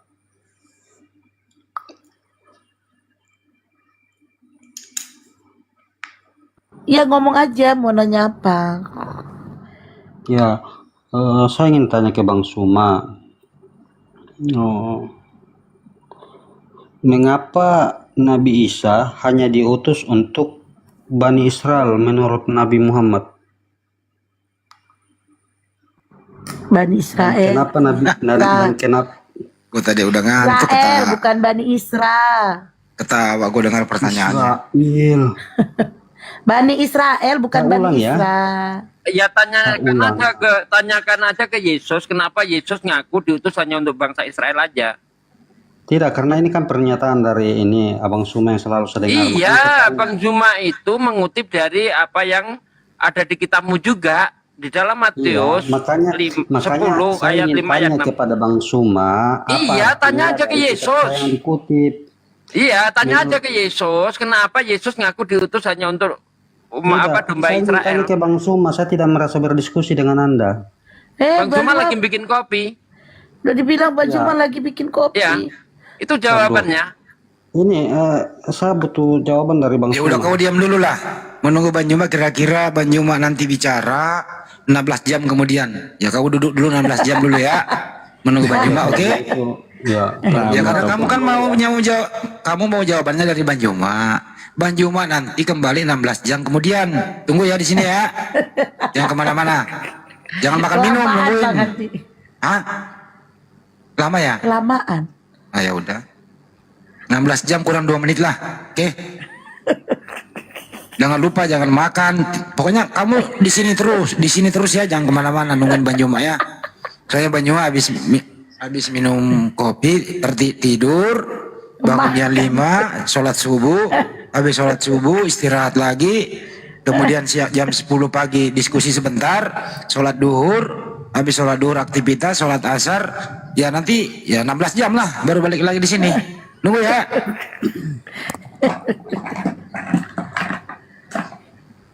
Dia aku ini ya. Itu Bang Juma udah datang tuh, Bang Juma udah datang. Aduh, besarnya. Ini loh, siapa itu? Ini yang mengutus itu ini. Tetapi penolong itu yakni Roh Kudus, yang akan diutus Bapa. Berarti Bapa yang mengutus ya. Yang akan diutus Bapa supaya aku dimuliakan. Dialah yang akan mengajarkan kalian tentang segala sesuatu. Dia yang juga akan mengingatkan kalian tentang semua yang telah atau yang sudah aku ajarkan kepada kalian. Nah, Yesus tuh, ajaran Yesus dengan apa yang disampaikan Rasulullah itu pas, cocok. Nah, di mana Yesus Itu mengajarkan salah kalian tuh terjemahan. nyanyi di gereja. Katanya salah terjemahan Ya, itu gimana? Bunda. Lah kok salah terjemahan? Salah terjemah. Gimana caranya? Enggak, tadi dia pertanyaannya, aduh. Katanya bukan meminta, katanya Yesus bertanya, kok masih dipakai Yang lagi? akan Itu diutus sudah- oleh Bapa. Itu Yesus ya, dimuliakan di 14, dalam Al-Quran, 16. dimuliakan tuh, ya, diajarkan. Rasulullah mengajarkan kita Yesus tuh dimuliakan atau Nabi Isa. Kalau kalian kan menghinakan Yesus, Bunda. terkutuk lah. Bunda izin Nah, Bunda. iya bang. Tadi pertanyaannya, kenapa Yesus hanya diutus kepada Bani Israel? Itu pertanyaannya. Bukan, Ah, bukan. yang saya dengar itu tadi loh pertanyaannya. Pertanyaannya, Bunda. Pertanyaannya Polres begitu tadi. Itu Apa itu, Bang pertanyaannya. Andi? Dia nanya Bang Pertanyaannya Juma. apa? Nah, ini 16 jam Bang Juma udah balik nih. Ada. Nah, silakan. Pertanyaannya apa? Kenapa Yesus hanya diutus kepada Bani Israel? Itu pertanyaannya. Udah Oh, lu udah, diam. udah Bu. Oh, Udah lari dari bahasan itu tadi. Oke, lanjutlah. Dasar Bunda baik. Rahmah. Nabi Isa diutus kemudian hanya kepada Bani Israel karena dia datang untuk membenarkan kitab Taurat.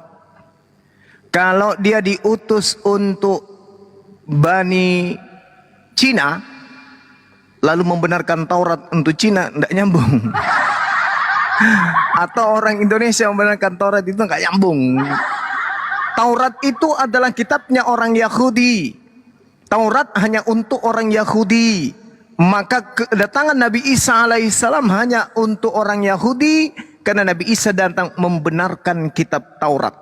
Wa isqala Isa bin Maryam, ya Bani Israel, inni Rasulullahi ilaikum musaddiqan lima baina yadayya minat Taurah. Dia datang kepada Bani Israel untuk kemudian membenarkan kitab Taurat. Itu tujuannya.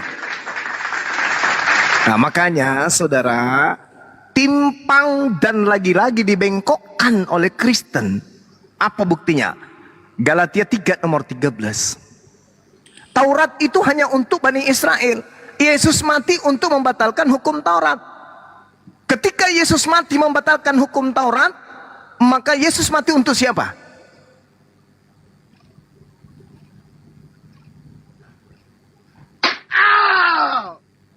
Itu Bani Israel. Untuk Bani Israel. Makanya coba Anda lihat bagaimana dibengkokkan ini ya. Coba Anda baca dengan teliti Galatia 3 tuh. Nomor 13. Caranya pembengkokan sangat jelas dengan penambahan kata hemas di sana, kata kita. Kristus telah menebus kita. Siapa kita? Kristen. Nggak nyambung kan? Udah nggak nyambung. Kristus telah menebus kita dari kutuk hukum Taurat. Loh, kenapa Kristen yang ditebus dari kutuk hukum Taurat? Bukankah hukum Taurat itu hanya untuk Bani Israel? Kenapa pula orang Kristen yang ditebus? Ini pembengkokan yang sangat luar biasa. Hukum Indonesia hanya berlaku untuk rakyat Indonesia. Ketika hukum yang ada di Indonesia ini dibatalkan atau digenapi, maka hukum itu digenapi atau dibatalkan hanya untuk rakyat Indonesia, bukan untuk orang Malaysia. Begitu kemudian Undang-Undang Dasar Negara Republik Indonesia kemudian itu dibatalkan, orang Malaysia yang sujud syukur, kan nggak nyambung. Hukum Taurat itu hanya untuk Bani Israel. Tertulis di mana? Yeremia 31 nomor 31 sampai 33. Ulangan 33 nomor 4. Di mana lagi tertulis? Di mana lagi tertulis? Mazmur 147 nomor 19 nomor 20. Hukum Taurat tidak berlaku kepada bangsa lain.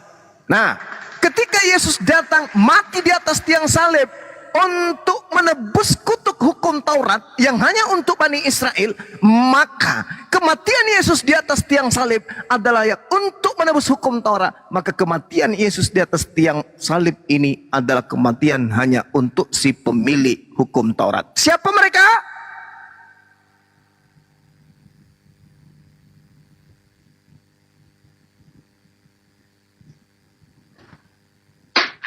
semua jadi bisu. Mereka adalah Bani Israel. Jelas toh? Jadi pembengkokan Yesus mati di atas tiang salib untuk menebus dosa kita. Nenek lu kiper, lu siapa dok? Yang dimaksud Galatia 3 itu hukum Torah itu batal di Efesus 2 nomor 15. Paling lucu. Dengan matinya Yesus di atas tiang salib, dia telah membatalkan hukum Taurat beserta segala ketetapan dan perintah yang ada di dalamnya. Untuk siapa? Ya untuk pemilik hukum Taurat itu. Jadi kematian Yesus di atas tiang salib, kematian untuk Bani Israel. Kristen ini siapa? Gak jelas siapa dia ya, dari Roma sana. Gitu ya Bang? Bukan itu pertanyaannya Bang, sebenarnya bukan itu. Tadi kan saya ingin supaya saya tanyakan ulang agar tidak kehilangan makna. Gimana Anda sudah menjawab padahal bukan itu pertanyaannya. Untuk apa Nabi Isa diutus kepada Bani Israel kan? Iya, tapi yang saya tanyakan di sini menurut Nabi Muhammad. Ya ini dalilnya. Ini dalilnya. Wa isqala Isa banu Maryam ya Bani Israel inni Rasulullahi ilaikum musaddiqan lima baina yadayya minat Taurah. Dia diutus kepada Bani Israel untuk membenarkan kitab Taurat. Itu alasannya udah dijelaskan pun. Malah saya tambahkan dari kitab saudara bahwa ternyata Taurat itu memang hanya untuk Bani Israel dan Yesus bahkan mati menurut iman saudara ya untuk Bani Israel. Apa yang kurang? Oke baik. Oke, baik. Itu ada pertanyaannya begini Bang. Ya muncul lagi pertanyaan. Silakan. Ini kan Abang mengatakan bahwa menurut Quran Muhammad ini kan dia diberikan kitab yang menyempurnakan kitab sebelumnya.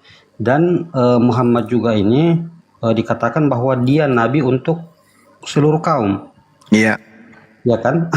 Iya. Kalau memanglah nabi Muhammad ini untuk seluruh kaum, ini kan Allah yang mengutus. Nah, kenapa dia harus mengutus Isa dulu? Toh nantinya juga akan ada nabi yang diutus untuk seluruh kaum, tidak perlu pakai Nabi Isa. Kan Israel juga kan termasuk satu kaum juga.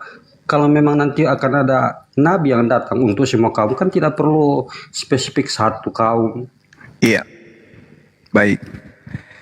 Jadi Al-Quran kemudian menjelaskan kepada kami umat Islam bahwa Allah Subhanahu wa taala sebelum mengutus baginda Rasulullah Muhammad sallallahu alaihi wasallam, Allah terlebih dahulu memanjakan Bani Israel. Allah mengatakan bismillahirrahmanirrahim walaqad ahzallahu mitsaqa bani Israil wa ba'atsna minhum 12 naqiban wa qala Allahu inni ma'akum. Nah, Allah mengatakan bahwa sungguh aku telah mengambil perjanjian dari Bani Israel dan aku telah mengangkat 12 suku sebagai pemimpin di antara mereka.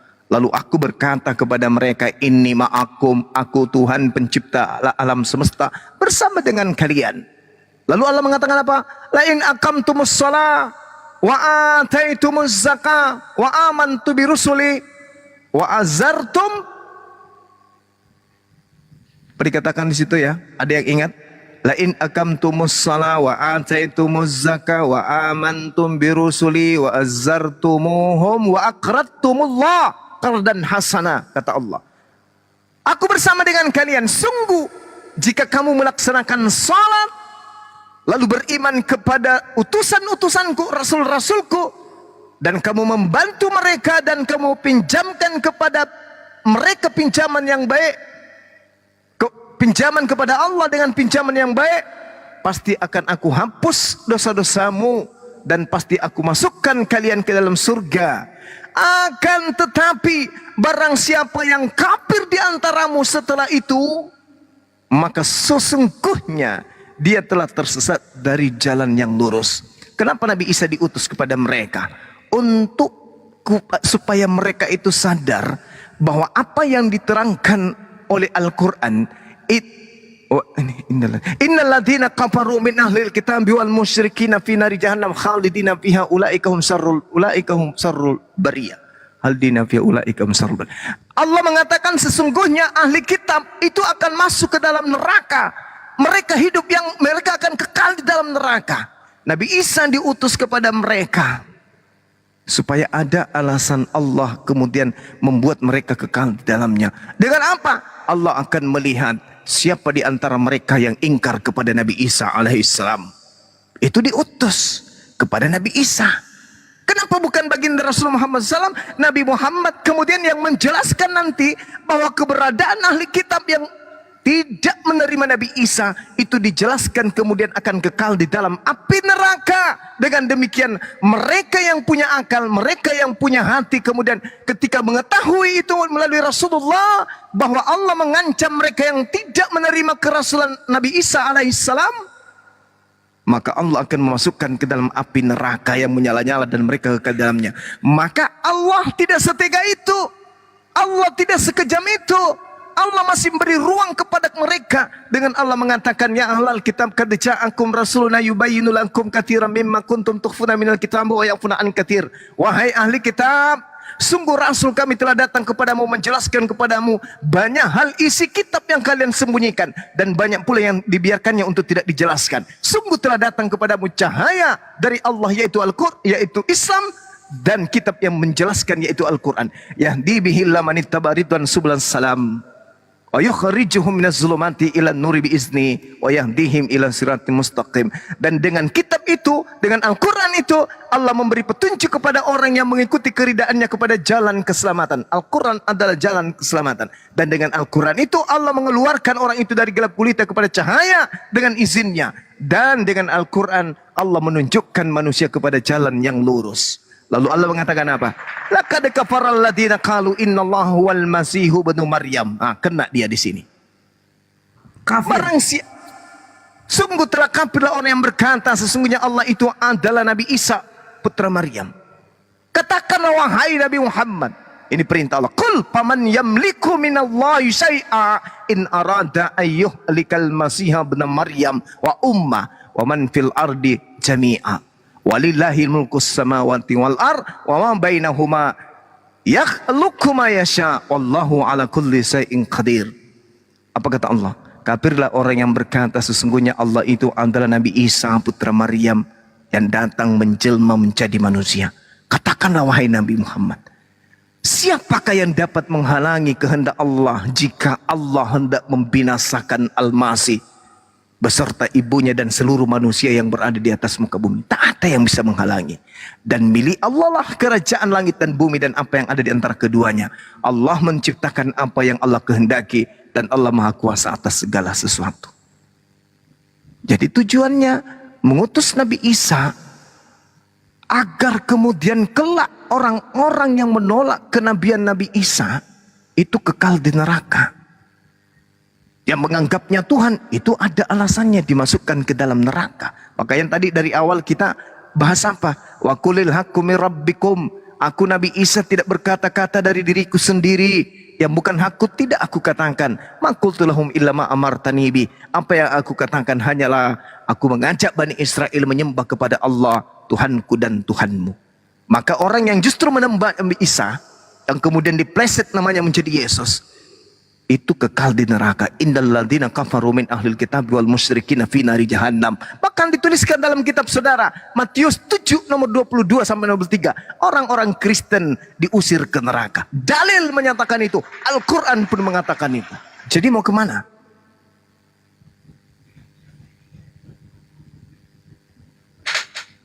Mati meja. Si mau datang besok. Masalah anak. Al-Quran mengatakan itu. Jadi Allah tidak semena-mena memasukkan orang-orang ini masuk ke neraka sebelum datang kebenaran kepada mereka.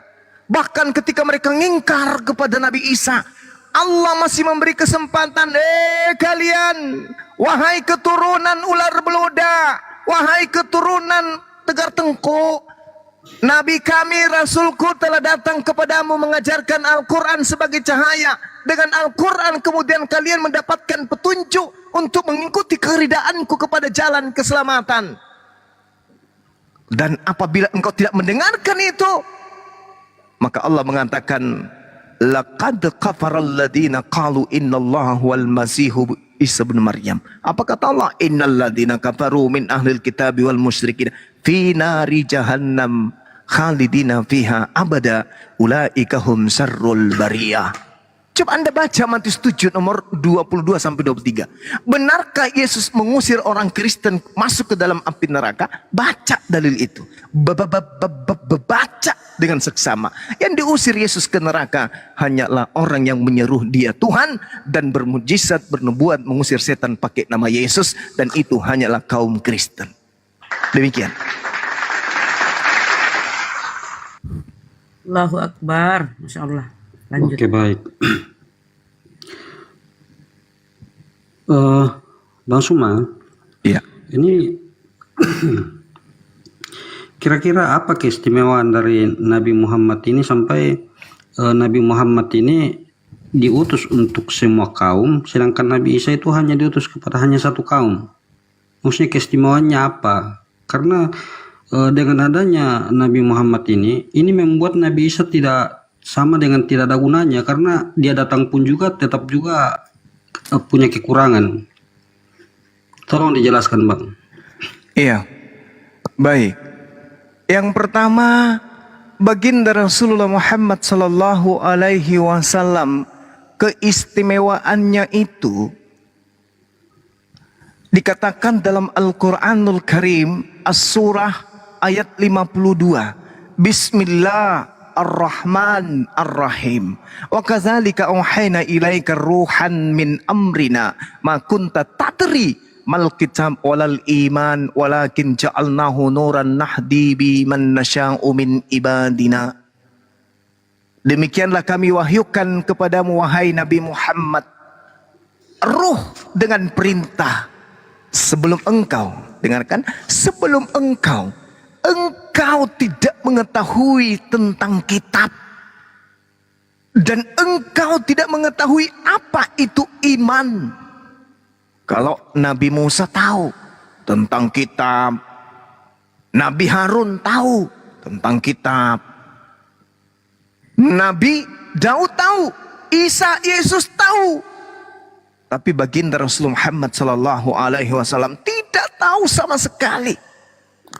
Tetapi apa yang terjadi? Kami jadikan Al-Quran itu cahaya bagimu. Dengan Al-Quran itu kami beri petunjuk kepada siapa yang kami kehendaki di antara hamba-hamba kami. Dan sungguh engkau benar-benar membimbing seluruh umat manusia kepada jalan yang lurus. Wa innaka latahdi ila siratim mustaqim. Nabi Muhammad keistimewaannya karena dia dipilih untuk membimbing seluruh umat manusia kepada jalan yang lurus. Itu yang pertama. Yang kedua, di dalam Al-Quran surah Al-Jumu'ah ayat kedua, Allah subhanahu wa ta'ala menjelaskan dengan sangat terinci di sana. Huwallazi ba'atha fil ummiyina rasulan minhum yatslu alaihim ayatihi wa yuzakkihim wa yu'allimuhumul kitaba wal hikmah wa in kanu min qablu lafi dhalalin mubin. Allah mengutus Nabi Muhammad sallallahu alaihi wasallam kepada kaum jahiliyah yang buta Torah, buta Zabur, buta Injil. Dari kalangan mereka ini, dari kalangan orang-orang yang buta tentang kitab-kitab terdahulu, Allah mengutus baginda Rasulullah Muhammad SAW. Apa keistimewaannya? Rasulullah membacakan kepada mereka orang-orang jahiliyah ini tentang ayat-ayat suci Allah. Lalu apa yang terjadi? Rasulullah Muhammad sallallahu alaihi wasallam wa yuzakkihim, mensucikan manusia yang menjadi pengikutnya. Kalau Yesus menebus katanya, tapi Rasulullah tidak menebus, melainkan jauh lebih tinggi di atasnya, yaitu menghapuskan. Tidak menebus dosa, tapi menghapuskan dosa-dosa. Kenapa? Karena dia mensucikan manusia. Lalu apa kata Al-Quran? Mengajarkan manusia dengan kitab dan hikmah sunnah. Nabi Musa memiliki firman Tuhan, tapi tidak memiliki sabda. Mana kitab sabda Nabi Musa? Tak ada. Yesus mengajarkan firman Tuhan, mana sabda Yesus? Tak ada. Baginda Rasulullah Muhammad sallallahu alaihi wasallam mengajarkan Al-Quran dan beliau memiliki sunnah hikmah, yaitu hadits. Ini keistimewaan beliau. Lalu Allah mengatakan apa? Meskipun wa in kana min qablu lam fi dhalalin mubin, padahal engkau sebelumnya benar-benar tidak mengetahui itu, dan mereka kaummu itu benar-benar sebelumnya dalam kesesatan nyata. Tapi dengan hadirnya engkau, kemudian engkau mampu membuat mereka yang nyata-nyata sesat menjadi wa yuzakkihim, jiwa-jiwa yang suci. Yesus datang kepada Bani Israel. Bani Israel apakah kemudian meninggalkan kesesatannya? Tidak. Nabi Musa alaihissalam datang kepada Bani Israel. Apakah Nabi Musa mampu membuat Bani Israel itu terlepas dari tegar tengkuknya? Kagak. Keistimewaan baginda Rasulullah Muhammad SAW sangat luar biasa. Nah, yang ketiga, terakhir, cukup 3 aja. Al-Quranul Karim mengatakan, Qul in kuntum tuhibbunallah, katakanlah kepada manusia, wahai Nabi Muhammad, jika dia mencintai pencipta alam semesta ini, perintahkan kepada mereka untuk mengikuti dirimu. Fattabi'uni, maka pencipta alam semesta akan mengampuni dan mencintai orang-orang yang mengikutimu. Wa qul in kuntum tuhibbunallah fattabi'uni yuhibbukumullah wa yaghfir lakum dzunubakum wallahu ghafurur rahim. Itu jelas itu. Katakanlah kepada manusia, apabila ia mencintai pencipta alam semesta, perintahkan untuk ikut kepadamu, maka aku akan mencintainya dan aku akan menghapuskan semua dosa-dosanya. Subhanallah. Ikut kepada Rasulullah, dosa-dosa kita diampuni. Ikut kepada Rasulullah, jiwa-jiwa kita disucikan. Ikut kepada Rasulullah, kemudian Allah menjanjikan kasih sayang. Dan hamba yang disayangi dan dicintai oleh Allah sudah pasti kembalinya kepada surga. Baca Al-Quran surah Al-Mu'minun ayat 1 sampai ayat 11. Orang-orang Islam kemudian yang salat khusyuk dalam beribadah mewarisi surga Firdaus. Saya kira begitu, saudara. Mata saya sudah ngantuk kali ini. Baca ayat pun sudah ngantuk-ngantuk, sudah tidak konsen lagi. Salah-salah ayatnya. Saya takut nanti saya hilap membaca Quran. Mungkin Boleh bisa. satu lagi, Bang. Dan gitu ya, sebentar. Satu lagi, gitu Bang. ya cara gitu cara diskusi ya. Kalau kamu Iya, ditanya, iya, Bang. menjawab pakai dalil gitu loh. Kemudian Iya, kau iya. paparkan dalil itu. Jangan muter-muter, silahkan lanjut. Iya. Nah, Bang Suma boleh ini saya tanya lagi. Satu pertanyaan tanya terakhir. lagi. Ya, silakan, nggak apa-apa. Ya. Lanjut. Oke, baik. Satu pertanyaan lagi, silakan Bang. Bang, dari tadi satu pertanyaan jika saya- Nggak dikumpulin apa-apa, udah nggak apa-apa. 10 Selama beliau mau belajar, nggak apa-apa. Silakan. Dia kan gak rese orangnya, biarin aja. Baik. Dari cara Anda membingkai kata, apakah bisa saya katakan bahwa Anda ingin mengatakan bahwa Nabi Muhammad itu jauh lebih memiliki keistimewaan dibandingkan Nabi Isa? Jika demikian, mengapa justru Nabi Isa yang datang sebagai hakim yang adil di akhir zaman, bukan Nabi Muhammad? Oke, baik. Ini pertanyaan yang sudah sering saya jawab ya, Bung.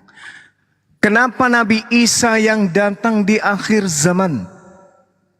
Karena ajaran Nabi Isa itu belum sempurna.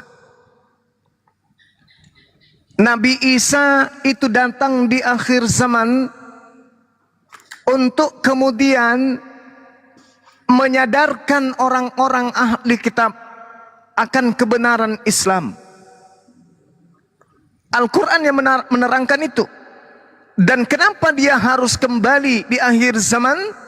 Karena ada terdakwa, maka dia datang sebagai hakim. Siapa yang terdakwa? Kalian, orang Kristen. Nabi Musa tidak disembah oleh kaumnya. Harun demikian, Abraham demikian, Yakub demikian. Satu-satunya Rasulullah yang datang di tengah-tengah Bani Israel, lalu ajarannya dibengkokkan, lalu dilantik menjadi Tuhan itu sendiri, hanya Nabi Isa alaihissalam dengan nama dia dipalsukan menjadi Yesus. Disembah oleh miliaran manusia. Maka ada yang terdakwa di situ. Dia datang. Al-Quran yang mengatakan itu.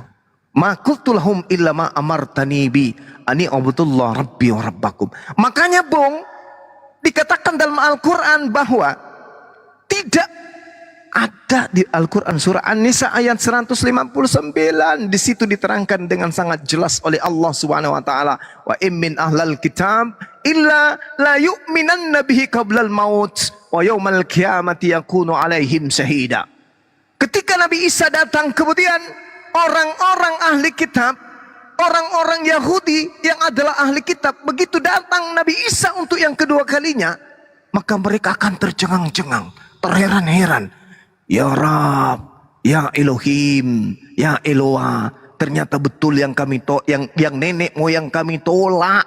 Itu ternyata betul, dia adalah Mesias, dia adalah Al-Masih yang ditunggu-tunggu. La haula wala quwata illa. Maka mereka semua beriman kepada Nabi Isa alaihissalam. Pada saat itu kalian sudah tak ada lagi, dan kalian kalau tidak meninggalkan ajaran sekarang ini, berarti kalian mati dalam keadaan kufur, mati dalam keadaan kafir dan kekal di neraka. Dan Al-Quran mengatakan, wa in min ahlal kitab illa la yu'minanna bihi qablal mauti. Nabi Isa alaihissalam datang menjadi hakim bagi Bani Israel, dan orang yang masih ada pada zaman itu, ahli kitab yang ada pada zaman itu, baru kemudian tersadarkan, oh ternyata benar dia Mesias. Yang datang ini adalah dia yang ditolak oleh nenek moyang kita di abad pertama. Subhanallah. Nah, sekarang begini, Anda adalah seorang Kristen, maka kemudian saya sebagai narasumber itu tidak adil kalau saya tidak menunjukkan kepada saudara apa yang tertuang dalam Bible. Di dalam Yohanes 12 nomor 48, barang siapa yang menolak aku, dia sudah ada hakimnya, yaitu perkataan yang aku katakan kepada mereka ketika aku bersama dengan mereka, yaitu firman yang aku sampaikan. Firman itulah yang akan kelak menjadi hakimnya di akhir zaman. Coba Anda takar diri Anda sekarang. Takar dan takar diri Anda sekarang. Barang siapa yang menolak aku, dia sudah ada hakimnya, yaitu perkataan yang pernah aku ucapkan. Perkataan itulah yang akan menjadi hakimnya di akhir zaman. Mana perkataan Yesus yang akan menyelamatkan Anda sehingga Anda menyembah dia? Ibadah minggu, makan babi, tidak bersunat, percaya kepada Paulus. Mana firman itu yang pernah diucapkan? Tak pernah. Tidak pernah. Anda baca Yohanes 11 nomor 42. Aku tahu engkau selalu mendengarkan aku, tetapi kepada orang yang melindungi aku ini, aku mengatakan kepada mereka agar mereka percaya kepada aku, bahwa engkaulah yang telah mengutus aku. Yesus mau dipercaya bahwa dia adalah utusan Tuhan. Ketika ia datang, banyak orang yang menuhankan dirinya, maka orang yang menuhankan dirinya berarti tidak percaya kepada firman yang pernah ia ucapkan. Aku mau agar mereka percaya kepadaku, bahwa engkau yang telah mengutus aku. Makanya dalam Matius 24 nomor 22, Matius 7 nomor 22 sampai 23, kalian diusir bukan? Karena kalian menyembah, padahal tidak pernah Yesus memerintahkan itu. Tolak ukur daripada keselamatan adalah firman atau ucapan perkataan Yesus yang pernah benar-benar Yesus ucapkan selama 3 tahun di tengah-tengah Bani Israel. Apa itu? Baca Yohanes 17:8. Segala firman yang engkau berikan kepadaku telah aku sampaikan kepada mereka sebelum naik ke langit. Telah aku sampaikan kepada mereka, dan mereka telah menerimanya, dan mereka percaya dan mereka benar-benar percaya. Mereka yang menerima segala firman itu benar-benar percaya bahwa engkaulah yang telah mengutus aku. Berarti mereka yang menerima firman percaya kalau Yesus itu adalah utusan. Sementara kalian bukanlah orang-orang yang menerima firman. Kalian adalah orang-orang yang menerima surat-surat Paulus. Orang-orang yang menerima firman yang diterima Yesus dari Tuhannya percaya bahwa Yesus itu adalah utusan Tuhan. Siapa mereka? Hawarion. Orang yang percaya bahwa Yesus itu adalah utusan Tuhan. Sementara kalian adalah orang yang percaya bahwa Yesus itu adalah Tuhan itu sendiri. Dari mana tolak ukur itu muncul? Sementara yang menjadi tolak ukur penghakiman Yesus kelak adalah ucapan-ucapannya, yaitu firman-firman yang pernah dia ucapkan kepada murid-muridnya, sehingga muridnya mengantarkan kepada kepercayaan bahwa Yesus itu adalah utusan Tuhan. Yohanes 17:3, hidup kekal itu adalah mereka mengenal engkau satu-satunya Tuhan dan mengenal Yesus Kristus yang telah engkau utus. Berarti kalian tidak menemukan hidup kekal. Kenapa? Karena kalian tidak mengenal Yesus sebagai utusan, tetapi kalian mengenal Yesus sebagai Tuhan itu sendiri. Inilah yang dikatakan Al-Quran, wa in min ahlal kitab illa la yu'minanna bihi. Kenapa Nabi Muhammad tidak kembali? Anda keliru, Bung. Jangan Anda mengatakan bahwa Nabi Muhammad itu mati disebabkan karena dia tidak kembali. Tidak. Al-Quran menjelaskan kepada kami umat Islam dengan sangat tegas bahwasanya Allah Subhanahu wa taala mengatakan wala tahsabannal ladzina qutilu fi sabilillahi amwat bal ahya. Jangan kau menyangka bahwa orang-orang yang mati dalam memperjuangkan agama Islam itu mati. Sesungguhnya mereka itu adalah hidup. Berarti Nabi Rasul Muhammad SAW itu hidup, tapi dia tidak perlu lagi datang ke bumi. Kenapa? Karena Al-Quran mengatakan al-yauma akmaltu lakum dinakum. Pada hari ini telah kusempurnakan agamamu dan aku ridha Islam itu menjadi agamamu. Berarti sudah tamat ajaran baginda Rasulullah Muhammad SAW dan tidak ada manusia di atas muka bumi ini yang mempertuhankan dia. Berbeda dengan Yesus. Makanya Yesus diadili oleh Allah. Apa kata Allah? Kalau Allah Ta'ala, kalau Allah ya Isa bin Maryam, anta qulta linnas tahizuni wa ummi. Apakah engkau, wahai Nabi Isa, apakah engkau yang mengajarkan kepada manusia untuk menjadikan dirimu dan ibumu sebagai dua Tuhan selain daripada aku? Kata Nabi Isa, qala subhanaka ma yakunu li an aqula ma laysa li bihaqq. Maha suci engkau ya Allah, aku tidak pernah mengajarkan itu. Apa yang aku ajarkan adalah apa yang kau perintahkan untuk aku katakan. Apa yang kau perintahkan, apa yang ku katakan adalah yang menjadi hakku. Yang itu bukan hakku. Nah, makanya dikatakan Yohanes 12:48, barang siapa yang menolak aku, dia sudah ada hakimnya. Yaitu perkataan yang pernah aku ucapkan kepada mereka, perkataan itulah yang akan menjadi hakimnya kelak di akhir zaman. Subhanallah, umat Islam dihakimi misalnya oleh Yesus. Kenapa kau tidak menuhankan aku?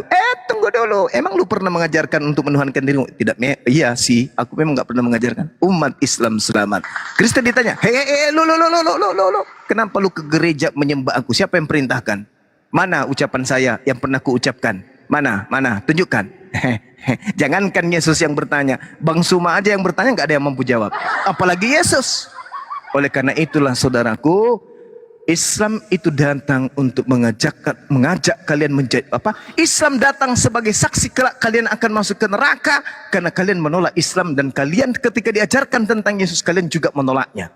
Sehingga di antara saudara-saudara Kristen yang mendapatkan hidayah itu hanya orang yang menggunakan akal sehat. Saya kira begitu. Cakarut du ijagoe, ini sudah di tempat saya adalah jam 2 hampir, maka kita saatnya untuk istirahatkan jasad kita setelah kita beribadah kepada Allah Subhanahu wa taala. Saya kira begitu, Bung. Cakarut di pegawai. Iya. Iya. Begitu Bang Forex, masih ada waktu besok kita diskusi lagi. Saudara, silakan Anda bertanya 1000 pertanyaan tentang Islam, tapi dengan catatan, jangan menghujat, jangan menista. Benar-benar murni hanya untuk memperbandingkan akidah Islam Kristen, bukan untuk menghina. Saya akan melayani apapun itu. Silakan.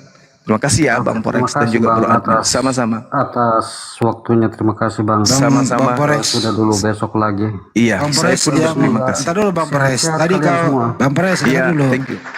Bang Forex, tadi kau mendengarkan penjelasan jawaban Bang Juma, apa kesimpulan respect lah, apa yang kau mengertikah atau bagaimanakah begitu? Ada yang mau disampaikan atas jawaban Bang Juma atas pertanyaan kamu? Silakan. Saya tetap memandang bahwa apapun yang disampaikan oleh Bang Juma itu disampaikan dari perspektif sebagai seorang Muslim.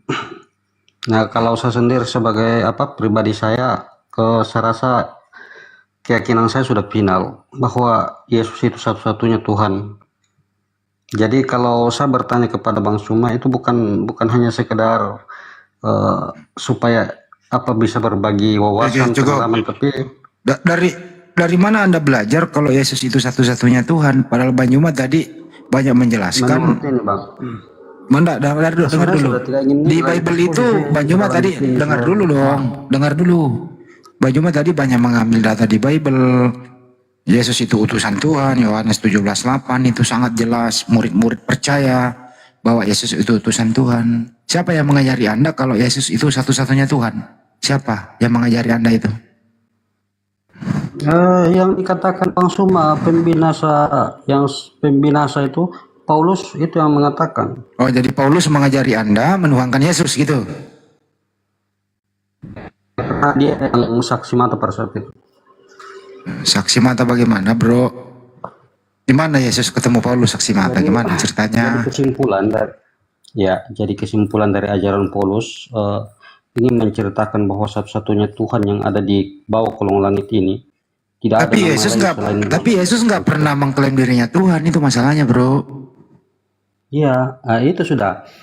Justru karena Yesus tidak pernah mengklaim bahwa dia itu Tuhan, kami pengikutnya itu mengenali dia sebagai Tuhan. Kalau Yesus berkata aku utusan Tuhan, Anda percaya nggak tuh? Ya karena kami mengetahui bahwa konteksnya dia itu sebagai kedatangannya ke dalam dunia ini.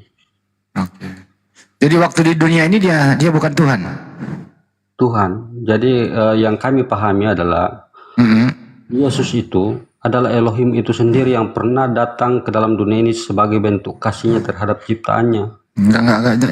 Jadi Yesus itu bukan manusia, dia Tuhan. Dia Tuhan, Bang. Jadi kan Anda bertanya kepada keyakinan saya jawab sesuai dengan keyakinan saya. Jadi tidak bisa dibantah. Iya, yakin. Tapi kan keyakinan itu bukan hanya berdasarkan yakin buta, kan harus ada berdata gitu loh. Iya. Kan Yesus berkata nih, aku utusan Tuhan. Nah, ini pertanyaan sederhana. Kamu percaya nggak tuh statement Yesus atau pengajaran Yesus mengklaim dirinya utusan Tuhan? Lu percaya atau tidak? Yakin dan percaya, Bang. Nah, kalau utusan Tuhan, bisa nggak utusan Tuhan menjadi Tuhan? Tergantung konteksnya apa, kalimatnya apa di situ. Karena kalimatnya adalah Yesus berkata, aku tidak dapat berbuat apa-apa dari diriku sendiri. Hidup kekal itu satu Tuhan, Yesus utusan. Banyak sekali loh gitu loh. Nah, kalau kamu konteksnya percaya nggak tuh? Yesus mengatakan itu apa? Maksudnya konteksnya pada saat Yesus mengatakan itu apa? Dia pada saat menjelma menjadi manusia atau pada saat dia datang sebagai Elohim? Yesus nggak pernah datang sebagai apa-apa. Yesus datang sebagai manusia loh.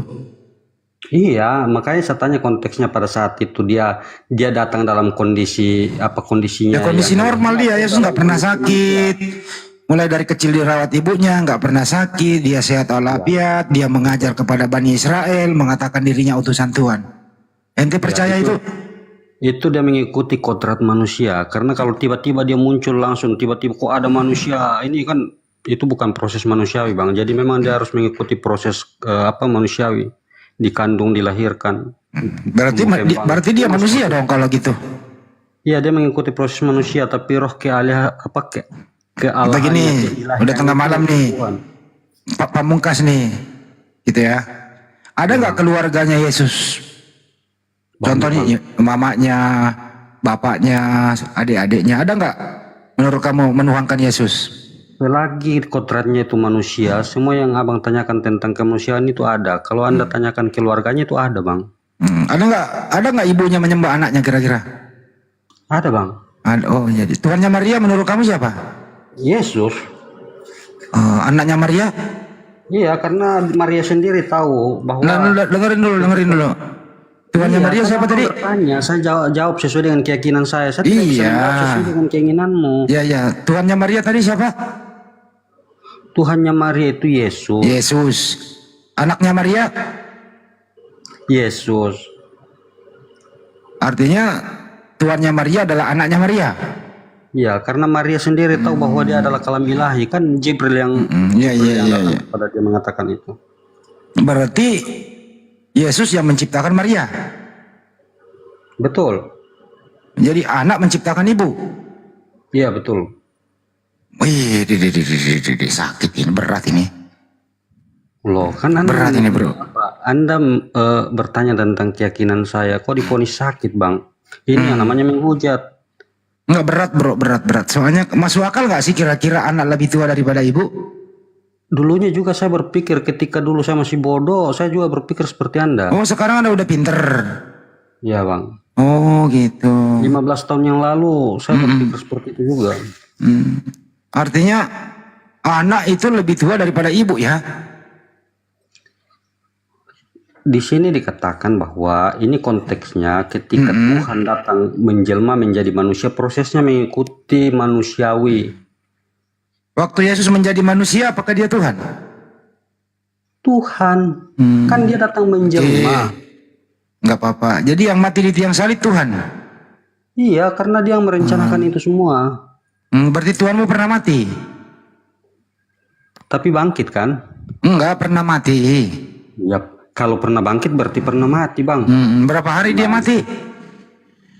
3 hari, Bang. Siapa yang bunuh Tuhanmu?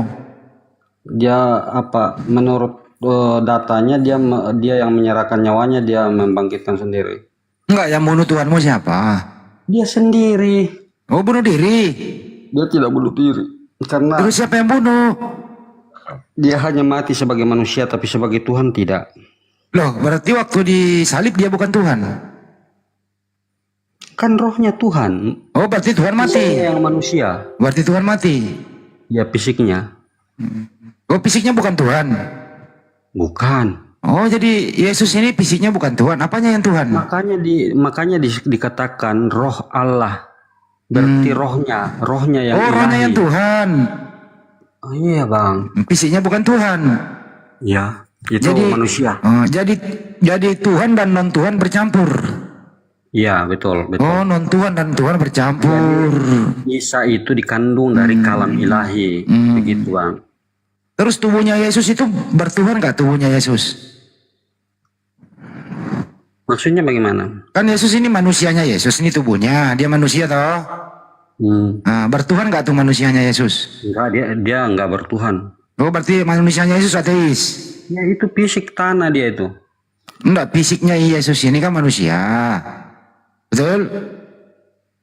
Nah, terus? Bertuhan nggak tuh manusianya Yesus? Enggak.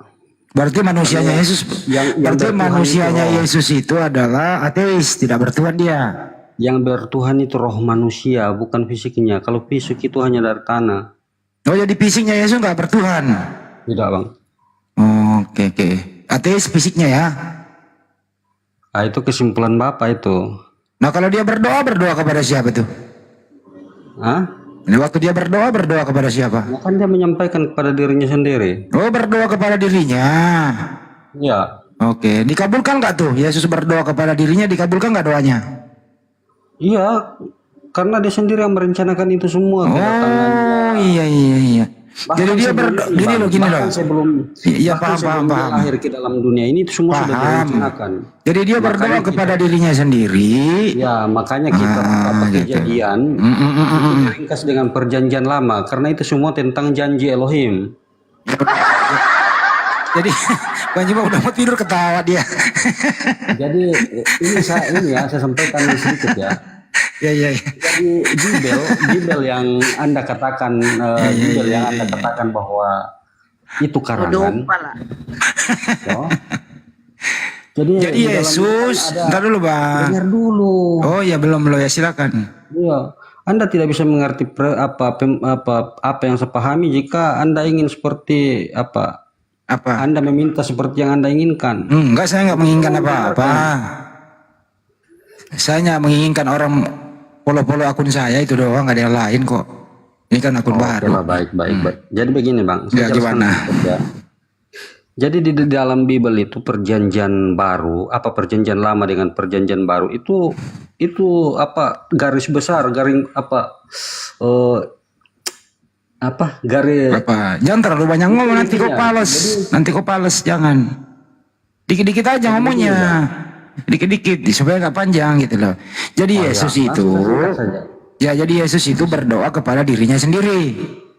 Begini, Bang, sebelum menuju ke situ ini saya jelaskan sedikit. Ya udah, jangan sedikit. Dikit aja gitu loh. Supaya Anda tahu kenapa Yesus itu kok Anda melihat berdoa. Jadi sebelum menuju ke situ. Iya, tinggal dijawab. Yesus itu berdoa kepada dirinya sendiri agar dirinya ini mati di tiang salib, begitu ya? Tidak seperti itu, Anda salah. Makanya dia menyimpulkan sendiri. Terus doanya Yesus ini mendengarkan saya dulu. Ya, silakan. Mati menjadi seolah sih. Tidak bisa seperti itu, Bang. Ya. Gimana? Besar. Makanya Anda tersesat kalau berpikir seperti itu. Ya. Mudah-mudahan saya tersesat. Maksudnya Bang. Sebenarnya Anda ini bisa, cuman tersesat di jalan yang benar. Wih, tersesat di jalan yang benar. Istilah baru. Ya, terus Bro. Gimana? Kalau sudah benar itu Tersesat di jalan yang benar. Kalau nah, Mengapa kalau Bible sudah itu? benar itu nggak tersesat orang dong pala. Tidak, makanya kalau sudah Sabar benar, lagi Unar Rawajol, sabar lagi kasih. kalau orang pemahamannya keliru, bahkan dia di jalan yang benar pun itu dia khawatir. Makanya saya Gini. katakan bahwa jika Anda mendengarkan saya, supaya jangan Anda tersesat di jalan yang benar. Iya. Jadi Yesus waktu berdoa kepada siapa? Sebelum saya jawab itu, saya mau kasih tahu dulu Apa itu? tentang apa benang merah dari mengapa. Udah tahu benang merah itu dijahit untuk Saya tanya. warna merah Oke, gitu kalau- loh, benang merah. Kalau sudah tahu, oke. Sekarang saya tanya, kenapa Bible itu ada namanya Perjanjian Lama dan Perjanjian Baru? Perjanjian lama bukan Bible, itu Taurat. Iya, saya tanya karena itu ringkasan dari Taurat. Bukan, perjanjian lama itu bukan Bible. Apa itu PL dan PB? Itu PL itu untuk Nabi Musa, kitabnya Nabi Iya, Torah. apa itu PL? Perjanjian utama Bani Israel, untuk Bani Israel bukan Apa untuk itu Kristen. PL? PL itu apa sih? PL itu panjang kali lebar ya? Nah, makanya bagaimana Anda bisa tahu kalau Anda tidak mau mendengarkan? Nah, coba kamu PL apa itu PL? Perjanjian Lama. Untuk siapa? PB itu Perjanjian Baru. PL itu untuk siapa? Makanya dengarkan Oh, saya untuk makanya. Ya. Jadi PL untuk makanya ya. dengarkan. Dia PL untuk Kalau siapa? abang tidak mau dengarkan, Oh, kalau abang untuk dengarkan. tolonglah didengarkan. Enggak, pertanyaannya itu PL untuk siapa? Agar ini bang, biasakan itu apa Enggak, mendengarkan. Anda jangan menjawab kalau nggak ditanya, nggak nyambung. Saya ulang Ini ya. Yesus berdoa kepada siapa ini bang? Ini nih jawab itu pertanyaan Bang Handi nih. Sudah saya jawab tadi, tapi karena Anda tidak mau mengerti ya sudah. Belum. Tadi dia bilang berdoa kepada dirinya sendiri. Oh itu tuh. Tapi jadi Yesus tuh berdoa begini, ya diriku sendiri, terimalah doaku karena saya mau mati di salib. Kata dirinya, silakan dirimu mati di salib. Siapa yang berkata begitu bang? Kan berdoa kepada dirinya sendiri. Siapa yang berkata begitu? Yesus. Itu yang namanya apa? Fitnah. Itu namanya penistaan. Nah, Bang. terus Mana tertulis doanya begitu? Yesus apa? Doanya Yesus kepada Di dirinya mana sendiri tertulis? apa? Kan Anda sudah menyimpulkan di mana tertulis dalam kitab begitu. Ya buktinya Yesus kan disalib, berarti dia berdoa untuk disalib. Itu kesimpulan Anda kan? Nah, kenapa dia disalib? Berarti doanya diterima oleh Itu dirinya sendiri. kesimpulan Anda kan? Itu kesimpulan Anda kan? Terus apa doanya Yesus kepada dirinya? Ya, saya ingin konfirmasi ke Anda karena Anda kan sudah menyimpulkan. Itu kesimpulan Anda. Ya, terus kalau salah bagaimana? Tidak, saya memastikan bahwa pernyataan Anda seperti itu. Kalau begitu apa isi doanya Yesus kepada dirinya sendiri? Doanya apa? Tidak perlu saya jawab ke situ karena Anda sudah menyimpulkan. Oh, nggak perlu dijawab. Waktu dia berdoa di Bukit Getsemani itu berkata begini loh, andaikan cawan ini berlalu dariku, bukan yang Anda kehendakku. katakan tadi, kalau itu Dengarkan kan- dulu isi doanya loh. Dengarkan dulu isi doanya. Itu tertulis dalam kitab, tapi kalau yang tadi itu tidak pernah saya baca di dalam kitab Kristen itu. Saya Bang. juga nggak pernah membaca Yesus berdoa kepada dirinya sendiri. Karena itu pernyataan Anda. Anda yang ngomong Yesus berdoa kepada dirinya sendiri. Anda yang menggiring ke situ kok. Kenapa Anda mau tergiring? Anda yang menggiring ke situ supaya nanti penafsirannya seperti itu. Kalau begitu Yesus berdoa kepada siapa? Berarti Anda tidak punya niat baik ini. Wih, baik banget gua ini. Berarti niatnya ingin menista ini. Enggak, pengen tanya Yesus berdoa kepada siapa? Sudah saya katakan bahwa Yesus itu adalah Tuhan itu sendiri. Jadi berdoa kepada dirinya. Jika dia berdoa, berarti dia berdoa kepada dirinya sendiri. Terus dia berdoa kepada siapa? Ini telinganya. Telinganya ini kuping ini, telinganya kuping. Dua. Makanya bang, dikasih telinga dua, dikasih bibir satu agar lebih banyak dengar daripada bicara bang. Coba telinga saya kadang ngomong loh. Kuping saya kadang mendengar. Ini kalau saya bicara sebenarnya dengar pakai apa? Pakai mulut? Pakai kaki. Orang keseleo kaki gue belah kiri habis main futsal tadi sore. Berarti Anda tidak niat mencari kebenaran. Ya makanya jawab tapi supaya kaki gua mendengar gitu loh. Kalau Anda mencari kebenaran, saya jawab dengan Iya benar. dengar Bang. coba. Saya mencari kesalahan. Yesus itu berdoa kepada siapa? Kaki kok nggak mau. Besari dulu nih host, biar dia pintar ini orang, nggak pintar-pintar dari tadi dijelasin Gurunda. Masa Host, kok dengar pakai kaki kok, masa saya harus jawab benar? Bagaimana? Framing lagi. Lah ya lu pakai nanya Besari mendengar host. pakai apa? Baru Ya pakai ditutup. kuping Bisa, lah. Bang, kalau begitu Bang. Kebenaran itu harus disampaikan kepada orang yang benar, Bang. Izin, Deng. Iya, iya, Bang, iya, benar. izin. Iya, iya, iya. Bang Ya, Forex, ini nih. Forex. Sebelum ditutup Forex ya ini. Pada waktu Tutup itu aja, pergilah Yesus tutup ke aja. bukit. Bang, ini Tutup jangan kau kabur aja, dulu. aduh. Pada waktu itu, Forex dengar nih, supaya otakmu berfungsi dikit ya. Pada waktu itu Otakku pergilah Yesus ke bukit. Sangat Pergilah berfungsi ke bukit otakku. untuk berdoa. Semalam-malaman dia berdoa kepada Allah. Dia sendiri loh berdoa kepada Allah nih. Kenapa kau bilang Yesus berdoa kepada dirinya sendiri? Dia berdoa Yesus di itu bukit loh Allah. sendiri.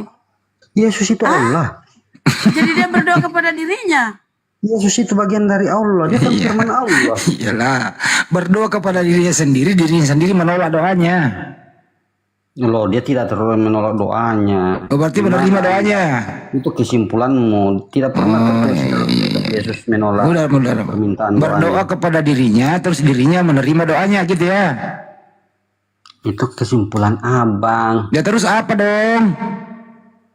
Ya sesuai dengan firman Tuhan yang Anda baca tadi. Apa itu isi doanya? Apa isi doanya? Coba baca dulu. Ya itu. bacain bunda apa doanya di situ. Jangan Di ditafsir Gesmani. lagi.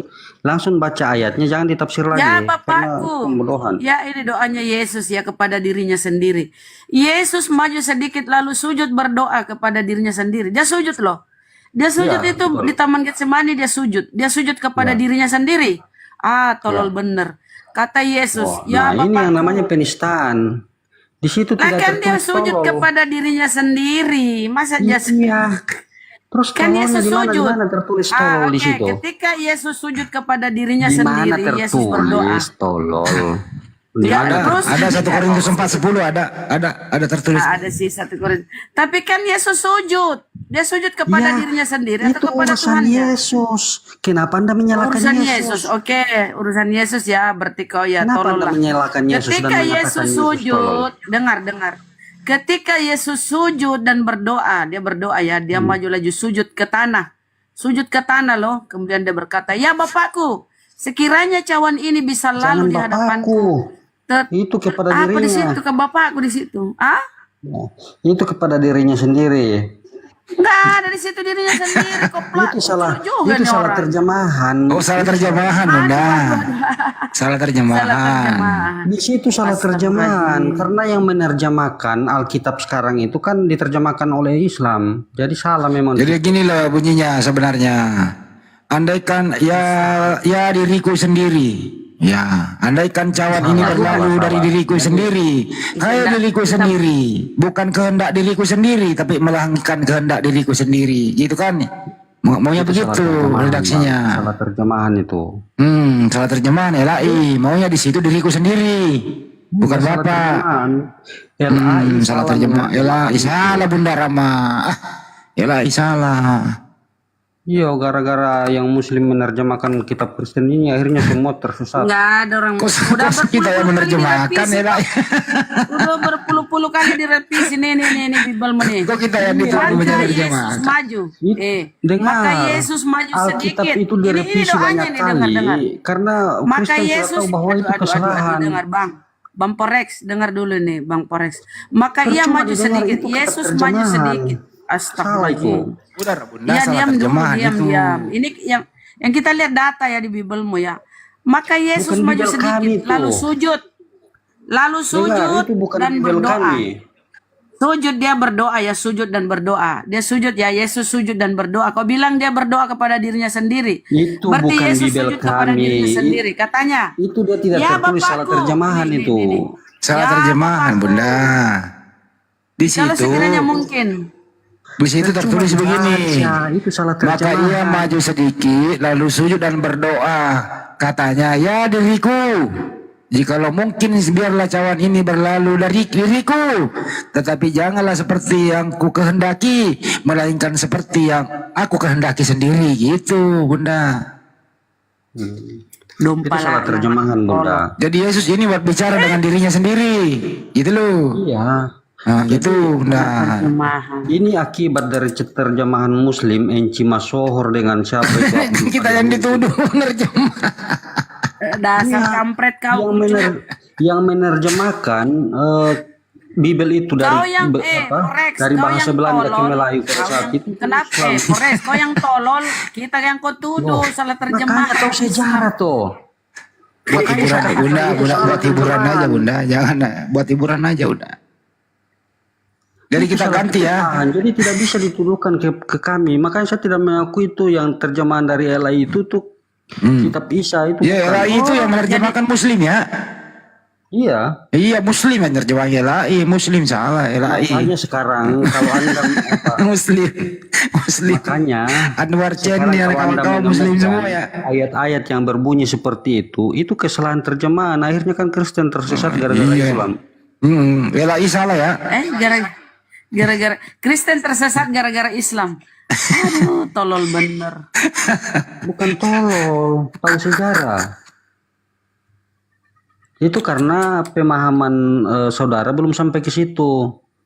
Baru-baru ini kan 2023 direvisi lagi tuh biblosmu. Itu siapa lagi di situ? Nggak ada lagi Islam. Sama-sama kafir tuh yang terjemahkan. Bukan 2023. Itu dari Baru-baru tuh direvisi. Dari tahun 1600 sampai saat ini itu sudah 23 kali direvisi. Buset. Berarti kau oten-oten yang tolol. Ntar dulu Bunda tanya, yang merevisi umat Islam ya? Karena kami sadar awalnya itu sudah dirusak. Oleh siapa? Artinya disalahkan, akhirnya berlahan-lahan harus direvisi. Siapa yang rusak? Siapa yang rusak? Terjadi kesalahan. Ya siapa yang rusak? Yang rusak itu penerjemah dari ini pada saat itu. Siapa yang dari bahasa Melayu itu? Mau kulempari ke batu. Masor dengan Abdul Qadir Munsi. Oh jadi Muslim yang merusak Kristen ya? Dia merusak terjemahan. Kenapa kau nggak? Jadi Muslim yang merusak. Dia pikir bahwa Isa itu sama dengan Yesus, makanya apapun yang merujuk jadi kepada beda. Tuhan di dalam kitab Bible itu diganti semua dengan Allah. Belanda hanya ingin supaya itu diterjemahkan ke dalam bahasa Melayu, diterjemahkan ke dalam bahasa Arab. Siapa yang terjemahkan itu? Siapa yang terjemahkan? Ini Enci Masor dengan Abdul Qadir Munsi itu. Jadi kamu belakangan kau sendiri Bang Handi. Itu diterjemahkan di tahun 1200-an. Dodol. Kamu itu Bible kamu udah sering direvisi, kenapa nggak dibetulin? Udah sering kan direvisi sama kafir-kafir secara itu. berlahan. Itu direvisi secara berlahan karena orang sudah terlanjur tersesat gara-gara terjemahan salah. Andai kali dia berbohong menipu. Udah berkali-kali direvisi di Indonesia. Di Indonesia aja itu udah ratusan revisinya. Coba cari di dalam kitab Aramaik. Adakah tulisan Allah di dalam? Aramaik lagi kau. Iya karena ini aja kau nggak paham. Bible bukan Ini aja kau Aramaik. nggak paham. Ini bahasa Indonesia kau aja tolol memaknai, apalagi kau Aramaik lagi. Karena terjemahannya salah Bunda. Astagfirullahaladzim. Terus yang benarnya yang mana, bro? Yang benarnya yang mana? Diterjemahkan oleh orang yang benar dan diterjemahkan oleh orang Kristen. Itu kami bisa pahami. Ini bukan orang Kristen yang terjemahkan. Berarti LAI salah ya? LAI salah. Belanda penginjil dari Belanda disuruh untuk terjemahkan ke dalam bahasa Melayu. Malah Enci dengan Abdul Qadir Munsin terjemahkan Dari ke dalam tadi bahasa itu Arab. aja terus. Ya nggak apa-apa Bunda, ikuti aja Bunda. LAI sekarang salah ya, dia nggak rubah ya. Salah LAI Salah, ya. bahkan sudah sudah dikonfirmasi dari siapa itu ketua dari LAI bahwa betul ada terjemahan yang ini. Mereka mengakui itu kok. Terus sekarang kau pakai kitab apa? Kau pakai apa sekarang? Kau pakai kitab apa? Kalau saya pakai ini, kitab ini yang akan direvisi lagi. Apa itu? Apa itu? Nantilah. Oh, kau pakai Nanti setelah cita-cita ini. ya? Baru kau pakai Ada cita-cita. lagi baru. Oh, dia pakai Bible cita-cita dia. Setelah direvisi, Bersyukurlah, kita kasih tahu bersyukurlah ke ini. saudaraku, kita ini muslim, Masya Allah. Oh, jadi kau pakai Bible cita-cita sekarang ya? Begini, karena kalau langsung dikasih tahu sekarang nanti dirubah lagi sama Muslim. Kita yang rubah. Kita yang disalahin, ya Allah ya Rabbi. Ingin ku getok juga kepalamu itu. Jangan begitulah. Namanya kan Ya, ruang kau salahin diskusi kita kan. kok. Ngapain Bukan- kalau Saya kau tidak- kau yang tolol memahami, kami yang kau salahkan. Padahal kau Saya yang tidak nggak paham. menyalahkan Bunda Rahma. Loh, Saya tidak Muslim menyalahkan. mengatasnamakan Muslim ya kami lah ini orang Islam. Kau menyalahkan. Udah sering Siapa direvisi. suruh Anda jadi Muslim? Astagfirullahaladzim. Siapa suruh? Siapa yang mau menuhankan manusia yang berkelamin? Ogah. Itu kesalahan terjemahan. Sudah dikasih tahu kesalahan terjemahan kok. Jadi itu anak manusia itu salah lagi. Kesalahan Harusnya apa sih? terjemahan. Salah, bukan anak manusia, anak domba itu. Ya beres ya. Anak domba dia, bukan anak manusia, anak domba. Jadi apapun yang kamu baca sekarang di dalam kitab terbitan LAI itu semua keliru. Salah. Jadi akhirnya kan kamu tersesat juga kan? Tersesat dia. Jadi di situ anak domba Tuhan, betul ya? Iya, akhirnya kamu tersesat di Oh, jalan itu yang dia benar. aku anak domba dia, gitu. Yang lucu itu kata-katanya, kita tersesat di jalan yang benar. Jalannya udah benar, nggak Jadi mungkin ini aja deh, tersesat. Res, kamu tahu nggak bagaimana cara keluar TikTok? Tahu nggak caranya? Tinggal di X saja. Ya coba praktekin. Jangan gitulah bang. Ya, ntar gue masuk naikin baik-baik. lagi. Ntar gue naikin lagi, Saya kan praktekin masuk aja dulu. baik-baik, bang. Kalau bisa itu dikeluarkan baik-baik lah bang. Loh, kalau saya keluarin nggak baik-baik namanya. Jadi bagaimana caranya? Ya coba praktekin. Coba. Di sini saya sudah ini tekan ini bang, tapi katanya keluar. Ya coba aja dulu. Keluar beneran nggak? Belum bang, saya kan masih ingin diskusi karena abang belum paham ini. Udah saya paham bang. Kita bukan Tadi masih saya sudah cita-cita. ngantuk, Bang. Udah kita paham bang.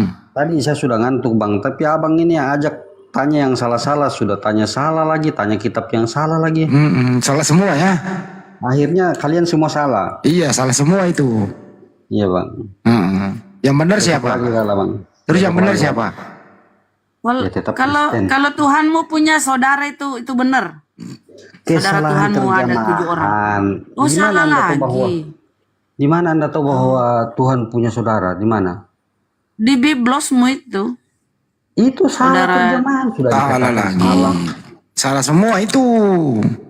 Makanya jangan baca oke, itu. Yesus itu nggak punya adik. Salah dia itu. Ya. Iya betul. Ya Yesus nggak punya adik. Kemungkinan itu anaknya tetangga itu. Tuhan kok punya adik tidak masuk akal. Salah itu bunda. Yesus nggak punya adik. Itu anaknya tetangga itu, bukan anaknya Maria itu. Ya Rex ya. Masa Tuhan punya adik itu gara-gara kamu baca terjemahan salah, makanya kamu pemikiran. Iya bener juga ya. Kalau Tuhan punya adik, nanti Tuhan punya ponakan. Makanya hindari sudah yang membaca sesuatu Wah yang nggak bener ini LAI ini nulis Tuhan punya adik, nggak bener itu ah. Salah itu LAI itu. Makanya semenjak saya tahu kalau LAI menerjemahkan ini salah karena apa ulama muslim itu, saya sudah tidak mau baca-baca lagi. LAI sih mau dibego-begoin sama muslim ya. Bukan mau dibegoi. Gimana? Oh, diintervensi. Bukan muslim yang menipu LAI. Oh iya di LAI itu ketipu. Karena begini bang. Oh, bego juga LAI mau ketipu ya. Dulu penginjil Belanda itu suruh Inci Masohor dengan Abdul Qadir Munsi ini diterjemahkan ke dalam bahasa Melayu. Ini malah pergi diterjemahkan ke dalam bahasa Arab. Loh, emang bahasa Arab itu? Ya Allah. Sejak kapan Bible diterjemahkan ke bahasa Arab di Indonesia?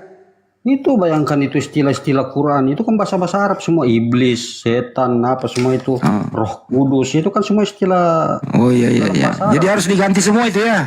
Harus. Kalau iblis diganti jadi apa? Kalau iblis diganti jadi apa? Monyet. Setan. Oh, setan. Setan itu dari mana itu, bahasa apa itu?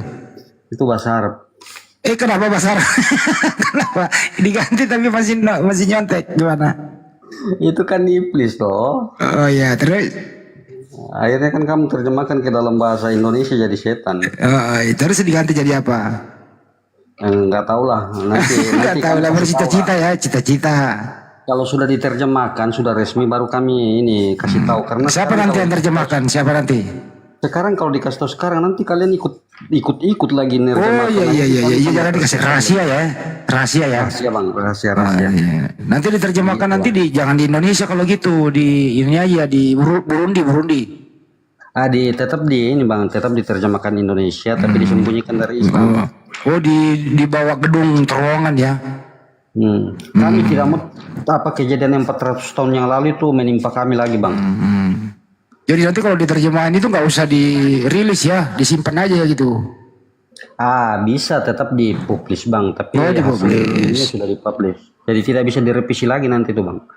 Jadi nanti kalau ini sampulnya nanti itu diganti jadi apa? Misalnya sampulnya kan Alkitab tuh, diganti jadi apa nanti sampulnya tuh? Alkitab kan diganti jadi apa? Bukan lagi Alkitab bang. Apa?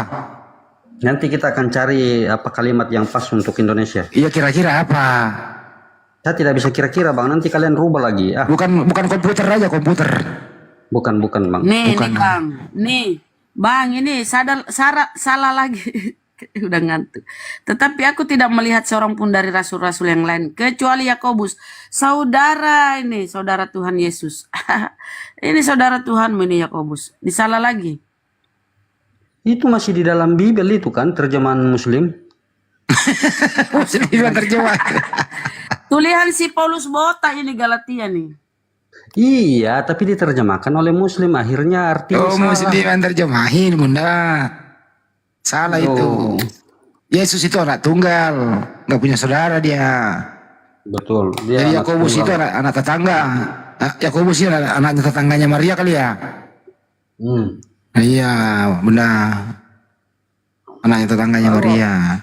Tidak ada lagi alasan untuk mau menyalahkan kami, karena apa yang kalian baca itu terjemahan. Ya kira-kira nanti itu loh sampulnya apa ya? Kan Alkitab itu diganti jadi apa ya kira-kira ya? Bagusnya ya. Begini apa bang, ya kira-kira ya? Nanti kalau kalian ingin mendebat kami, nanti carilah kesalahan pada saat itu sudah direvisi toh. Enggak, itu loh kira-kira sampulnya kan sekarang Alkitab apa ya bagusnya? Saya belum tahu bang, mungkin clipping kah? Oh, clipping ya, boleh clipping. Oke, clipping ya, bagus. Clipping bahasa apa ya?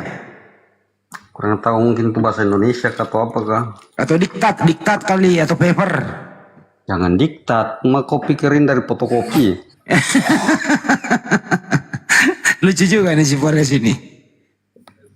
Ya udah lain sesuai dengan ini kan, kalian punya keinginan kan? Oh iya. Novel aja, novel. Bisa jadi apapun bang. Atau makalah, atau skripsi. Ya, bang. Novel cerita-ceritanya kan banyak cerita-cerita Parno. Boleh tuh novel. Bang, nggak boleh gitu bunda. Boleh ya. Ada di dalam itu kata-kata sundel itu gimana? Diganti pakai apa ya? Tetap pakai Sandal. itu. Kalau yang berbicara tentang ini, maksudnya sesuatu yang fakta itu tetap harus dituliskan seperti itu. Kalau yang susunya di jama-jama itu, aduh, itu tetap harus dituliskan seperti itu bang. Kalau auratnya seperti zakar keledai kuda, seperti kuda itu diganti. Itu tetap harus dituliskan sesuai dengan fakta, karena itu kita Nabi terdahulu bang. Nggak boleh diganti tuh ya. Tidak boleh. Yang diganti itu saudaranya Yesus diganti. Kalau yang mati terkutuk di tiang salib diganti nggak? Itu diganti bang, karena diganti. Diganti. Ganti. Ya, yang di Alkitab yang asli itu tidak seperti itu. Kalau yang makan ikan goreng diganti juga, ikan goreng, ikan bakar. Iya, dia jadi makan ikan goreng di situ karena kesalahan terjemahan dari Islam. Ya, sebenarnya ikan apa itu? Ikan hidup. Bukan. Ikan apa? Martil. Ikan gabus. Ikan buntal. Atau ikan cupang. Ikan buntal. Oh, ikan asap. Ikan asap. Oh. Pindang itu kalau ikan asap pindang. Kalau orang Surabaya pindang. Lucu juga nanti. Bagus. Mudah-mudahan cepat ya bro ya. Cepat diganti ya. Ya, maksudnya saran saya begini Bang. Pada saat Kalau nanti itu yang itu dirilis, kalau itu yang bekas paku di tangannya Tuhanmu diganti nggak? Ada bekas paku di tangan Tuhanmu itu diganti nggak? begini percuma itu ada bekas paku karena kalian tidak mengimani itu. Kalian kan Diganti mengatakan nggak? jadi serupakan. Direvisi nggak? Itu direvisi nggak? Yang Ya, tidak tertulis bisa itu bekas direvisi. paku. Hah? Tidak bisa direvisi karena itu menandakan bahwa Tuhan benar-benar disalib. Kalau itu direvisi ya nanti bisa-bisa kayak apa Quran kan nanti dipelesetkan Aduh. lagi. Ke Quran lagi. Iya, karena kan Quran kan mengatakan apa Isa itu tidak disalib. Nah, kalau kalian ingin supaya itu direvisi seperti itu kan nanti ke Islam-Islaman lagi. Kalau Yesus berkata di Lukas, bagi seteruku yang tidak setuju aku menjadi rajanya, bawa ke hadapanku, bunuhlah. Itu direvisi enggak? Itu terjemahan LAI atau bukan? LAI. Terjemahan Oh, nenekmu. berarti salah itu salah. Salah itu bunda. Salah itu. Pokoknya banyak perubahan nanti ya. Banyak perubahan. Kira-kira nambah pasal nggak ya? Nambah ayat? Enggak. Hah? Kita ditambah pakai ayat ini. apa dikurangi? Pakai kalau nanti dia diterjemahkan ke dalam bahasa Inggris pakai number saja. Oh number. Number nomor sama ya? Ya no, sama lah kalau diterjemahkan ke Indonesia nanti sudah pakai nomor dia. Jadi kata Allah dirubah jadi God Enggak atau dipakai. jadi dewa. Allah itu Kafir. Allah itu tidak akan Dasar ini. kafir kau. Allah itu tidak Kenapa akan kau dipakai pakai? Kenapa kau karena ndak rubah itu? Yang lain kau mau rubah, kenapa itu tidak kau rubah? Sementara itu kan itu juga akan dewa itu dirubah, kau Bunda. dewa. Diganti. Diganti dia jadi dewa. Oh diganti, baguslah. Diganti dewa ya. Ganti dewa bang ya. Jadi kata apa Allah itu akan dirubah karena itu merujuk ke nama Tuhannya Islam. Woi pintar lah kau ini. Kores Ganti itu waktu kira-kira Yesus. dengan apa? Kores itu waktu Yesus dipaku itu paku berapa senti ya? Saya kurang tahu bang karena bukan saya yang ini bukan kita yang pergi beli. Siapa yang beli itu waktu itu ya di material ya? Aku apa ya? Kalau salah itu ini tentara Romawi kah? Kalau kayunya kayu apa itu? Kayu impor, kayu Kalimantan kali ya? Diimpor. Kurang tahu. Pertanyaannya gini Daeng, Bang Andi. Ya, tidak tertulis. Seandainya Forex, seandainya waktu penyaliban penangkapan, kau ada di besok situ, lagi. kau itu membantu Yesus atau kau Si Kores udah kabur? boleh ketawa dia. Besok Kores. lagi Bunda. Kamu Satu aja nih baru kau turun. Ketika Yesus ditangkap mau disalib, Dipaksa, Bunda, kau kasihan ada dia di pusing. situ. Saat kau ada di situ, kira-kira kau kabur atau kau bantu itu penangkapannya Yesus? Mau menebus Tidak, dosamu kisah ini itu. loh. Kisah itu Anda baca di dalam apa? Itu mulai lagi kan? Kitab Udah mulai lagi. Pertanyaan saya, ketika Yesus hendak disalib, kau ada di situ. Ya, misalnya Ya, kau ada Anda di situ, bertanya dia mau itu menebus berdasar- dosamu loh. Kau Anda kabur atau bertanya membantu berdasarkan tentara Romawi? referensi mana? Anda bertanya berdasarkan referensi Keimananmu, apa kitab yang keimananmu. mana? Keimananmu. Oh, di dalam Kristen tidak punya iman yang seperti itu, Bunda. Pertanyaannya Berarti begini, kau lari, Bunda. kau kabur. Kalau kamu mengingat penyaliban Yesus itu, kamu sedih atau kamu bahagia? Saya tidak ingat karena saya tidak ada di peristiwa itu. Saya Oh, udah cuma baca. daya ingatnya udah hilang, Bunda. Gimana? Udah nggak mengingat lagi dia.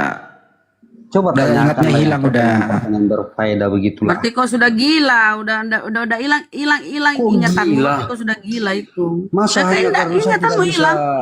saya tidak menuruti kehendak kamu terus standarnya saya jadi Saya bilang, tanya nggak masuk akal saya kamu. tanya imanmu. Kau kan mengimani Yesus mati nebus dosamu. Saya tidak Seandainya waktu itu kau mengimani. ada. Oh, kau tidak imani. Siapa yang mengimani Yesus seperti itu? Tidak ada ya Yesus seperti yang Anda gambarkan. Berarti Yesus tidak mati terkutuk di tiang salib? Enggak. Tidak terkutuk dia, masa Tuhan kok terkutuk? Itu karena Anda membaca tafsiran Islam. Oh, Tafsiran Islam tulisan Paulus. Iya. Galatia 3:13 itu sudah dodol. ditulis sama Paulus, sudah diterjemahkan ke dalam bahasa Belanda. Belanda ingin supaya diterjemahkan ke dalam bahasa Melayu, malah diterjemahkan ke dalam bahasa Arab. Ya salah lah. Di mana jadi pernah. diterjemahkan ke dalam bahasa Arab, tolol? Tolol Sabar sekali Bunda, kau. sabar. Kasihan saudara kita ini. Pada sini udah tengah malam, kamu nggak bisa, kamu belum mau Turunlah praktekkan bang, nggak bisa praktekkan cara keluar TikTok. Turunlah bang, turun bang. Turun Enggak, praktekin aja cara keluarnya. Besok lagi, jangan terlalu nafsu, pelan-pelan. Ya makanya turun. Ya udah mau besok ditutup sama orang. besok malam jam 9 kita mulai di sini lagi ya Rex ya. Tapi dengan topik yang berbeda ya. Jangan Iya, topik berbeda. Kau yang bertanya lah. Ya udah gitu ya. Terima kasih ya. Kalau kira-kira tidak ada kata yang salah nggak usah dimaafkan ya.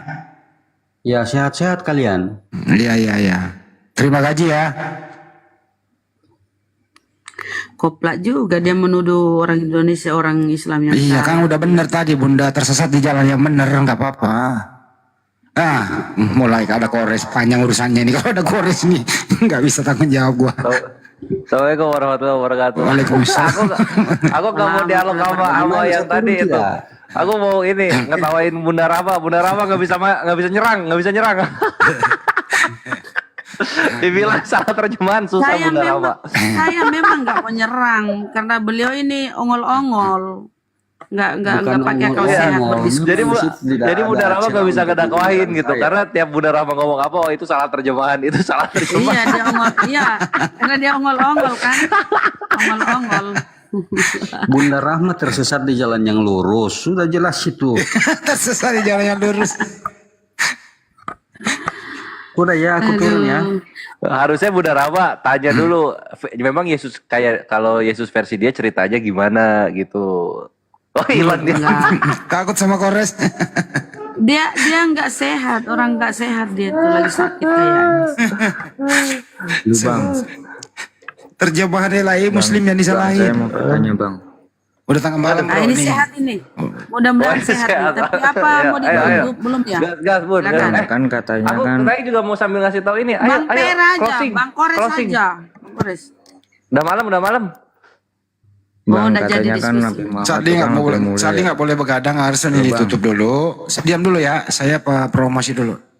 Jadi teman-teman tetap kita masih buka ya untuk Idul Kurban di Masjid Nur Maulida Bolangi, Sulawesi Selatan ya. Nanti akan kami tutup tanggal 15. Kalau ingin berkurban silakan hubungi kami. Itu aja sih, kami tunggu ya. Kalau ingin berkurban, ini sudah 4 sapi, kita targetnya 5. Alhamdulillah. Ya. Jadi udah ada sapi 4 ekor, insya Allah kami targetnya 5. Masih ada kesempatan sampai tanggal 15. Ya. Terima kasih. Update terakhir terkumpul udah 36 ikhwan. Jazakallah khair. Antum luar biasa. Masya Allah. Ya udah kalau gitu saya tutup dulu yang ada di YouTube. Terima kasih buat semuanya. Mohon maaf atas segala hilap. Inilah gambaran tadi diskusi. Dia bertanya bertubi-tubi ke Bang Juma. Semua dijawab dengan tuntas. Giliran kita bertanya ke dia, terjemahan LAI salah. Itu jawabannya kan gitu. Terus kemudian kita ini tersesat di jalan yang benar. Kan itu kesimpulannya ya. Terima kasih teman-teman. Silakan tersesat di jalan yang benar. Sampai jumpa. Assalamualaikum warahmatullahi wabarakatuh. Selamat beristirahat. Jadi Oten itu harus tolol dulu. Kayak tadi tuh harus pura-pura tolol dia kalau mau diskusi.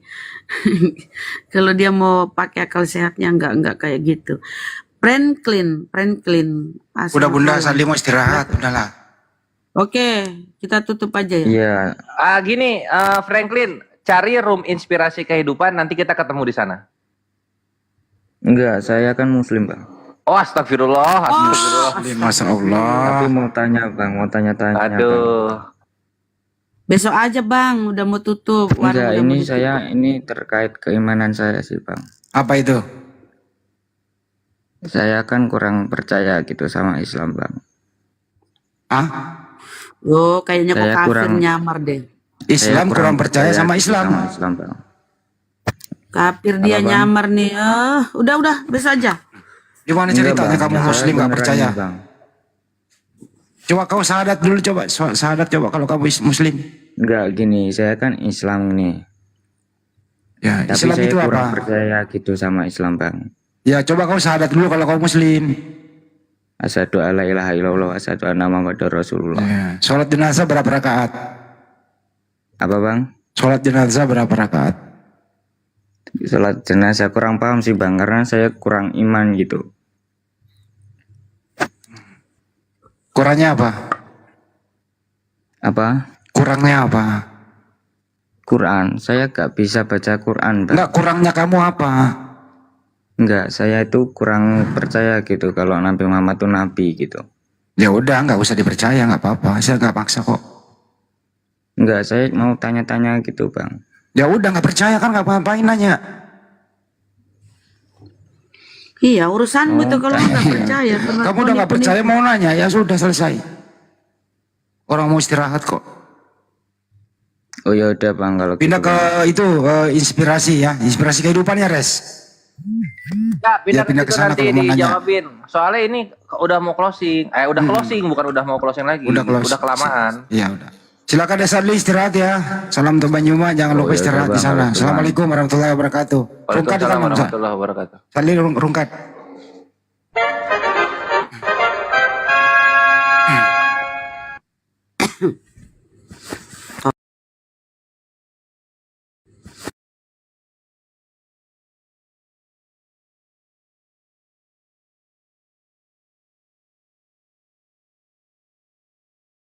Ada, semua sudah tertuang dalam Al-Quran. Jadi kalau mau tanya, dia udah hancur, Bang Bejo. silahkan tampilkan buktinya Bible itu ada benarnya dengan menyatakan tulisannya siapa yang nulis dulu, coba. Nggak ada. Udah. Itu udah memang mereka jangan banyak tanya yang mengakui. nulis, Bang Bejo. Gak usah suruh naik lagi tuh, gak usah. Menyesatkan. Nggak apa-apa Bunda.